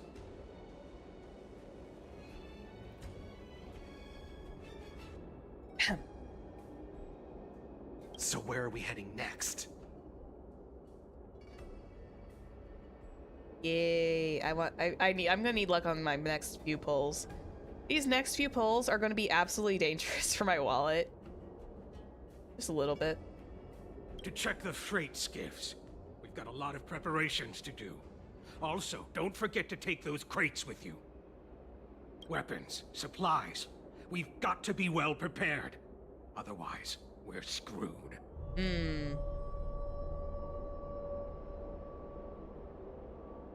That totally wasn't all a howl in the distance. So, are they smugglers? What exactly are they up to? I know. I think I know. I'm not gonna say it, but I think I know. I have no clue, but they seem to be moving those crates. I've got an idea. Oh no. We can hide inside the crates and follow them. Oh no, you two. Oh jeez. Yanqing, this is probably the worst idea you've ever had. I mean, best and worst. Manage temporary absence of the group. You cautiously approach the crate and crawl inside. Ugh, so cramped in here. I can hardly breathe. Just hang in there. Hear footsteps pacing back and forth beside the crate. If someone were to open the crate at the moment, it would certainly catch you in your ridiculous hiding position. Fortunately, that doesn't happen, because the plot says so. Loading mechanism at the bottom of the crate is activated. You feel it. Uh-oh. Feel it begin to slowly drift forward. After what feels like an entire amber era of holding your breath in silence, you heard the sound of the crate touching down. Let's just put the cargo here for now, all right? Then we'll move on to inspect the ships.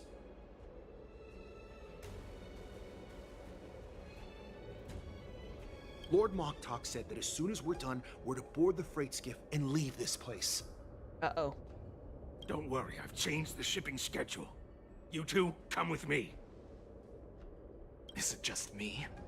I keep smelling that stench of lowly beasts everywhere we go. Yeah, I think I know. Don't be so paranoid. Roaring footsteps sound like a signal, prompting you to breathe a sigh of relief.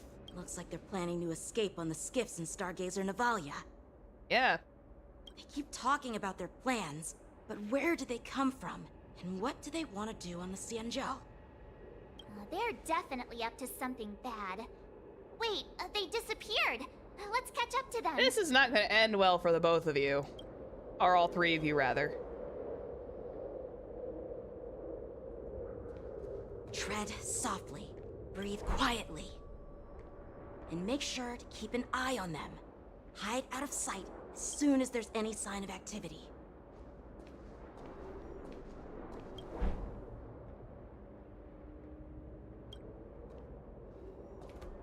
Watch him go. I love these missions. So fun.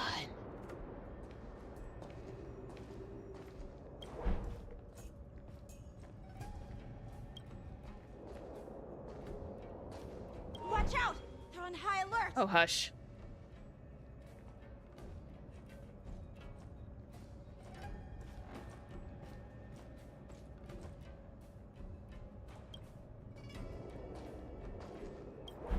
There we go. Don't be so paranoid. We're running out of time. Get over here!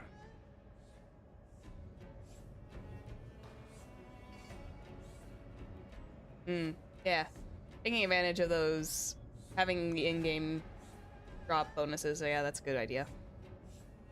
Shuhard, I'm coming! Oh. Oh boy. They're leaving.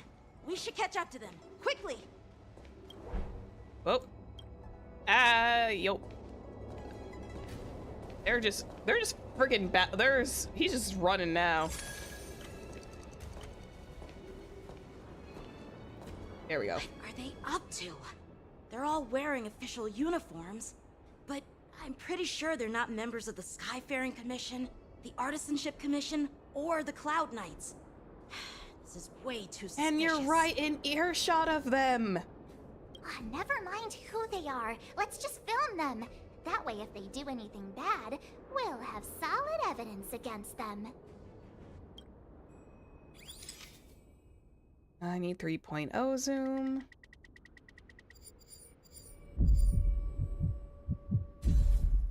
Why was that heartbeat? Look at this. A freight star skiff with enough room to fit at least 20 of my men. I'll let the others know and have them prepare more star skiffs. Oh boy. Once we're past the checkpoint, there will be beast ships waiting for us. Yep. Lord Moktok is ready. The revival of our ancient bloodline all hinges on this operation.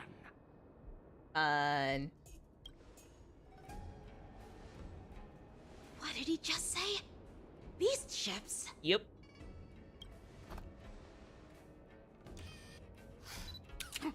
Who's there? Uh-oh. Fail, fail, fail, fail. It's those brats! I told you to get rid of them, but you didn't listen, you idiot! Wipe them all out! Yeah. Yeah. I knew it. I knew it. Borisin? I could take Adusa! care of you. Die, you lowly beasts!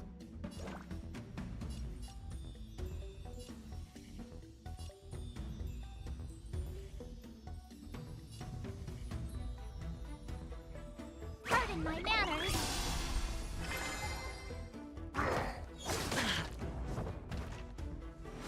Oh boy. There's gonna be a fair bit of whacking into play real quick before I get them anywhere near shielded. With it. My music. And there is the Borisins. Conquer us all. Let them get their whacks in. All right, I'll call your bet. Going all in. There we go. Taps This on will be me. better. This song's just for you. We're not gonna blast them. Let's rock. And we're gonna do this. Skills polished, ready to shine. She's not gonna be able to hit for very much, is she? Better not underestimate me. Oh boy. That's gonna sting. No dirty tricks, all right?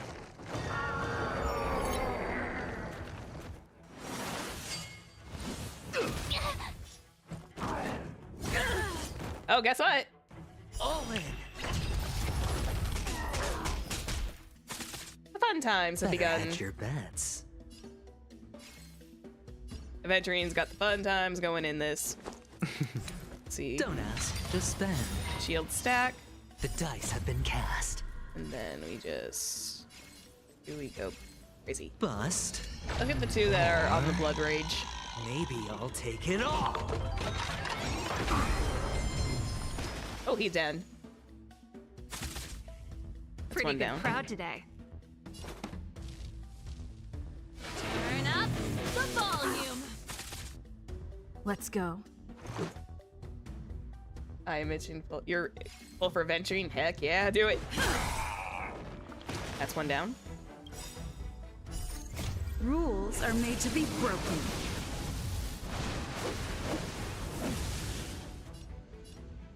Decisive strike. There's two. Another one I down. could take 10 of you. And march. There we go. We're good. It's just How story is this beats. It shouldn't be possible? too difficult. How did these Foxians change their appearances like that? Oh, you have to hold refuge. I see. They're not Foxians at all. They revealed their true form. They're Borisin, just like the bandits I defeated on the IPC ship. Ah. Wait, that means... Borisin invasion, everybody! The Borisins have infiltrated the Xianzhou. Well, how did the Borisin manage to infiltrate the Xianzhou? It's not just a simple disguise of wearing our clothing and shaving their whiskers. They're somehow able to alter their appearance to be indistinguishable from Foxians. They even have official IDs for the Skyfaring Commission, the Artisanship Commission, and even the Cloud Knights? Yeah. This is bad. Let me check this fake Cloud Knight's tag. Maybe it'll give us some clues. Lujun, an officer of the Patrol Defense Squad? Wait! Oh, are they skinwalking? Are they essentially skinwalking? What's the matter? I don't know yet. I encountered a patrol officer named Lujun before. It was a few weeks ago, when we were transporting the Borisin prisoners. Hmm. If they can forge official identities and move around the Xianzhou without raising suspicion... Oh no, this is bad. Yeah, we don't know who's gonna be who now. Even worse. If you find one cockroach on the Express, it usually means... There's an inveritable army. There are more Borisin hiding on the Xianzhou. I bet their plan is much bigger than just stealing information. Yep. We've got to report this to the Seat of Divine Foresight. Are we gonna be able to get there in time? Oh yeah, we're fine. Maybe. Story switch. Still early. Where to now? Story switch. Trailblazer Chronicle. Hello. I am glad to finally meet you in person, guests from the Astral Express. I'm Fei Xiao, the general of the Xianzhou Yanqing. Nice to meet you officially. Let me introduce our guest to you. The one dressed in green. He's the reincarnation of Imbibitor Lune, and the person behind him is the newest member of the crew. I've heard a lot about you. Dang, she's got her information straight. Outside the reports from the Law Fu, the Skyfaring Commission of the Yanqing has also gathered plenty of information about both of you. I've been eager to meet you face to face for reasons that I'm sure General Jing Yuan has explained, right? Yeah, probably. Maybe.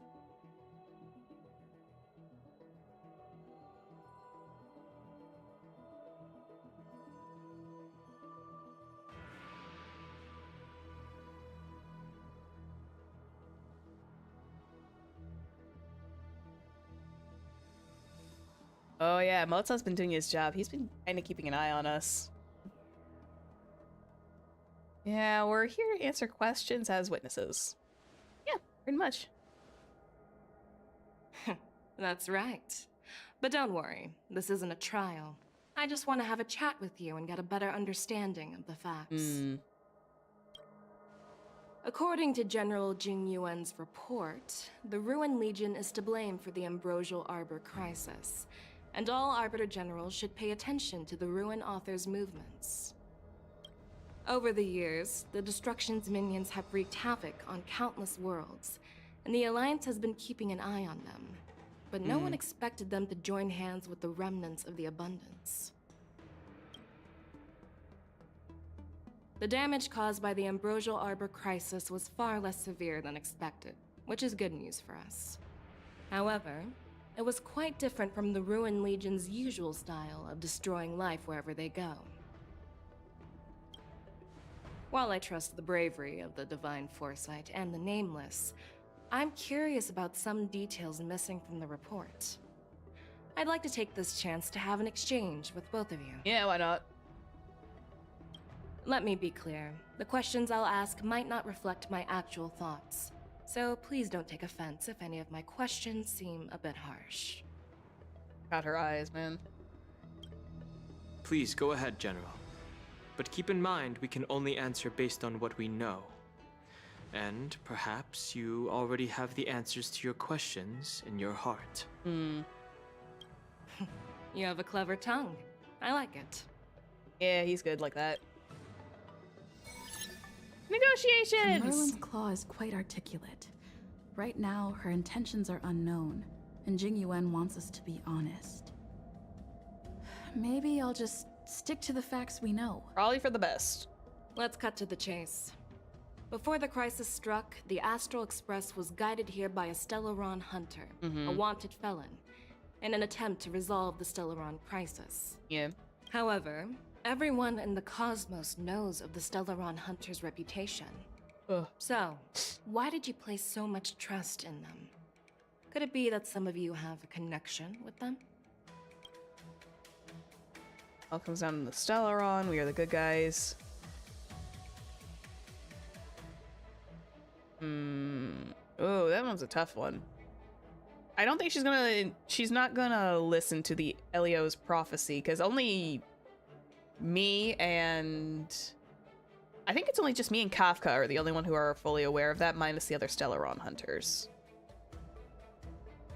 Can't just reassure her, say that we are the good guys.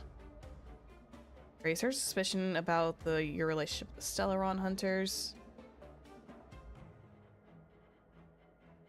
It all technically does. This is a most truthful answer. It all technically comes down to the Stellarons.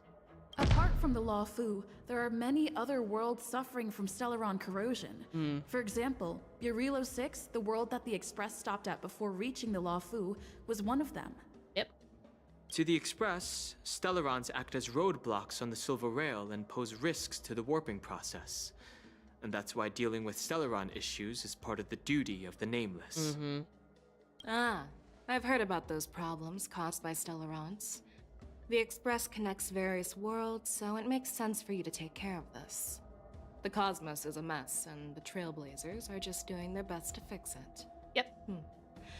I understand. That we are.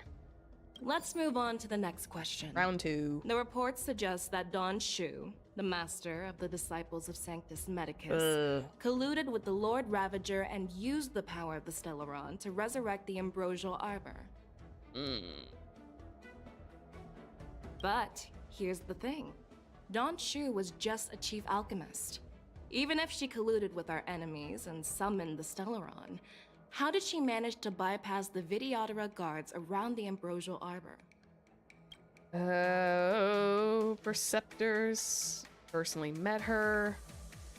Biber Lunae was led. The exile of Biber Lunae is led to the calamity, sure.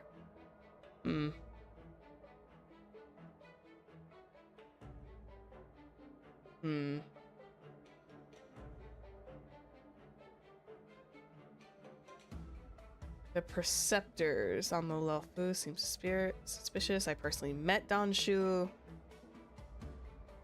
of Imbibitor Lunae is what led to this calamity.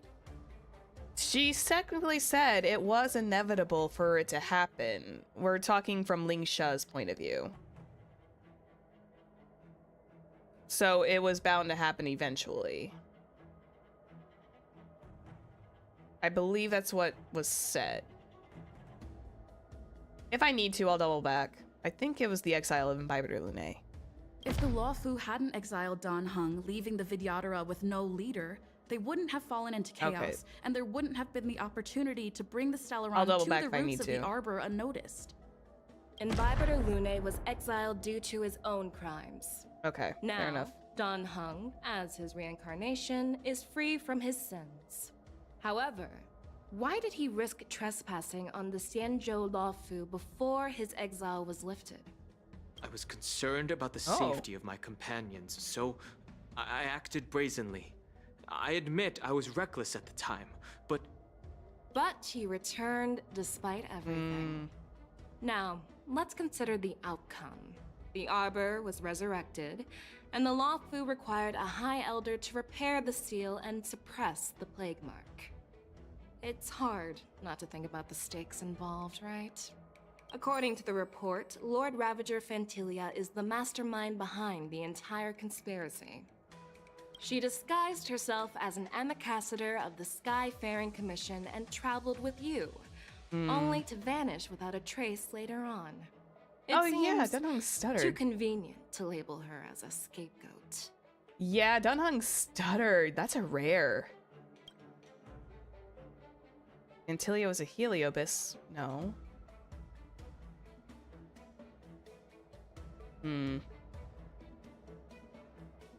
Antilia was eager to obtain the power of the Ambrosial Arbor.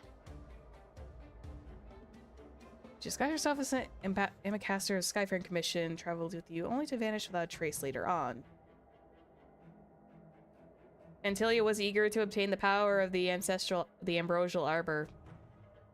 Do I want to back? I want to double back. I don't know.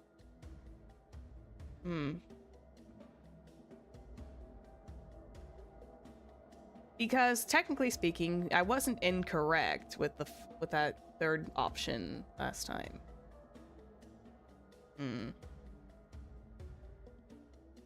Ooh, boy, I'm like a little lost. I'm not sure. Fu Xuan, the Master Diviner, witnessed everything firsthand, but that's not what they're asking about. Is it?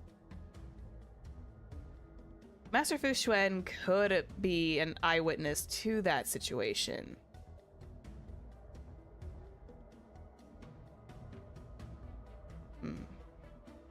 I feel like the Ambrosial Arbor thing might be a little too convenient.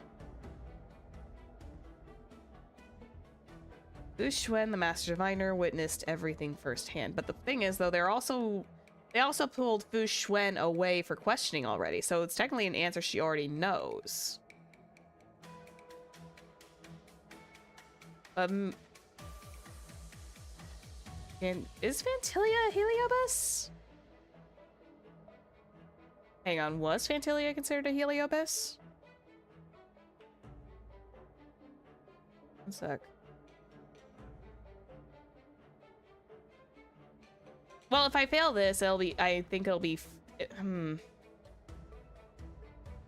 because these two answers are a little too obvious. Let me check. I'm gonna double check this answer real fast. Can I tell you a Heliobus?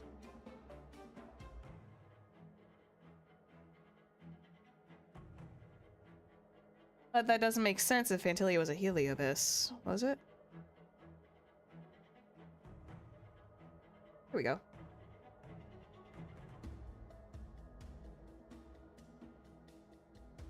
Oh, yeah, she technically was. So, this is probably something not known to them. Is Fantilia was also a Heliobus. Okay, I'm gonna go. If I fail this, I fail this. Fantilia is one of the Heliobi, the energy life forms that once fought against the Xianzhou. They're known for their unpredictable and elusive nature. Aha! Yay. Just as she said, when When the Ambrosial Arbor resurrected, its roots broke through the creation furnace on the Lawfu, accidentally releasing the Heliobus fiend fire sealed inside. Yeah, that's right. This can be used as circumstantial evidence. If Elder Hua Yen accepts the explanation, so do I. Woo! Negotiations successful. Oh. It seems that your answers have addressed all my questions. Except for that last one. Generals, I am finished with my questioning. So, what do you think, General Fei Shao? Have the doubts in the report been cleared up? The two nameless have been honest in their answers. Even though there are some tricky details, my intuition tells me there is nothing wrong. Yeah, she was just a bigger one. However, the 3 questions I posed earlier were not just for the nameless, but for you too, General Jing Yuan. First, the disciples of Sanctus Medicus grew uninterrupted on the Lawfu, yet the 6 charioteers were not aware of it. That was a dereliction of duty. Second, you believed in the Stellaron Hunter's prophecy and entrusted outsiders to solve the crisis, even granting them access to the Plague Mark. That was a dereliction of responsibility. Oh boy. He in trouble now. Third, you insist on holding the Wardance right after the Ambrosial Arbor crisis, putting the Lawfu back in the spotlight. That is a dereliction of wisdom. Oh boy. Merlin's Claw. Is this your line of thinking, or the 10 Lords? That's a good question. From the moment I walked in, I made it clear that the questions I'd ask might not reflect my actual thoughts. The disciples of Sanctus Medicus were deeply rooted and had been plotting for a long time. I admit it was my negligence for not noticing it earlier. Yeah. As for the Stellaron Hunter's prophecy, I didn't believe all of it, but in the end, the Lawfu did survive the Ambrosial Arbor crisis. So, I think it's safe to say that Elio's prophecy about the future holds some merit. Only some. And as for the Wardance, do you think I'm unaware of the risks? However, risks can also be opportunities. The Lawfu has lain low for too long. I believe it's time to stir up the dregs hidden in the depths and wash them away once and for all. That's what he's planning. Just as I expected from our sophisticated divine foresight. You have a way with words. I like it. But, unfortunately, ever since the report was submitted, the Alliance has been filled with rumors and speculation. Even within the Lawfu, there are people accusing you of neglecting your duties, resulting in the Ambrosial Arbor's resurrection. So what are your thoughts on all of this, General Fei Shao? Yeah, your thoughts. Not theirs, yours. As a fellow Arbiter General, I fully understand the difficulties of this position. Personally, I think all these rumors are meaningless drivel. Across the sea of stars, the divine foresight knows better than anyone else what happened on the Lawfu and the meaning behind it. Just as what happened on the Xianzhou Yaoqing recently. Uh-oh. You mean the Xianzhou Yaoqing is also... The scouts of the Verdant Knights have sent back reports that Borisin are making trouble again. The Borisin packs that were once divided and scattered have started swallowing each other up, forming larger and larger packs. Moreover, there's an entity named Mongus behind it all. Mongus. An entity? According to the report, this entity isn't actually a Borisin. It's a woman claiming to be the messenger of the Master of Immortality.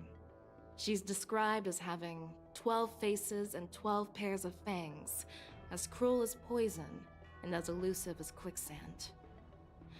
The Borisin believe she'll give them a chance to rise again. That's Ventilia. Oh. I was thinking something else. That's right. But that makes sense. You're lucky that I'm the one who came this time. if it were the Patina Justice or the Seer Strategist, this conversation might not be so friendly. I've always had faith in my instincts, so I don't doubt your good intentions. But the Alliance has its fair share of questions and doubts about the Law Fu. So, my plan is to come up with an acceptable answer to satisfy the Alliance. Hey. What's in this plan, General Fei Shao? General Jing Yuan, you already know what has to be done. But since you don't want to be the bad guy, I'll take care of it for you. You need the final word from the Ten Lords Commission to quell any doubts. And for that, I'll have to ask the two Nameless to visit the Shackling prison. Oh no. Are you imprisoning us? No, I'm not imprisoning you. Okay. While you're there, I'll ask a judge in the Ten Lords Commission's Interrogation Division to record a detailed testimony with the karmic mirror from both of you. We'll fill in the gaps that weren't covered in the report and silence any protests within the Alliance. Okay, so this is just to kind of like make everybody happy at this point. I'm okay with that. Yeah. We'll go. Your willingness to help is truly heartwarming, youngsters. Yay. Then, as the Merlin's Claw requests... Oh, there's one more thing. This testimony is for silencing the voices of opposition within the Alliance, but I would like to urge General Jing Yuan to listen to the pleas of the Foxians on the Xianzhou Yaoqing. Okay. So, you are here for Hule. Exactly. Hule is locked up in the Law Fu's Shackling prison. Since he is the Broodlord of the Borisin, I want to transfer him onto the Xianzhou Yaoqing and imprison him there. The recent movements of the Borisin suggest they're planning something big, so we must act preemptively. Are they like planning to try not only to invade, but also to maybe let Hule out? It makes sense to have the Foxians keep an eye on their arch-nemesis. Since you trust my judgment, I'll repay that trust. What do you think about all this, General Huayan? I was worried this would turn into a heated argument, but it seems like both of you are on the same page, solving each other's problems. I couldn't have asked for a better outcome. And as for Hule, I'll send my lieutenants Zhao Chou and Moza to check on his condition in prison and ready him for transport. If there are no more questions, shall we get this I have a started? bad feeling about this. Where are we at? Where are we at? We're still underneath this one. Oh, geez. So there's a lot to go through with this. That's fine. That's fine. Let's see. I have to BRB real fast. I need to run to the bathroom. I'm gonna probably like go for like a little bit longer and then I'll probably wrap up stream for the day. But yeah, I'm gonna go use the bathroom real quick. Hang on, I will BRB.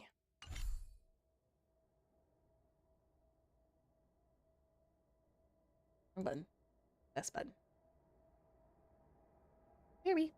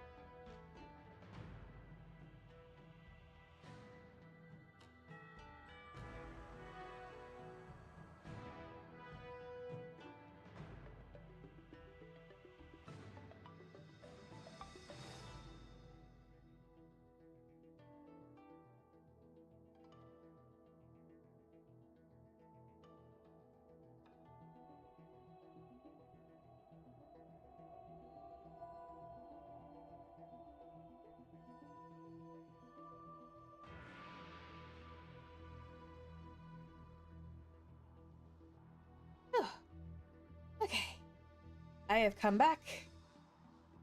I am a little out of focus, but it's okay. It's not a big deal. I'm back. Woo! We've been getting a lot going on.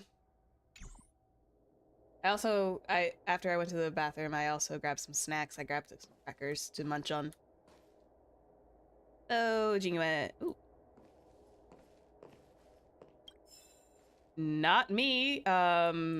Quietly snagging documents around here. Give me a second, Jing Yuan.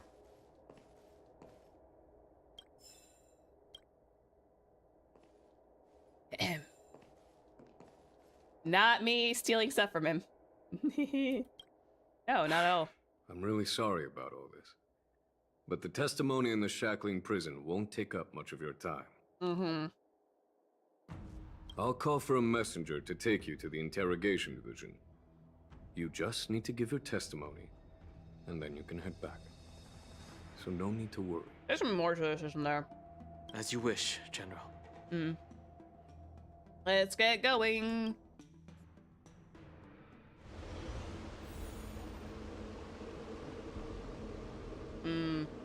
I think I know where we're going. I've seen the cutscene of this. As General Jing vaguely. Yuan requested, everything is prepared for your arrival, and I am here to receive you. The judges at the interrogation division also know your purpose in coming. Mm-hmm. Interesting.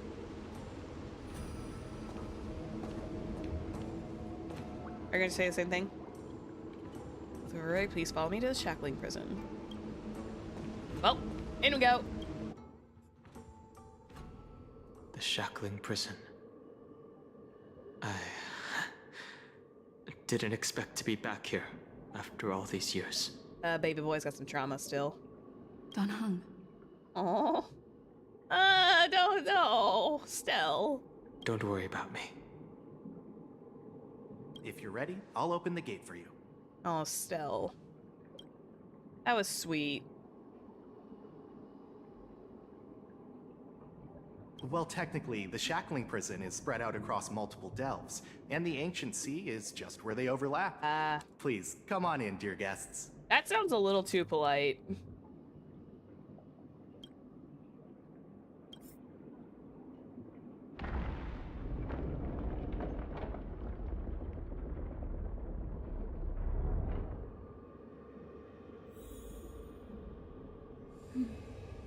I have a feeling this is going to end up very bad.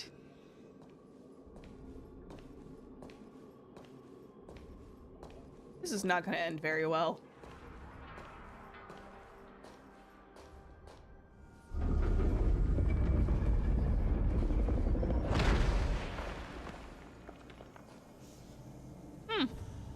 Interesting.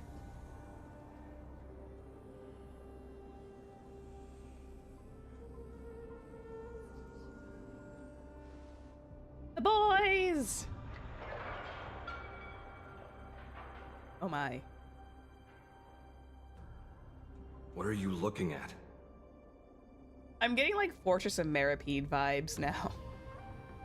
The shackling prison on the Luofu is completely different from the one on the Yanqing. It's completely underwater. Whether it's in the clouds or underwater, breaking free would still be a piece of cake for me. Bet you would. Still thinking about your old jailbreak tricks, huh? Forget it. You're free now. Just don't do anything stupid, or the judges will throw you back in there and lock you up for a few hundred years. You'll see me again in just a few days. He's so sure of himself. But then again, he can disappear, so... Taking Hule back to the Yaoqing means a lot to the Foxians on the ship, and to the General herself. So stay alert. This ain't gonna end well.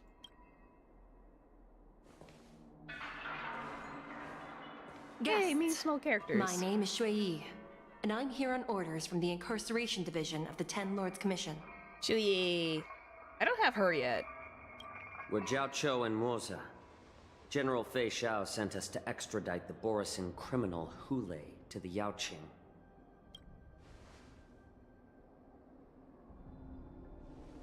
We're here to inspect the conditions of his imprisonment and make preparations for the handover and transportation. I assume you've been briefed, Your Honor. Your visit request has been approved. I'll be your guide for this trip. Yay. Ooh, Prisoner research. Hule, the warhead and brood lord of the Borisin abominations of abundance and the arch nemesis of the Foxians, is responsible for 2,123 wars of aggression and countless associated crimes. 2,100. Ooh, that's a lot. Due to his heinous acts, he has been imprisoned in the depths of the Shackling Prison and subjected to the punishment of the Forest of Swords until the end of time. He shall never be pardoned. No need to repeat his crimes and sentence, Your Honor. He is the greatest enemy of us Foxians. The stories of his atrocities are used to terrify our children. I'm well aware of every crime he's committed. Let's move on to the next step. When it comes to visiting criminals, there are rules in place to ensure your safety. I know you've heard legends about Hule since you were children, but your knowledge about him is likely very limited.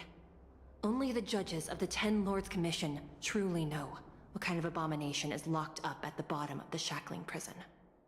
It has been centuries since Jing Liu, the former sword champion of the Luofu, captured Hule. And during all those years, we never provided him with any food. Yet he somehow managed to stay alive. It defies all the documented physical characteristics of the Borisin.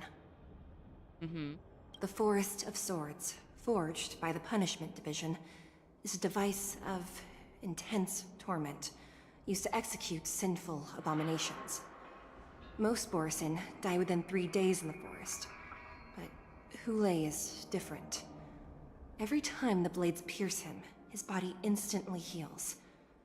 Despite the brutal punishment, he somehow manages to survive. That's not good. If he's able to still survive that. The complex rules are there because of his abnormal characteristics. Do you understand now? I apologize for any offense caused. Oh. Please continue, Your Honor. Buddy. I've given you the instructions regarding Hule's visitation. Please make sure you read them carefully. Prisoner Hule, summary of crimes, the Borisin warhead, a denizen of the abundance, accountable for numerous acts of invasions and associated war crimes, accountable for the long-term enslavement of Foxians and utilizing their blood for alchemical purposes. Detention method.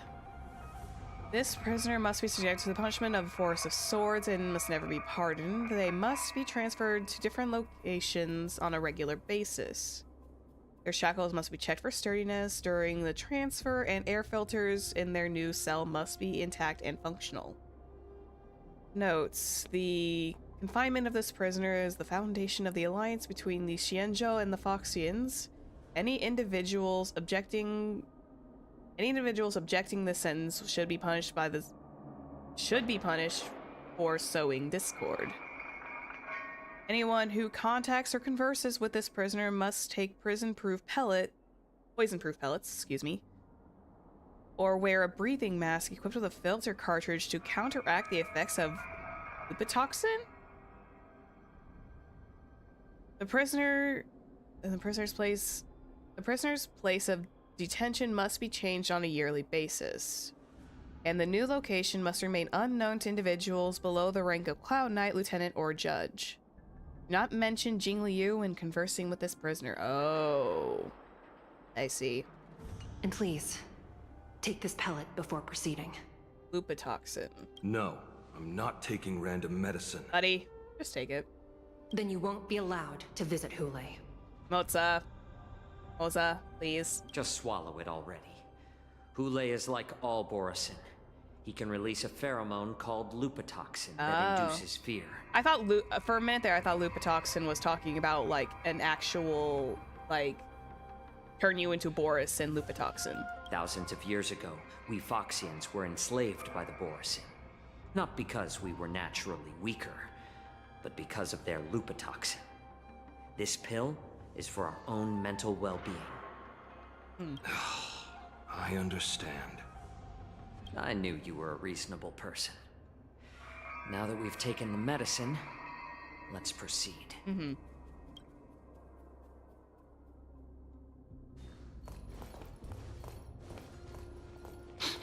Oh. He is very sus of them. Your Honor. Say something, Jiaocho. What is it? No. Why aren't you saying anything? Never mind. Maybe I'm just imagining things. Let's keep moving. Jiaocho, why aren't you saying anything? That would have been good to know.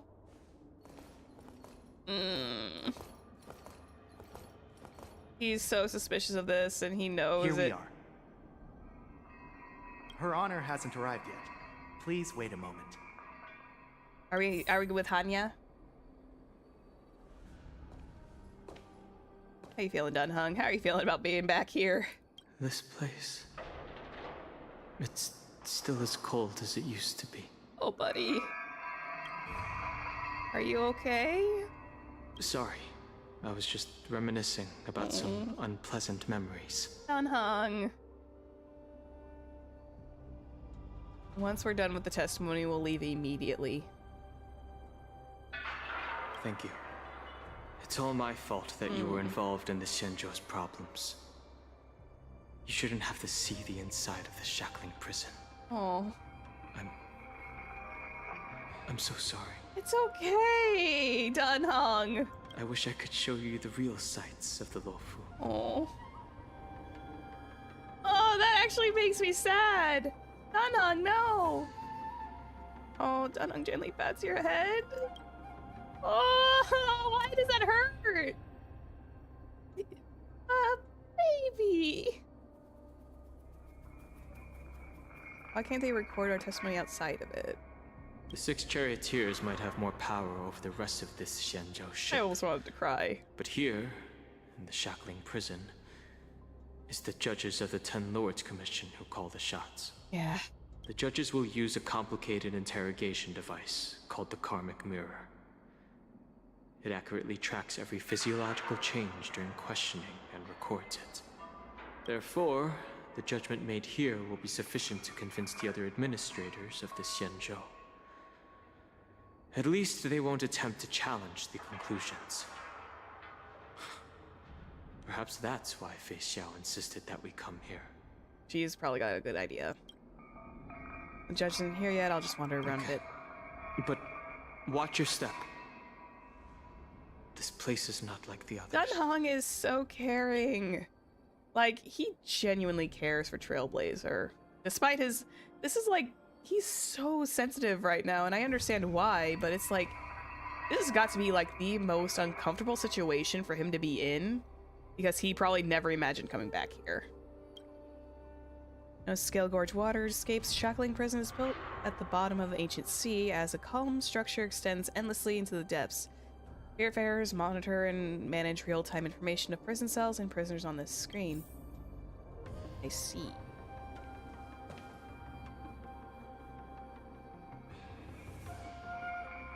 What's this? Looking down, you see a honeycomb of densely packed prison cells extending deep into the darkness beyond your view. I know. Hazard to guess the number of prisoners they are capable of holding here. 3,000, 30,000, 300,000? Oh wait, this may not even be the entire shackling prison. Jesus. Welcome, dear Hanya. guests from the Express. Judge Hanya of the Interrogation Division. We've met before. Yeah, but it's like, it's like, there's just something like mega sweet with him when he's like this. It's just like, oh, I feel bad for him too at the same time, but he's like also being really sweet. Is Hanya? Glad to meet you again. Yeah, nice to meet you again too. Please allow me to express my gratitude to you again for subduing the demons in the Fixtral Garden. You're welcome. I don't think I did that event yet though.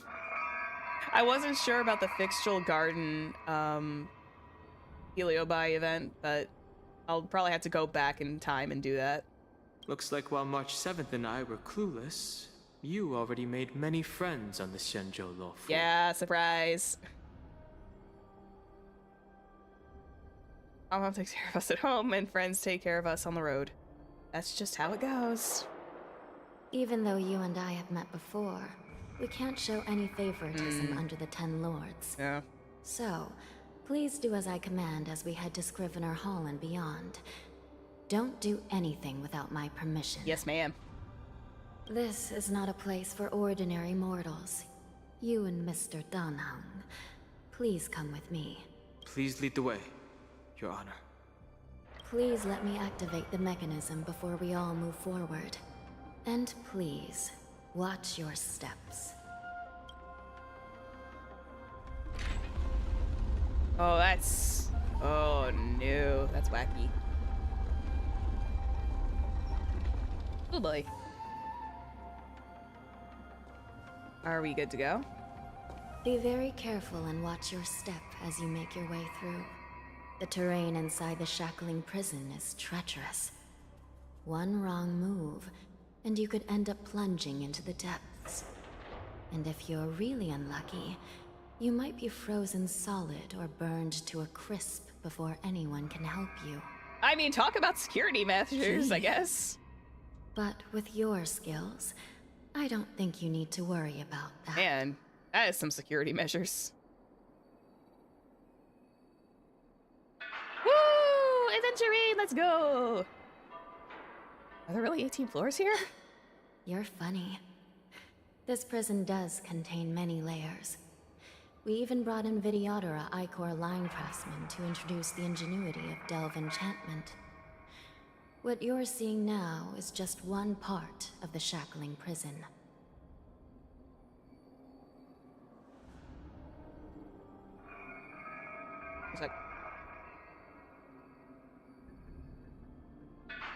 Is that true? Perhaps. Judging from the appearance, much of the architecture in this prison has a Vidyadoran style. So, perhaps they did have a hand in building this place back then. Yeah. As for how many floors there are, well, not even us judges know for sure. That's terrifying. But there's a legend among us judges that a short-life prisoner once tried to escape, but ended up falling into the depths. And when we found him at the bottom, he was already an old man on the brink of death. Jesus, okay. Did he spend his whole life falling? Or did some long-life prisoner drain his life essence? We'll never know. Oh boy. Anyway, please don't try anything like that. Right. Promise. Please, come this way. Oh boy. That's oh boy. Shackling prison, everybody.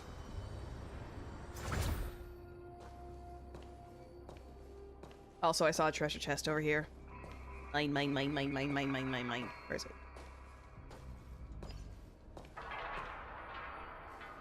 Is it?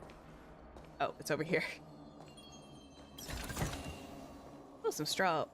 Yay. Need some strail. Need some strail. I'm still missing like the last 2 eidolons for my protection trailblazer. Deep in the shackling prison.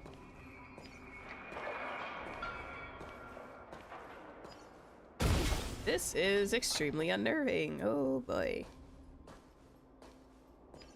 Take some of this. I mean, it is a prison, so I mean, I shouldn't be surprised, but still, it's not fun. Just don't mind me. I'm sorry. I see pots, I smash them. I can't help myself. Grimfrost hold first floor.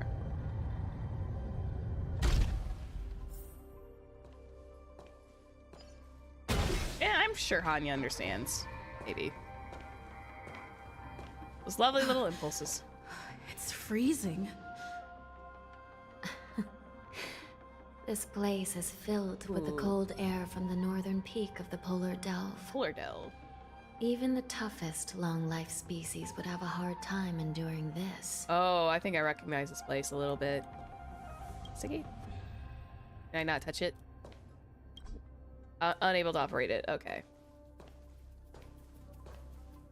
I have a very, very particularly vague memory of this. Make sure I have everything up to snuff. hear something just now? It's not good. Let me check it out. Anya? Yeah, you know, understandable that you probably want to check that out, but I have a bad feeling about this. What an eyesore. This place is packed with boxes and crates. We are in trouble. This is so eerie, too. These crates. They look oddly familiar. Were these ones? Oh, I think I might know. A few days ago, the Spiritfarers received reports about an IPC transport ship that was attacked by Borisin. Then, a bunch of those abominations were dumped into this place. I had a feeling there would be trouble during the Wardance. But throwing both the pirates and the cargo in jail? That's a new one. Looks like the IPC caught the attention of the Borisin. I heard the Intelligentsia Guild crafted something dangerous. We have many records in the Hall of Karma about these wise ones. They love to tinker with forbidden technologies, always trying to push the limits of Ingenia. But why make something that dangerous? I caught a glimpse of the mechs in those crates, and they bear a striking resemblance to Borisin. I wonder what they're planning this time. Unless there was Borisin in the Intelligentsia Guild. And they pushed for that. Well, business first. Let's keep moving. They very well could have.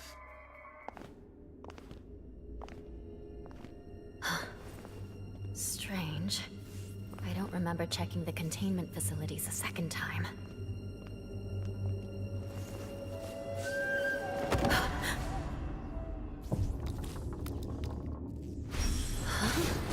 Watch out! Oh. Emergency! All Wardens prepare for action! Emergency! All Wardens prepare for action!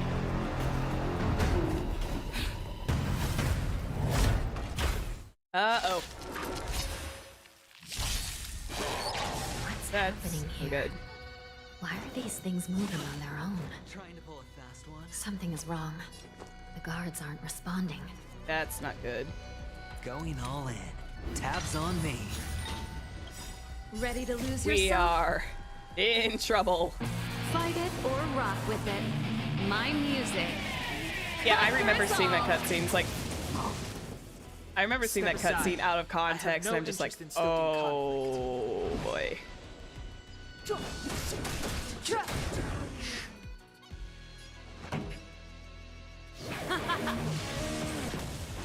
Let's make it quick. And give him a good little whack-a-mole. Oh, that's gonna knock the shield down a fair bit. It's fine. Ooh boy. This is fine-ish, maybe. Maybe. This thing is going wild, just like a Borisin. Looks like we're on our own for this one. Jeez, why are you getting so many attacking turns? Jesus Christ. Alright, I'll call your bet. Okay, let's see if we can get Just that. Serval protected for like a few minutes longer. Just a scratch. Jesus, okay. The dice have been cast. I'm gonna take this one out. Or maybe I'll take it I got all. at least one of them that's got the blood rage going. He's got another freebie. Woo! Ready to lose yourself? Fight There we it go. or rock with it. My music. Conquer us all! Hair grip is now dispelled. Yay. Clemency? Never heard of it. The time is now. The truth of life and death, Thing is- revealed in an instant. You're freaking evil. This sanctuary is but a vision. I'm so happy I have you on here, Dunhung. I'll be honest. Time for the main event. Let's rock! And whack. Do two. Rules are made to be broken. Do that, do two, and then we will The blast. Okay, you recover from break. No dirty tricks, Lorraine. Yeah, hit Aventurine. Don't hit Serval. But Serval's got at least a good Step shield aside. on her, so I she'll have be no fine. interest in stoking conflict. Serval has at least got like Better a hedge your decent bets. shield on her now. May as well, Going all may as well in. fully stack Tabs it. on me. We're gonna make sure that's fully stacked. There we go. All in.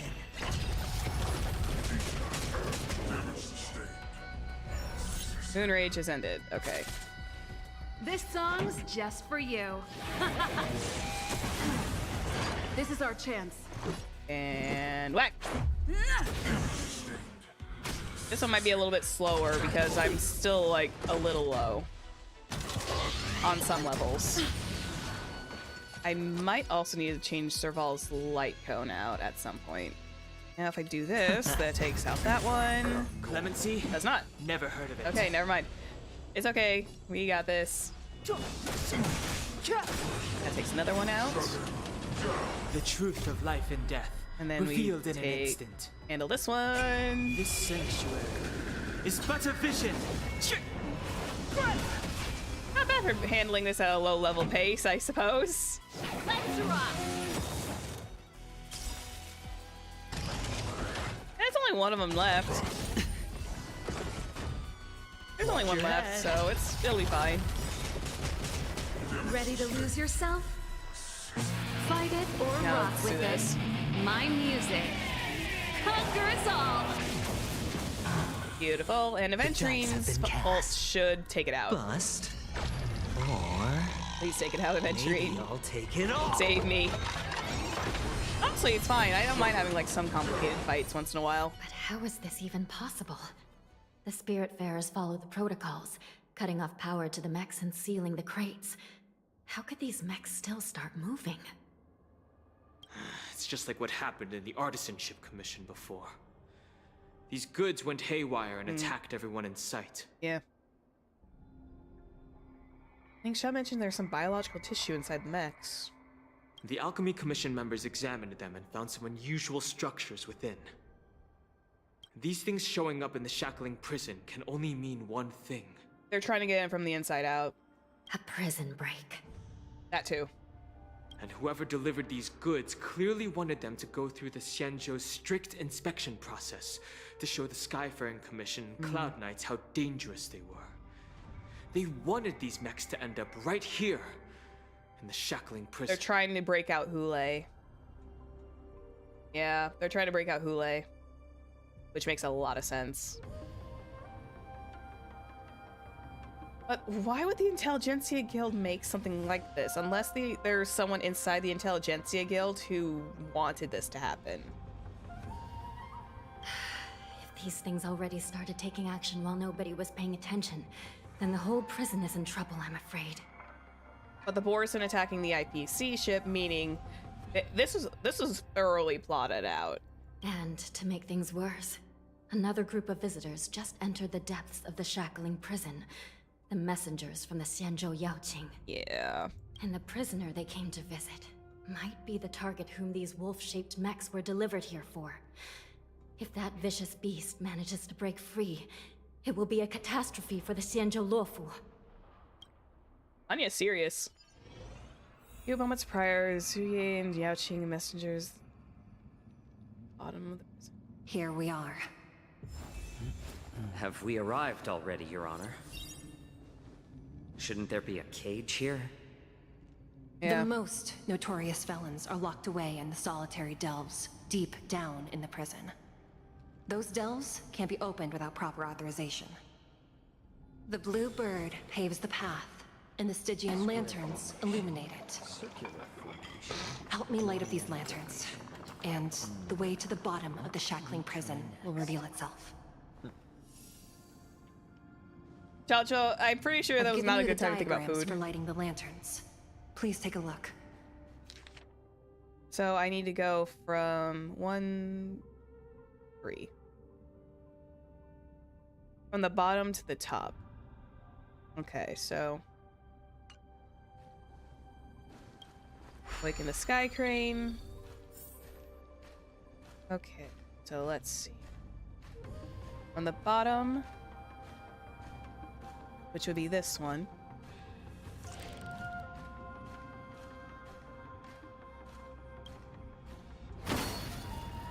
One.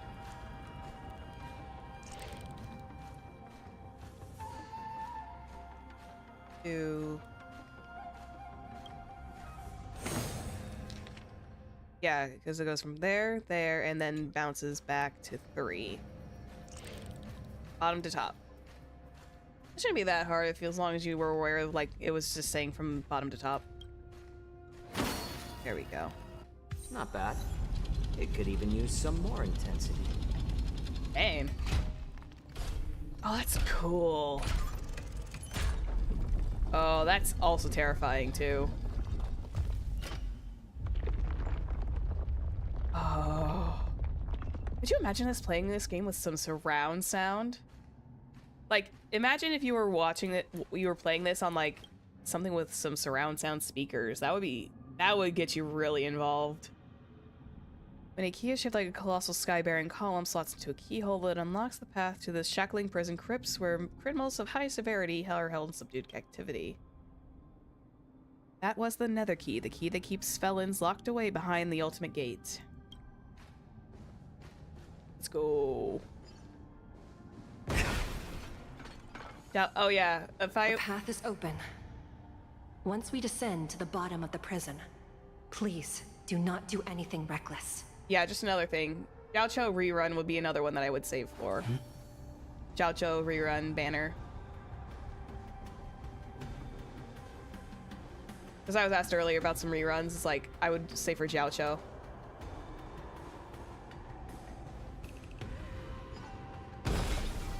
Damn. Inside the delve behind this door is the greatest enemy of the Foxians. Yunli. I have a bad feeling about this.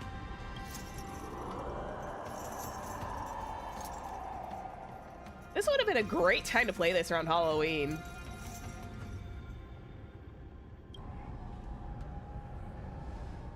According to custom, envoys from the Yanqing visit the Xianzhou Lafu once every century to check on this abomination's imprisonment and condition. Yeah. Even though the Ten Lords Commission sentenced Yunli to the Forest of Swords, suffering every day for the rest of his life, I understand that the Yaoqing messengers want to see him dead. Yep. Unfortunately, for the past 7 centuries, they've had to return disappointed. Because this beast simply can't be killed. Jiaoqiu, what are you thinking? If we can use his toxin to create medicine and save an innocent life, it might help balance out some of the sins he's committed. Oh no. Oh no, Jiaoqiu. Could you be the key to a cure for the general? Yunli. Have a bad. Oh no.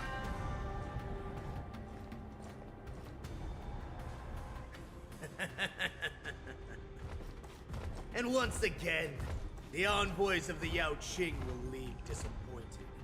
I knew you were suspicious. I won't say the same for me and my brother. I knew you were a suspicious piece of work. Who's there? I'm just a humble counselor of the Rhino Hound Pack. You can call me Mock Dog. I saw you, and I knew you were suspicious from the very start. Wardens, intruders on the lowest level. Send reinforcements. Uh-oh. Nobody will hear you here. At the bottom of the shackling prison. Thank you for opening up the prison for us, Your Honor. We'll take it from here.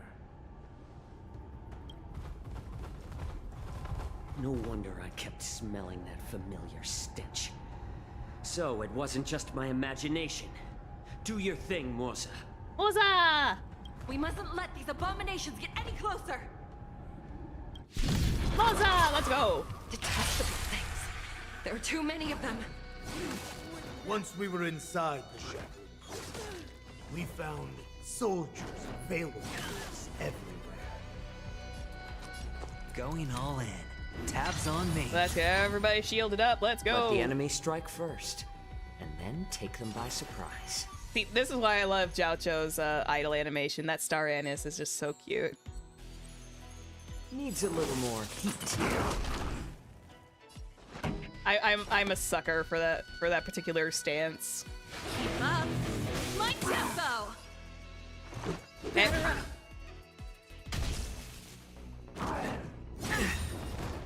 Yeah. Rules. Am I gonna get this before I unleash Jiaocho's ult? Or is there like another round of combat? Decisive strike. See? There goes one.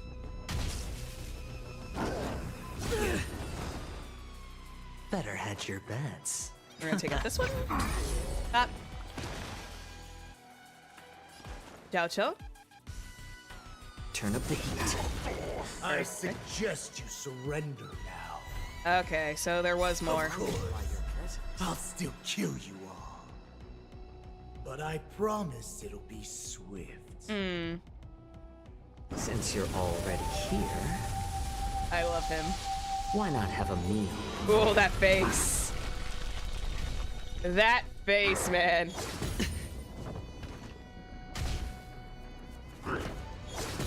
I love Sly Fox looks like that. Watch your head. I'm sorry, I have like...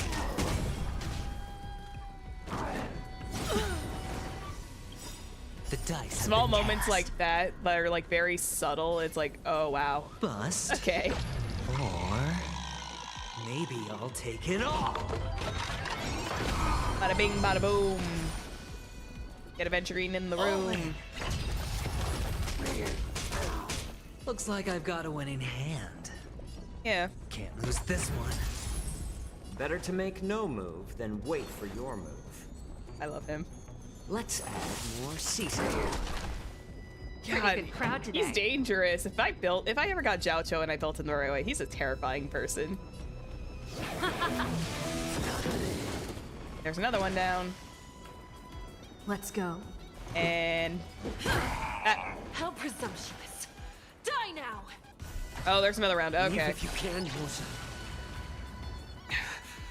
It's not time yet.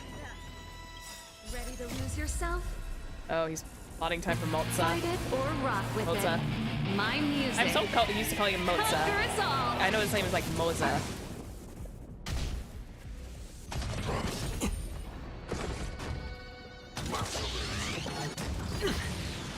Thank goodness for Aventurine shields. I'm so happy I have Aventurine right now. He makes this a little bit easier, a little bit more bearable. And this is not even a capped Aventurine either. This is like Going all still in. him Tabs on being me. level 50. He's not fully tapped in yet. Needs a little more heat. I'm honored by your presence. So, why is he so cute? Since you're already here, why not have a meal? I'm weak for that This song's expression. just for you. I was so weak. I'm like absolutely weak for that one particular expression. Let's rock. I'm bad. Bro cooks. Like I said, he can cook for me any day. I will happily level up my spice tolerance for that man. Back. All right, I'll call your bet. And not about. The dice have been cast. Get Aventurine in the room. Bust. Go, go, go. Or maybe I'll take it all. All in. God, he is not letting up. That was fun. Aventurine did not let up for a single second in that moment. Rules are made That was to be cool. broken. I love him. You're out. Bada boom. And how about a little bit of this? Up. My tempo. Perfect. Guard the gate. They can't be allowed in.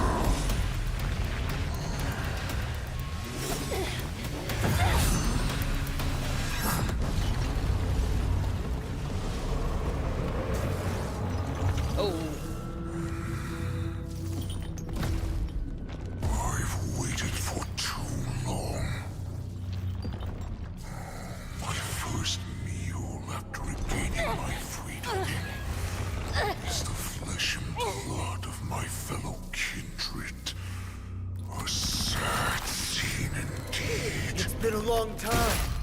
Boy. Ooh. Welcome back.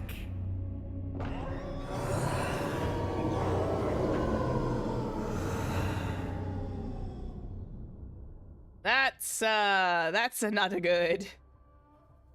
She's gonna be okay, right? She's technically a puppet. Since our last hunt. Duran's whelp. Tell me your name. This ain't good. Oh, great Hule, nemesis of the Foxians and the hunter of all beings. I'm Moktok, a humble counselor of the Rhino Hound Pack. I am only one insignificant heir spawned from your bloodline. It's been at least 7 centuries since you led our pack through the hunting grounds of the stars. I'm thrilled to see that you are as cunning and skillful as ever. Are we gonna be able to get down there in time? 7 centuries. 7 centuries have passed. But why have Duran's whelps grown to look like this? Tell me, Moktok. Why have you grown to resemble our most despicable slaves and enemies, the Foxians? I've been commanded to release you from this cursed prison. It is Senjaya's will. That's why I had to take a magic pill, don the skin of a lowly beast. Oh, that's Lay what they call along lowly. with their hypocrisy. Since you have an escape plan, tell me, what's our next move to get off of this ridiculously large ship? Yeah, it is a really large thing, isn't it? My brothers and I will lock down this prison, trapping the prison guards inside. This will buy us some time. The rest of my crew, who are undercover like me, will secure the vessels for our escape. According to the plan, we only have 4 hours to get Only 4? Originally, I intended to carry out the plan tomorrow, but they're planning to transfer you to the Xianzhou Yanqing now. So I seized this opportunity to set you free. What a reckless plan, you idiot! Even if we manage to get the ships, our chances of escaping are slimmer than a Foxian slipping through my claws! But we have no other choice. The angel serving under the Master of Immortality sent me with a message. Only your return will end the prolonged divisions among the Borisin. Wait. Every one of my crew is ready to lay down their lives if it means setting you free. Yeah, I knew you were suspicious from the start. A sneaky weakling like you is actually showing some reckless bravery with this plan. Fine. You'll get what you want. And all of Duran's whelps will too. Zhao Cho just there. He just chilling. Zhao Cho just vibing. Zhao Cho, why are you there? Well then, my lord. We should I'm kidding. I know he's probably there for story purposes, but it's like funny. Before we go, give me one of those magic pills. My lord, do you seriously want to don the skin of a lowly beast? That would be a disgrace to your greatness, my lord. Where's Mozza? You idiot. Greatness means nothing without freedom. Once I get out, I'll need a disguise that won't raise any suspicion. As you wish, my lord. Is that Foxian slave my meal? Oh. Interesting. No, he's an envoy from the Xianzhou Yaoqing. I plead you to endure him a bit, my lord, as he's more valuable as a hostage. Take him, guys. Time to move out. Oh no, he's a hostage. Oh.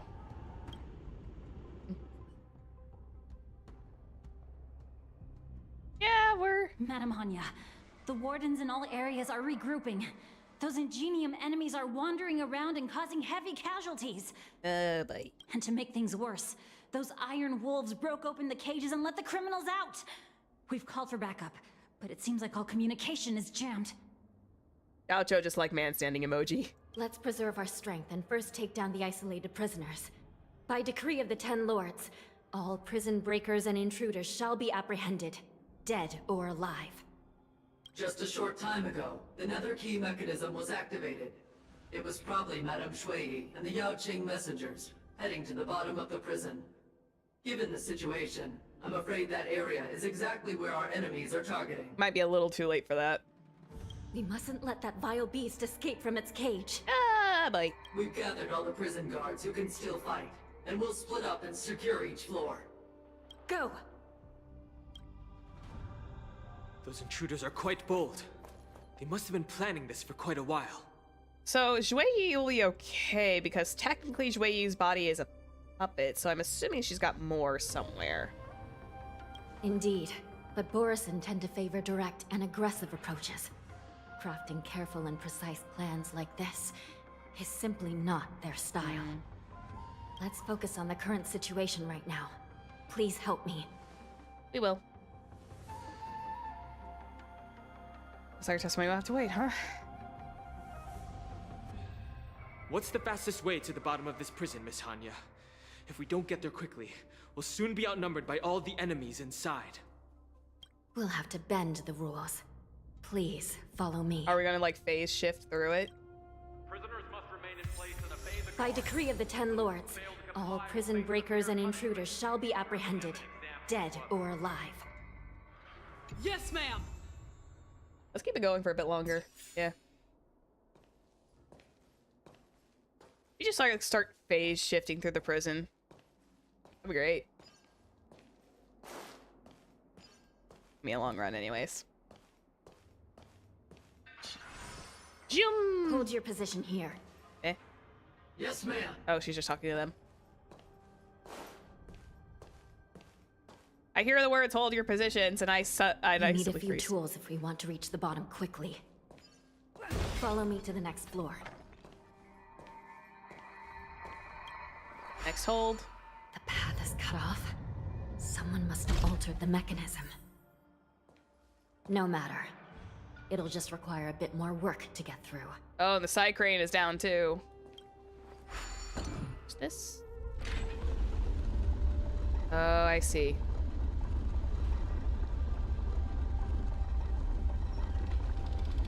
Not too bad. I like this place. This place is interesting. It's just like a giant puzzle box.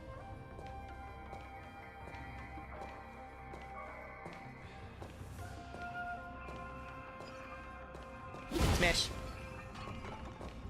Next floor. Some spiritfarers occasionally use ingenia from the Artisanship Commission to navigate the treacherous terrain here.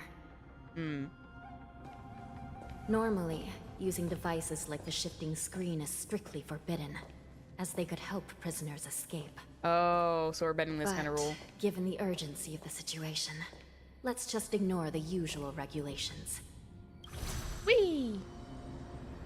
Which is interesting, because... And here we are. Space anchor has been activated. I am now at the bottom of the prison. We go this way. Ooh, boy. We go. The nether key has been activated. I hope we're not too late. Hang in there, sister. Hanya ain't looking at all the Borisin that are just vibing around here. Hanya doesn't even see him. I know it's story-based stuff. Ooh, that's a dragon scale coral. I wonder where that stuff came from. Makes sense that it comes down from here.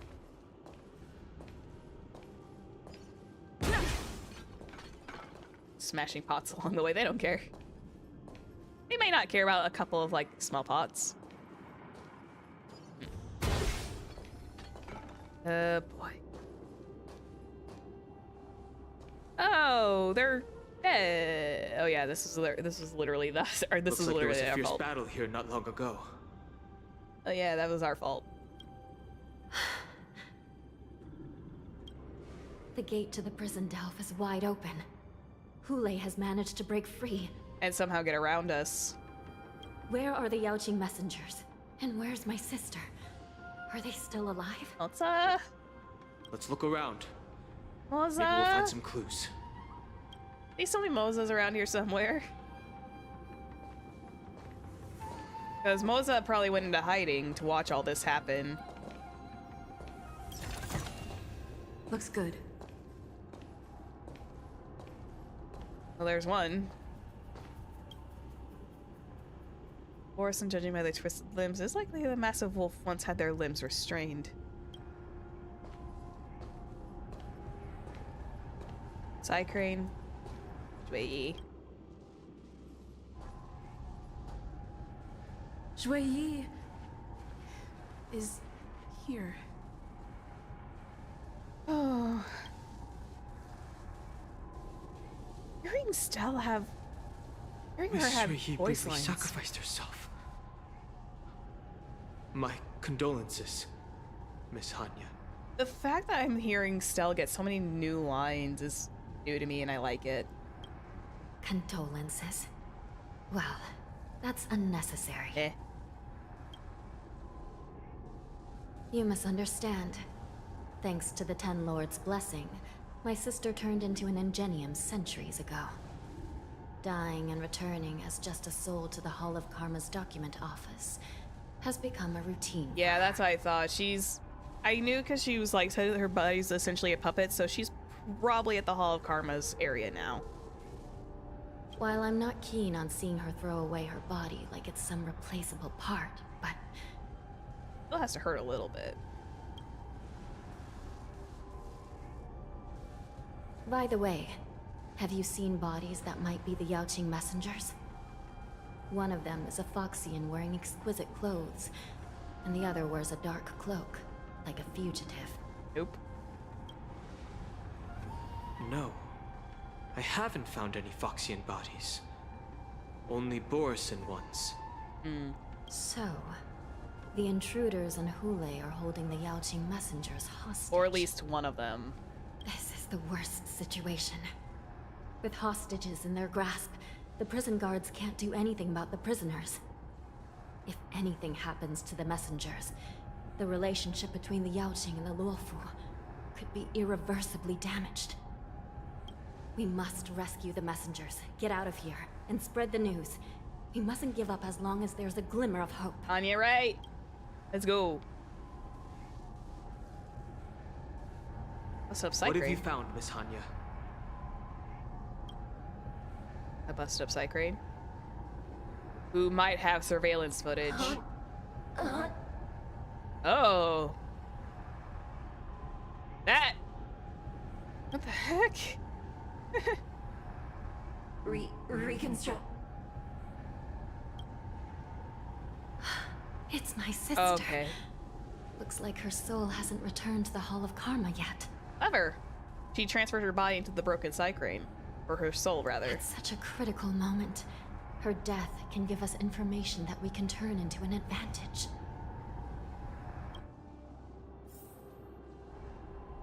Oh, let's see what we've got. Let me see. The damage isn't too bad.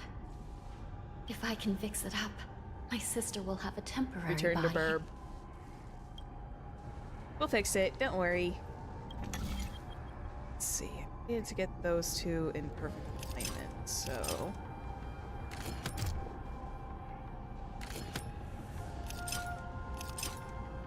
So if I move this one... Oh, no, wait. I had it. And twist this. Bada bing, bada boom. I'm good at these ones. Hanya, I'm back. There we go. We got her. Welcome back, sister. I don't know what kind of expression I should have at a time like this. Happy? Tears of joy? Forget it. I'm used to you coming back in all sorts of forms. That's pretty convenient, if you ask me. Don't let me be damaged again. I'll lose my memories. Oh, fair. This side crane can't hold all of me. Sister, what did you see when you were killed? I can provide you with succinct and One of the Yanqing messengers escaped, and the other one was taken hostage and brought upwards? Yep. Besides the Borisin, there were other intruders. invisible. Invisible intruders? What does that even mean?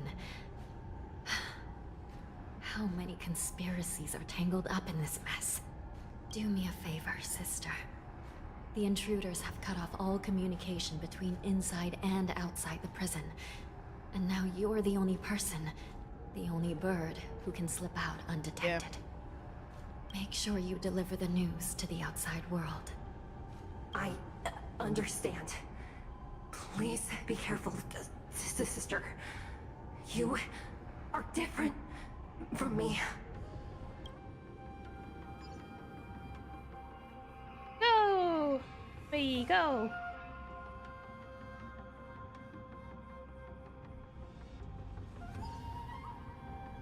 Time is running out, Miss Hanya. If we keep delaying, those Borisin will escape from the prison. Let's go. All right. If we happen to come across that Yanqing messenger who got away... No. Stopping Hule should probably be our top priority. Probably should, but, you know, also finding Moza will probably be a good idea too.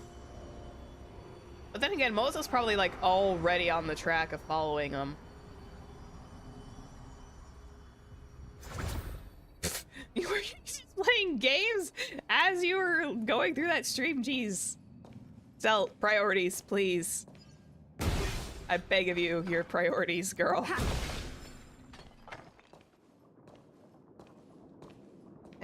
Oh. Yep. Oh, yeah, I wouldn't have gotten up there like that.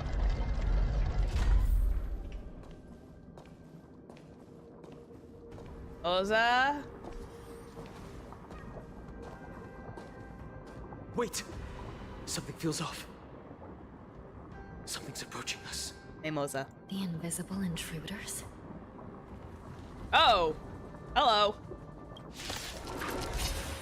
Watch your back! These abominations aren't prisoners from this prison. Going all in. Oh. Tabs on me. That happened.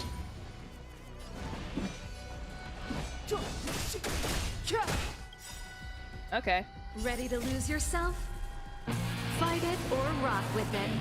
My music. Conquer us all!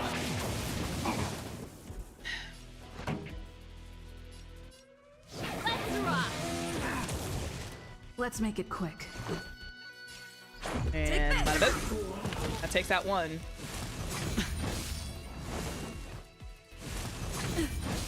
Two. So an additional 5. Better hedge your bets. Venturing, you know what to do. Don't ask, just spend. Clemency? Never heard of it. The worst part is that those ones are going to be able to get back up again, so... Turn up the volume!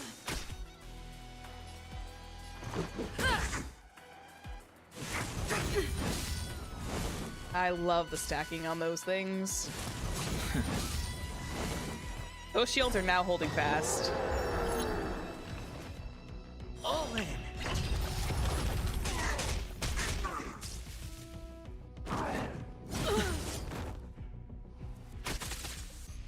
All right, I'll call your bet. Yep. Can't lose this one. All their bets The decks have been and break cast. their spirits. Bust. Or maybe I'll take Break their it blood all. rage. Totally take him out too.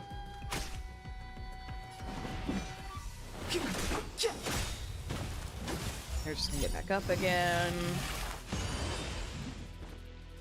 So may The as truth well. of life and death, revealed in an instant. They're just gonna get back up again, so may as well just do this It's but properly. sufficient. Honestly, taking Dun Hung through here is probably like one of the more very thematical crowd approach today. to this. Keep up. Because I forgot he Light tempo! was supposed to like also come down here. Or I didn't know he was also coming down to the Shackling prison with us. Ready to lose yourself? Fight it or rock with it. My music. Conquer us all! Oh, there goes one. Let's go. And batter up. Batter up! Up. prison management on the Lawfu is truly Hi, concerning. Moza. Who are you? Aren't you looking for me? Moza's around. Yay. Rules are made to be broken. I missed you, Moza. Decisive strike. Ah. And Going re-shield all up in. because Tabs I on already me. have those things ready to go.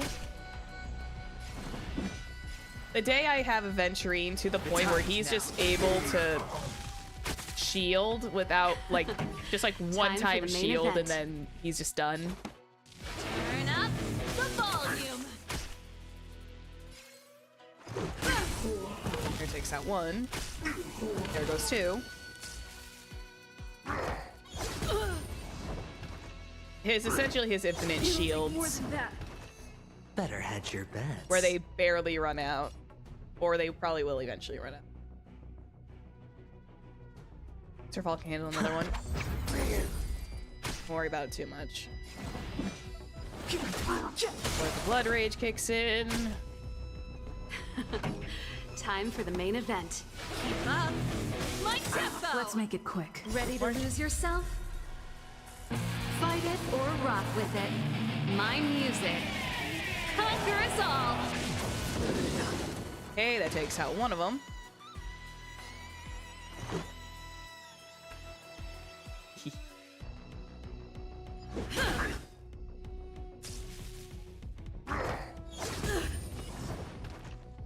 All right, I'll call your bet.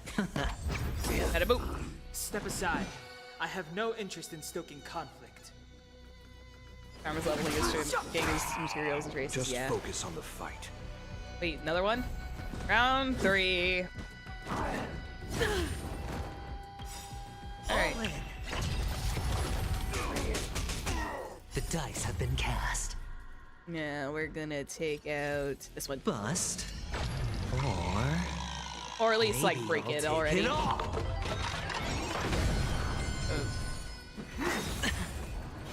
Yeah, about that. Oh, no, not like two. Oh, no. I hate it when they do that. Better hedge your bets.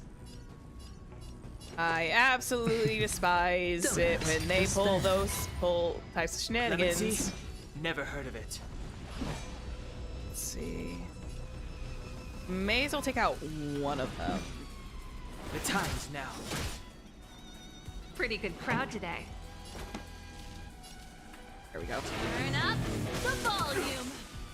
Yeah, that takes out at least one of them. Let's take out a second one. Rules are made to be broken. I'm still working on Aventurine's trace materials too. And that takes out the other Borisin before he comes to pass. Secret of the Saints.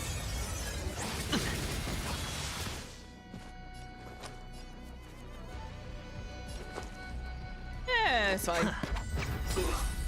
Step aside. The dice I have have no been interest in cast. stoking conflict. Yeah, done hung about Bust. that. We'll handle done that in a minute. Maybe I'll take it all. All in. I love him. God, he follow-ups so fast.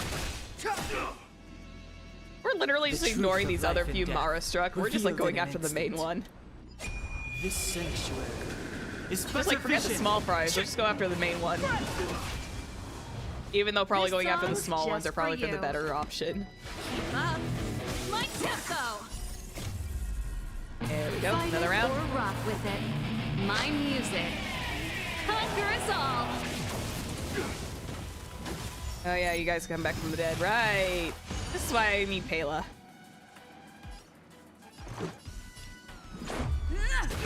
I forgot the reason I was so happy to have Pela around. Because of this. I hate Mara Struck. Okay. Clemency? Never heard of it. We'll just do this one. Right. Looks like I've got a winning hand. And just Who's this one? Up. Out he goes. Follow ups.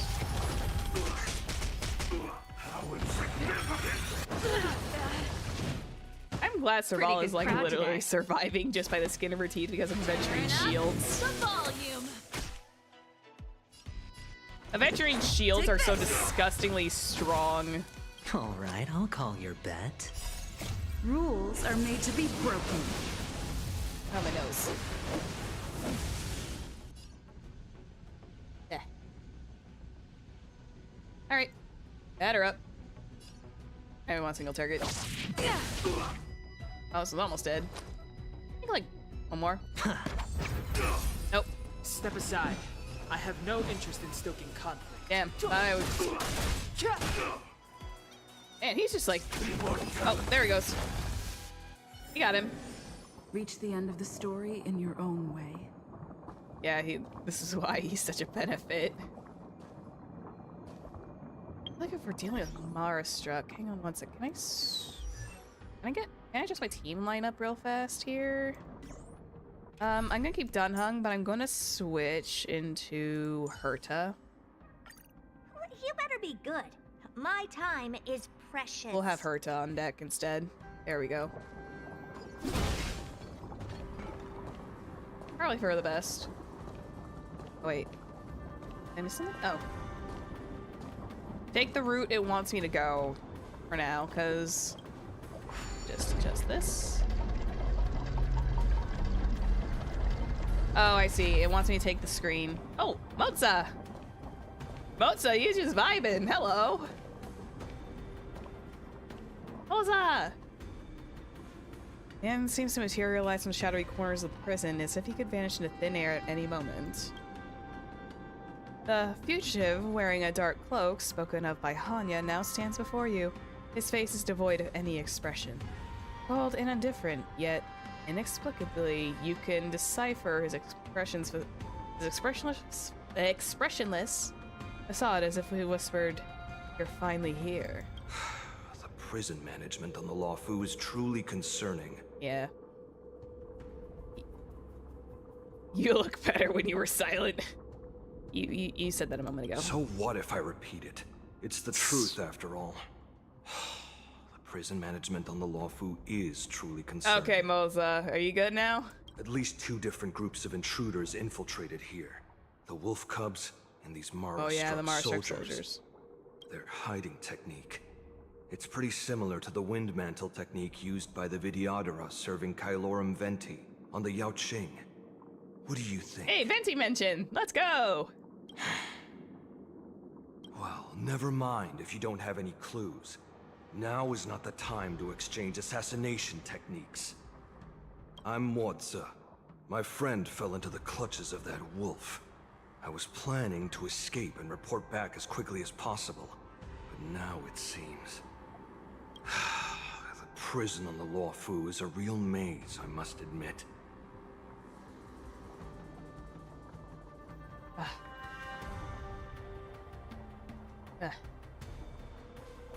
Thank you for your help, Mr. Moza.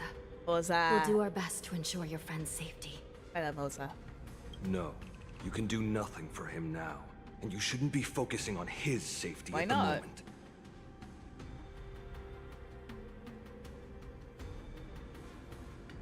Your friend is in Hulei's clutches and you're just going to leave him behind? And doesn't like person in general. Look, I'm the Yanqing General's guard, not his. I've seen how that giant wolf fights, and there's no way. Trying to save my friend will only get us killed. Then let's do it together.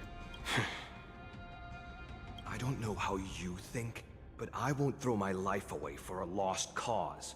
Listen up. I've been tracking these fugitives, and I know their next move. They're planning to seal off the entire prison to keep the outside world in the dark. The worst case scenario, we are all killed by that giant wolf, and the shackling prison is sealed off. No one will know about us or about their escape until it's too late. And the best case scenario? What's the best case? We trap them inside the prison with us. Both we and the intruders get trapped inside the prison. Ah, looks like we've got some clever minds here after all. Yep. The best case scenario would be we seal the gates and trap the enemy inside with us. We can't let that monstrous wolf escape. As dangerous as it is, he's got a point. Hopefully, someone will eventually notice that something is off and come to help. As for whether we'll still be alive by then, it's not something we should think about. His eyes are gorgeous too. You sure have a way of comforting people, Mr. Morza. Morza. As a person of the Yanqing, I've always searched for something meaningful to give my life to. Then give your life to Zhao Zhao? I have to make it out alive. My companions are waiting for me. As a netherworld dweller, I've already died once. I want to make it out alive too. Don't worry. Even if we end up dying here, I won't let it happen to you I just noticed first. this. He was like literally right here, and then he kind of like apparated back to the corner. Well, you're just as good at comforting people as Mr. Morza. None of you are part of the Ten Lords Commission, so sacrificing yourselves isn't the right move. As a judge, it's my responsibility to guard this prison, and if someone should step up to stop Hule from escaping, it should be me, not you. And why not make it all of us? I'm sure we can all take him down, easy. Once we reach the gate, I hope you'll help me seal it. After that, I'll do everything I can to fight the Borisin, and you find a safe place to hide and wait for reinforcements. Now, let's proceed upward. Onwards and upwards, I guess. That's all we can do. I'm not even mad. It's like one of those, yeah, time to go. Chest.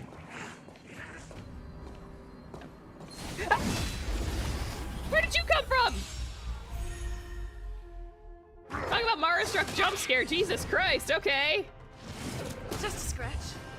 I didn't even see it. Hedge your bets. That was like a Mara-struck jump scare. Clemency, the dice have been Oh cast. Lord. Bust. Actually, I feel my heart nearly stopped there for a second. Take it all.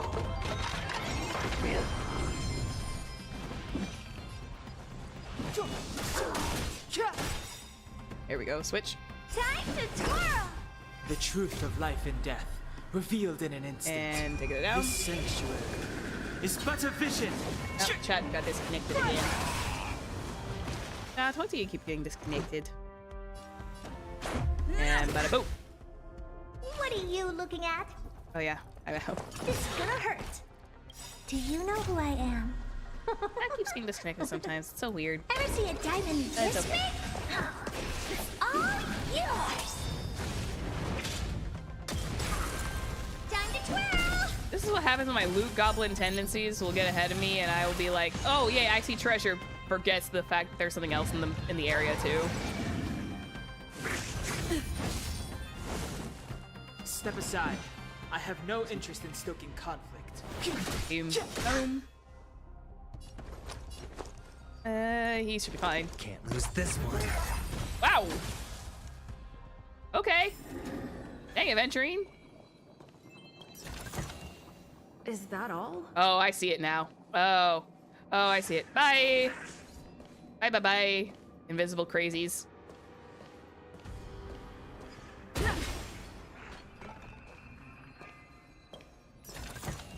I forgot they could do that. I genuinely forgot that that was like a whole thing with Imbibitor Lune or Danheng's character quest.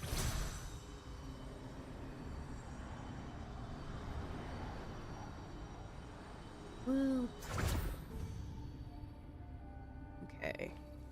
Should be almost to the top. Probably escape this prison and then that'll probably be it. We must seal the entrance before the Borisin fugitives get out. Yeah. That is so crazy how that prison thing just like Prison lines up. wardens and mechanisms won't be able to hold them for long. Follow me. It just like slides perfectly into place, like things you don't expect because of the way that the places are set. Because of the little bit of levels, I half expect things to like brush up against each other and then halt everything else. Not like be so layered between each other that it works. Inventory floor.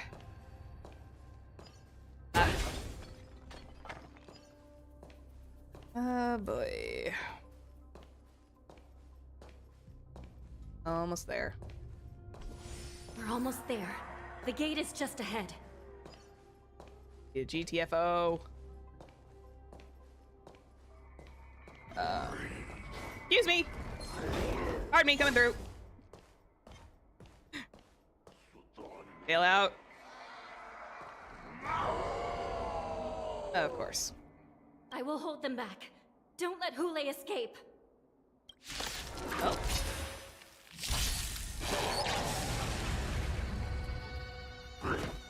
It'll take more than that. High stakes, high rewards. Going all in. Tabs on me. Clemency? Never heard of it.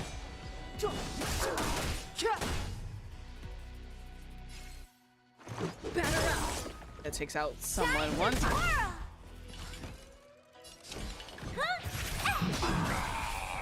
Okay, that takes out one. Still waiting on the other one.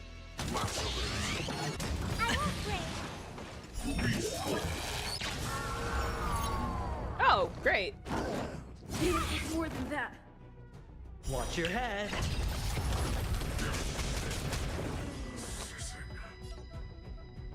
We're gonna do this, and then Just spend. That. The dice have been cast. Chiroo. Bust. I got this one. Or I got the bloodlust on that one. maybe I'll take it all. All in. Time to twirl! Out of entering, you're so dangerous.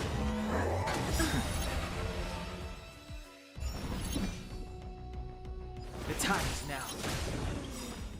The Another one? truth of life and death, revealed in an instant. This sanctuary is but a vision. At least getting the terror grip is easy to do and easy to Let's go. remove.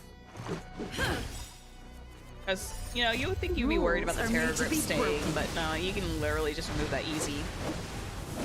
Yeah. You're out. Here, takes that. Berta's on follow-up.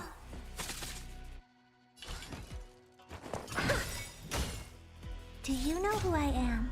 Ever see a diamond this big? It's all yours! And drop.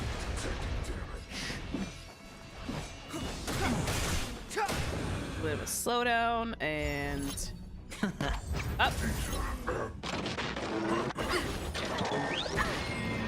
Barely a bit of hurt. Your head. And Venturing drops the more. Moonrage has ended. He is now vulnerable. This is our chance. And Take swing this. and a miss. Nope. Swing and a miss. What? What are you looking at? There we go. There we go. Hurt lays down the hurt, and we are good to go. Wasn't there a thingy we do around here somewhere? Where's the? Maybe I'll just go the other way. Never mind. I'm just gonna go this way. Yay, fun. Okay. Whoop. Excuse me.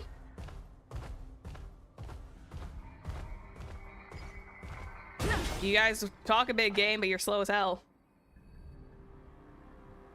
This has become a killing field. The prison guards try to resist, but Jiaoqiu can only...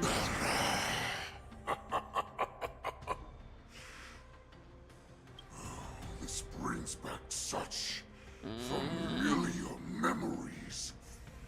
Memories of chasing, gnawing, and tearing. Oh, they're back. They're back. They've all come back. My lord, we're just one step away from freedom. Once we pass through the gate, no one will be able to stop us. So this hostage is useless now. Kill him, Moktok. He's getting away. Do something, Jiao. It's just like the old days, you useless loser. Just do something! Oh no. Maybe this Yanqing messenger can strike a deal in exchange for his life. He can use his status to help us escape from the Xianzhou. What do you think, Mr. Jiao? Useless loser? Why do you call himself that? Oh, just look at you. Fallen so low during my absence. You're even negotiating with livestock. As far as I recall, no one from the Yanqing would ever consider a deal with Duran's offspring. I've got to make this beast stay here. Whether it's for the sake of Fei Xiao or the Yanqing. Buddy. Deal. I certainly have more value alive. Oh no. My identity, my knowledge of the Xianzhou, and my understanding of many things that your minions have no knowledge of. They'll all be valuable.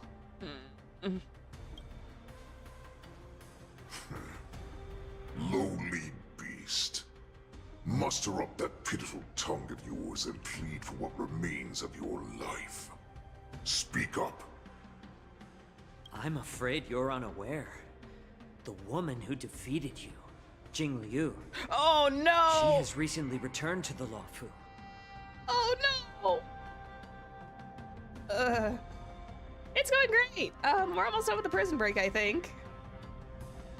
God, no, Jiao, why? Oh, he's doing this on purpose. Your opportunity for revenge is right in front of you. He said the word. He said the name. Uh-oh. My lord, this slave is talking nonsense. I've never heard anything about this. May I just kill him now? Silence, Moktok. And you, slave. From now on, you'll stay by my side. You'll only speak and move when I allow you to. Otherwise, I'll dismember you from head to tail, inch by inch. Got it? But my lord... Uh-oh. We must stay here for some time, Moktok. Fear not. Because once I step out of the prison, it's the people of the Xianzhou who should tremble in fear. I'll show them what true calamity means. Jiao is at least buying time.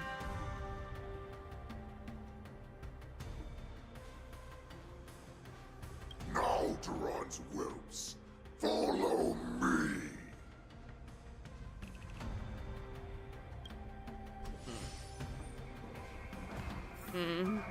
Oh boy. Hey, oh god. Run like hell. Jesus. Whew. Run like hell.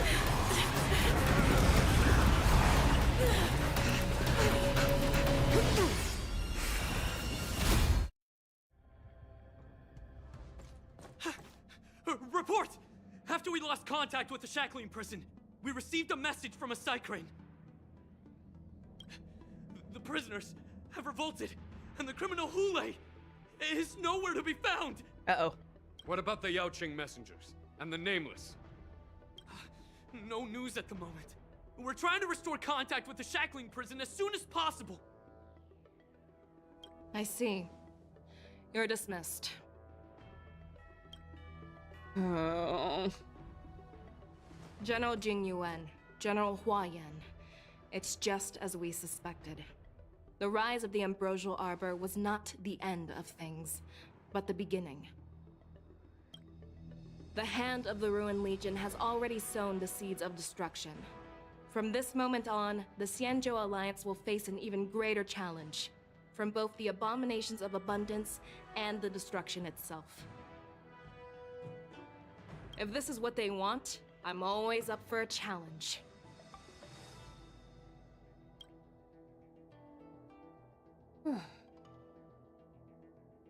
As the Marshal Special Envoy, I'll dispatch the Lawfu Cloud Knights to pursue Hule myself. I want to continue so much. Looks like the hidden dregs have finally come to the surface. And as I said before, it's time to wash them away, once and for all. Missing lost communications, lockdown, shackling prisoners. Roll. Yay! We have come out unharmed. So one of the Yanqing envoys has been taken hostage. While the Borisin warhead Hule, long from the depth of the shackling prison, has vanished without a trace. Oh. This is only... Suit between Hunter and the Hunted will soon play out on the Xianzhou Luofu.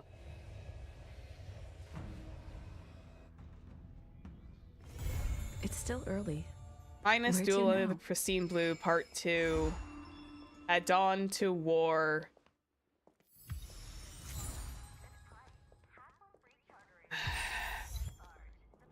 So much has happened. Oh my god. I probably should stop, otherwise I'm gonna get, like, very distracted.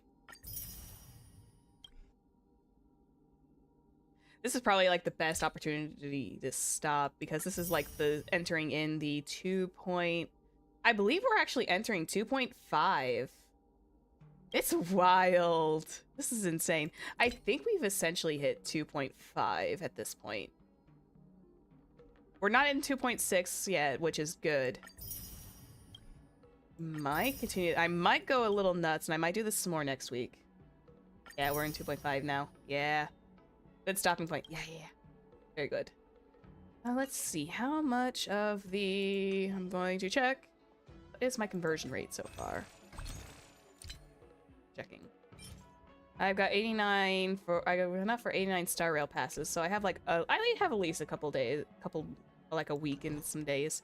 I might continue this next week. I'm probably going to do a little bit more nutso stuff and continue through it, because this is so good. All the writing is really fantastic for this, and plus I'm feeling like 90% better, unless I start hacking up a lung eventually. But I'm having fun. Yeah, am I safe for Fuge? You should be. 141 seems to be fine, as long as you keep winning the 50-50s. Let's see. Shackling Prison. Head to Scarskiff Haven and search for Yanqing. Saga of the Primeval Blade. Oh, that's the March thing. Okay, I can probably do that. I'll probably do the March stuff off screen, so that way I can do that.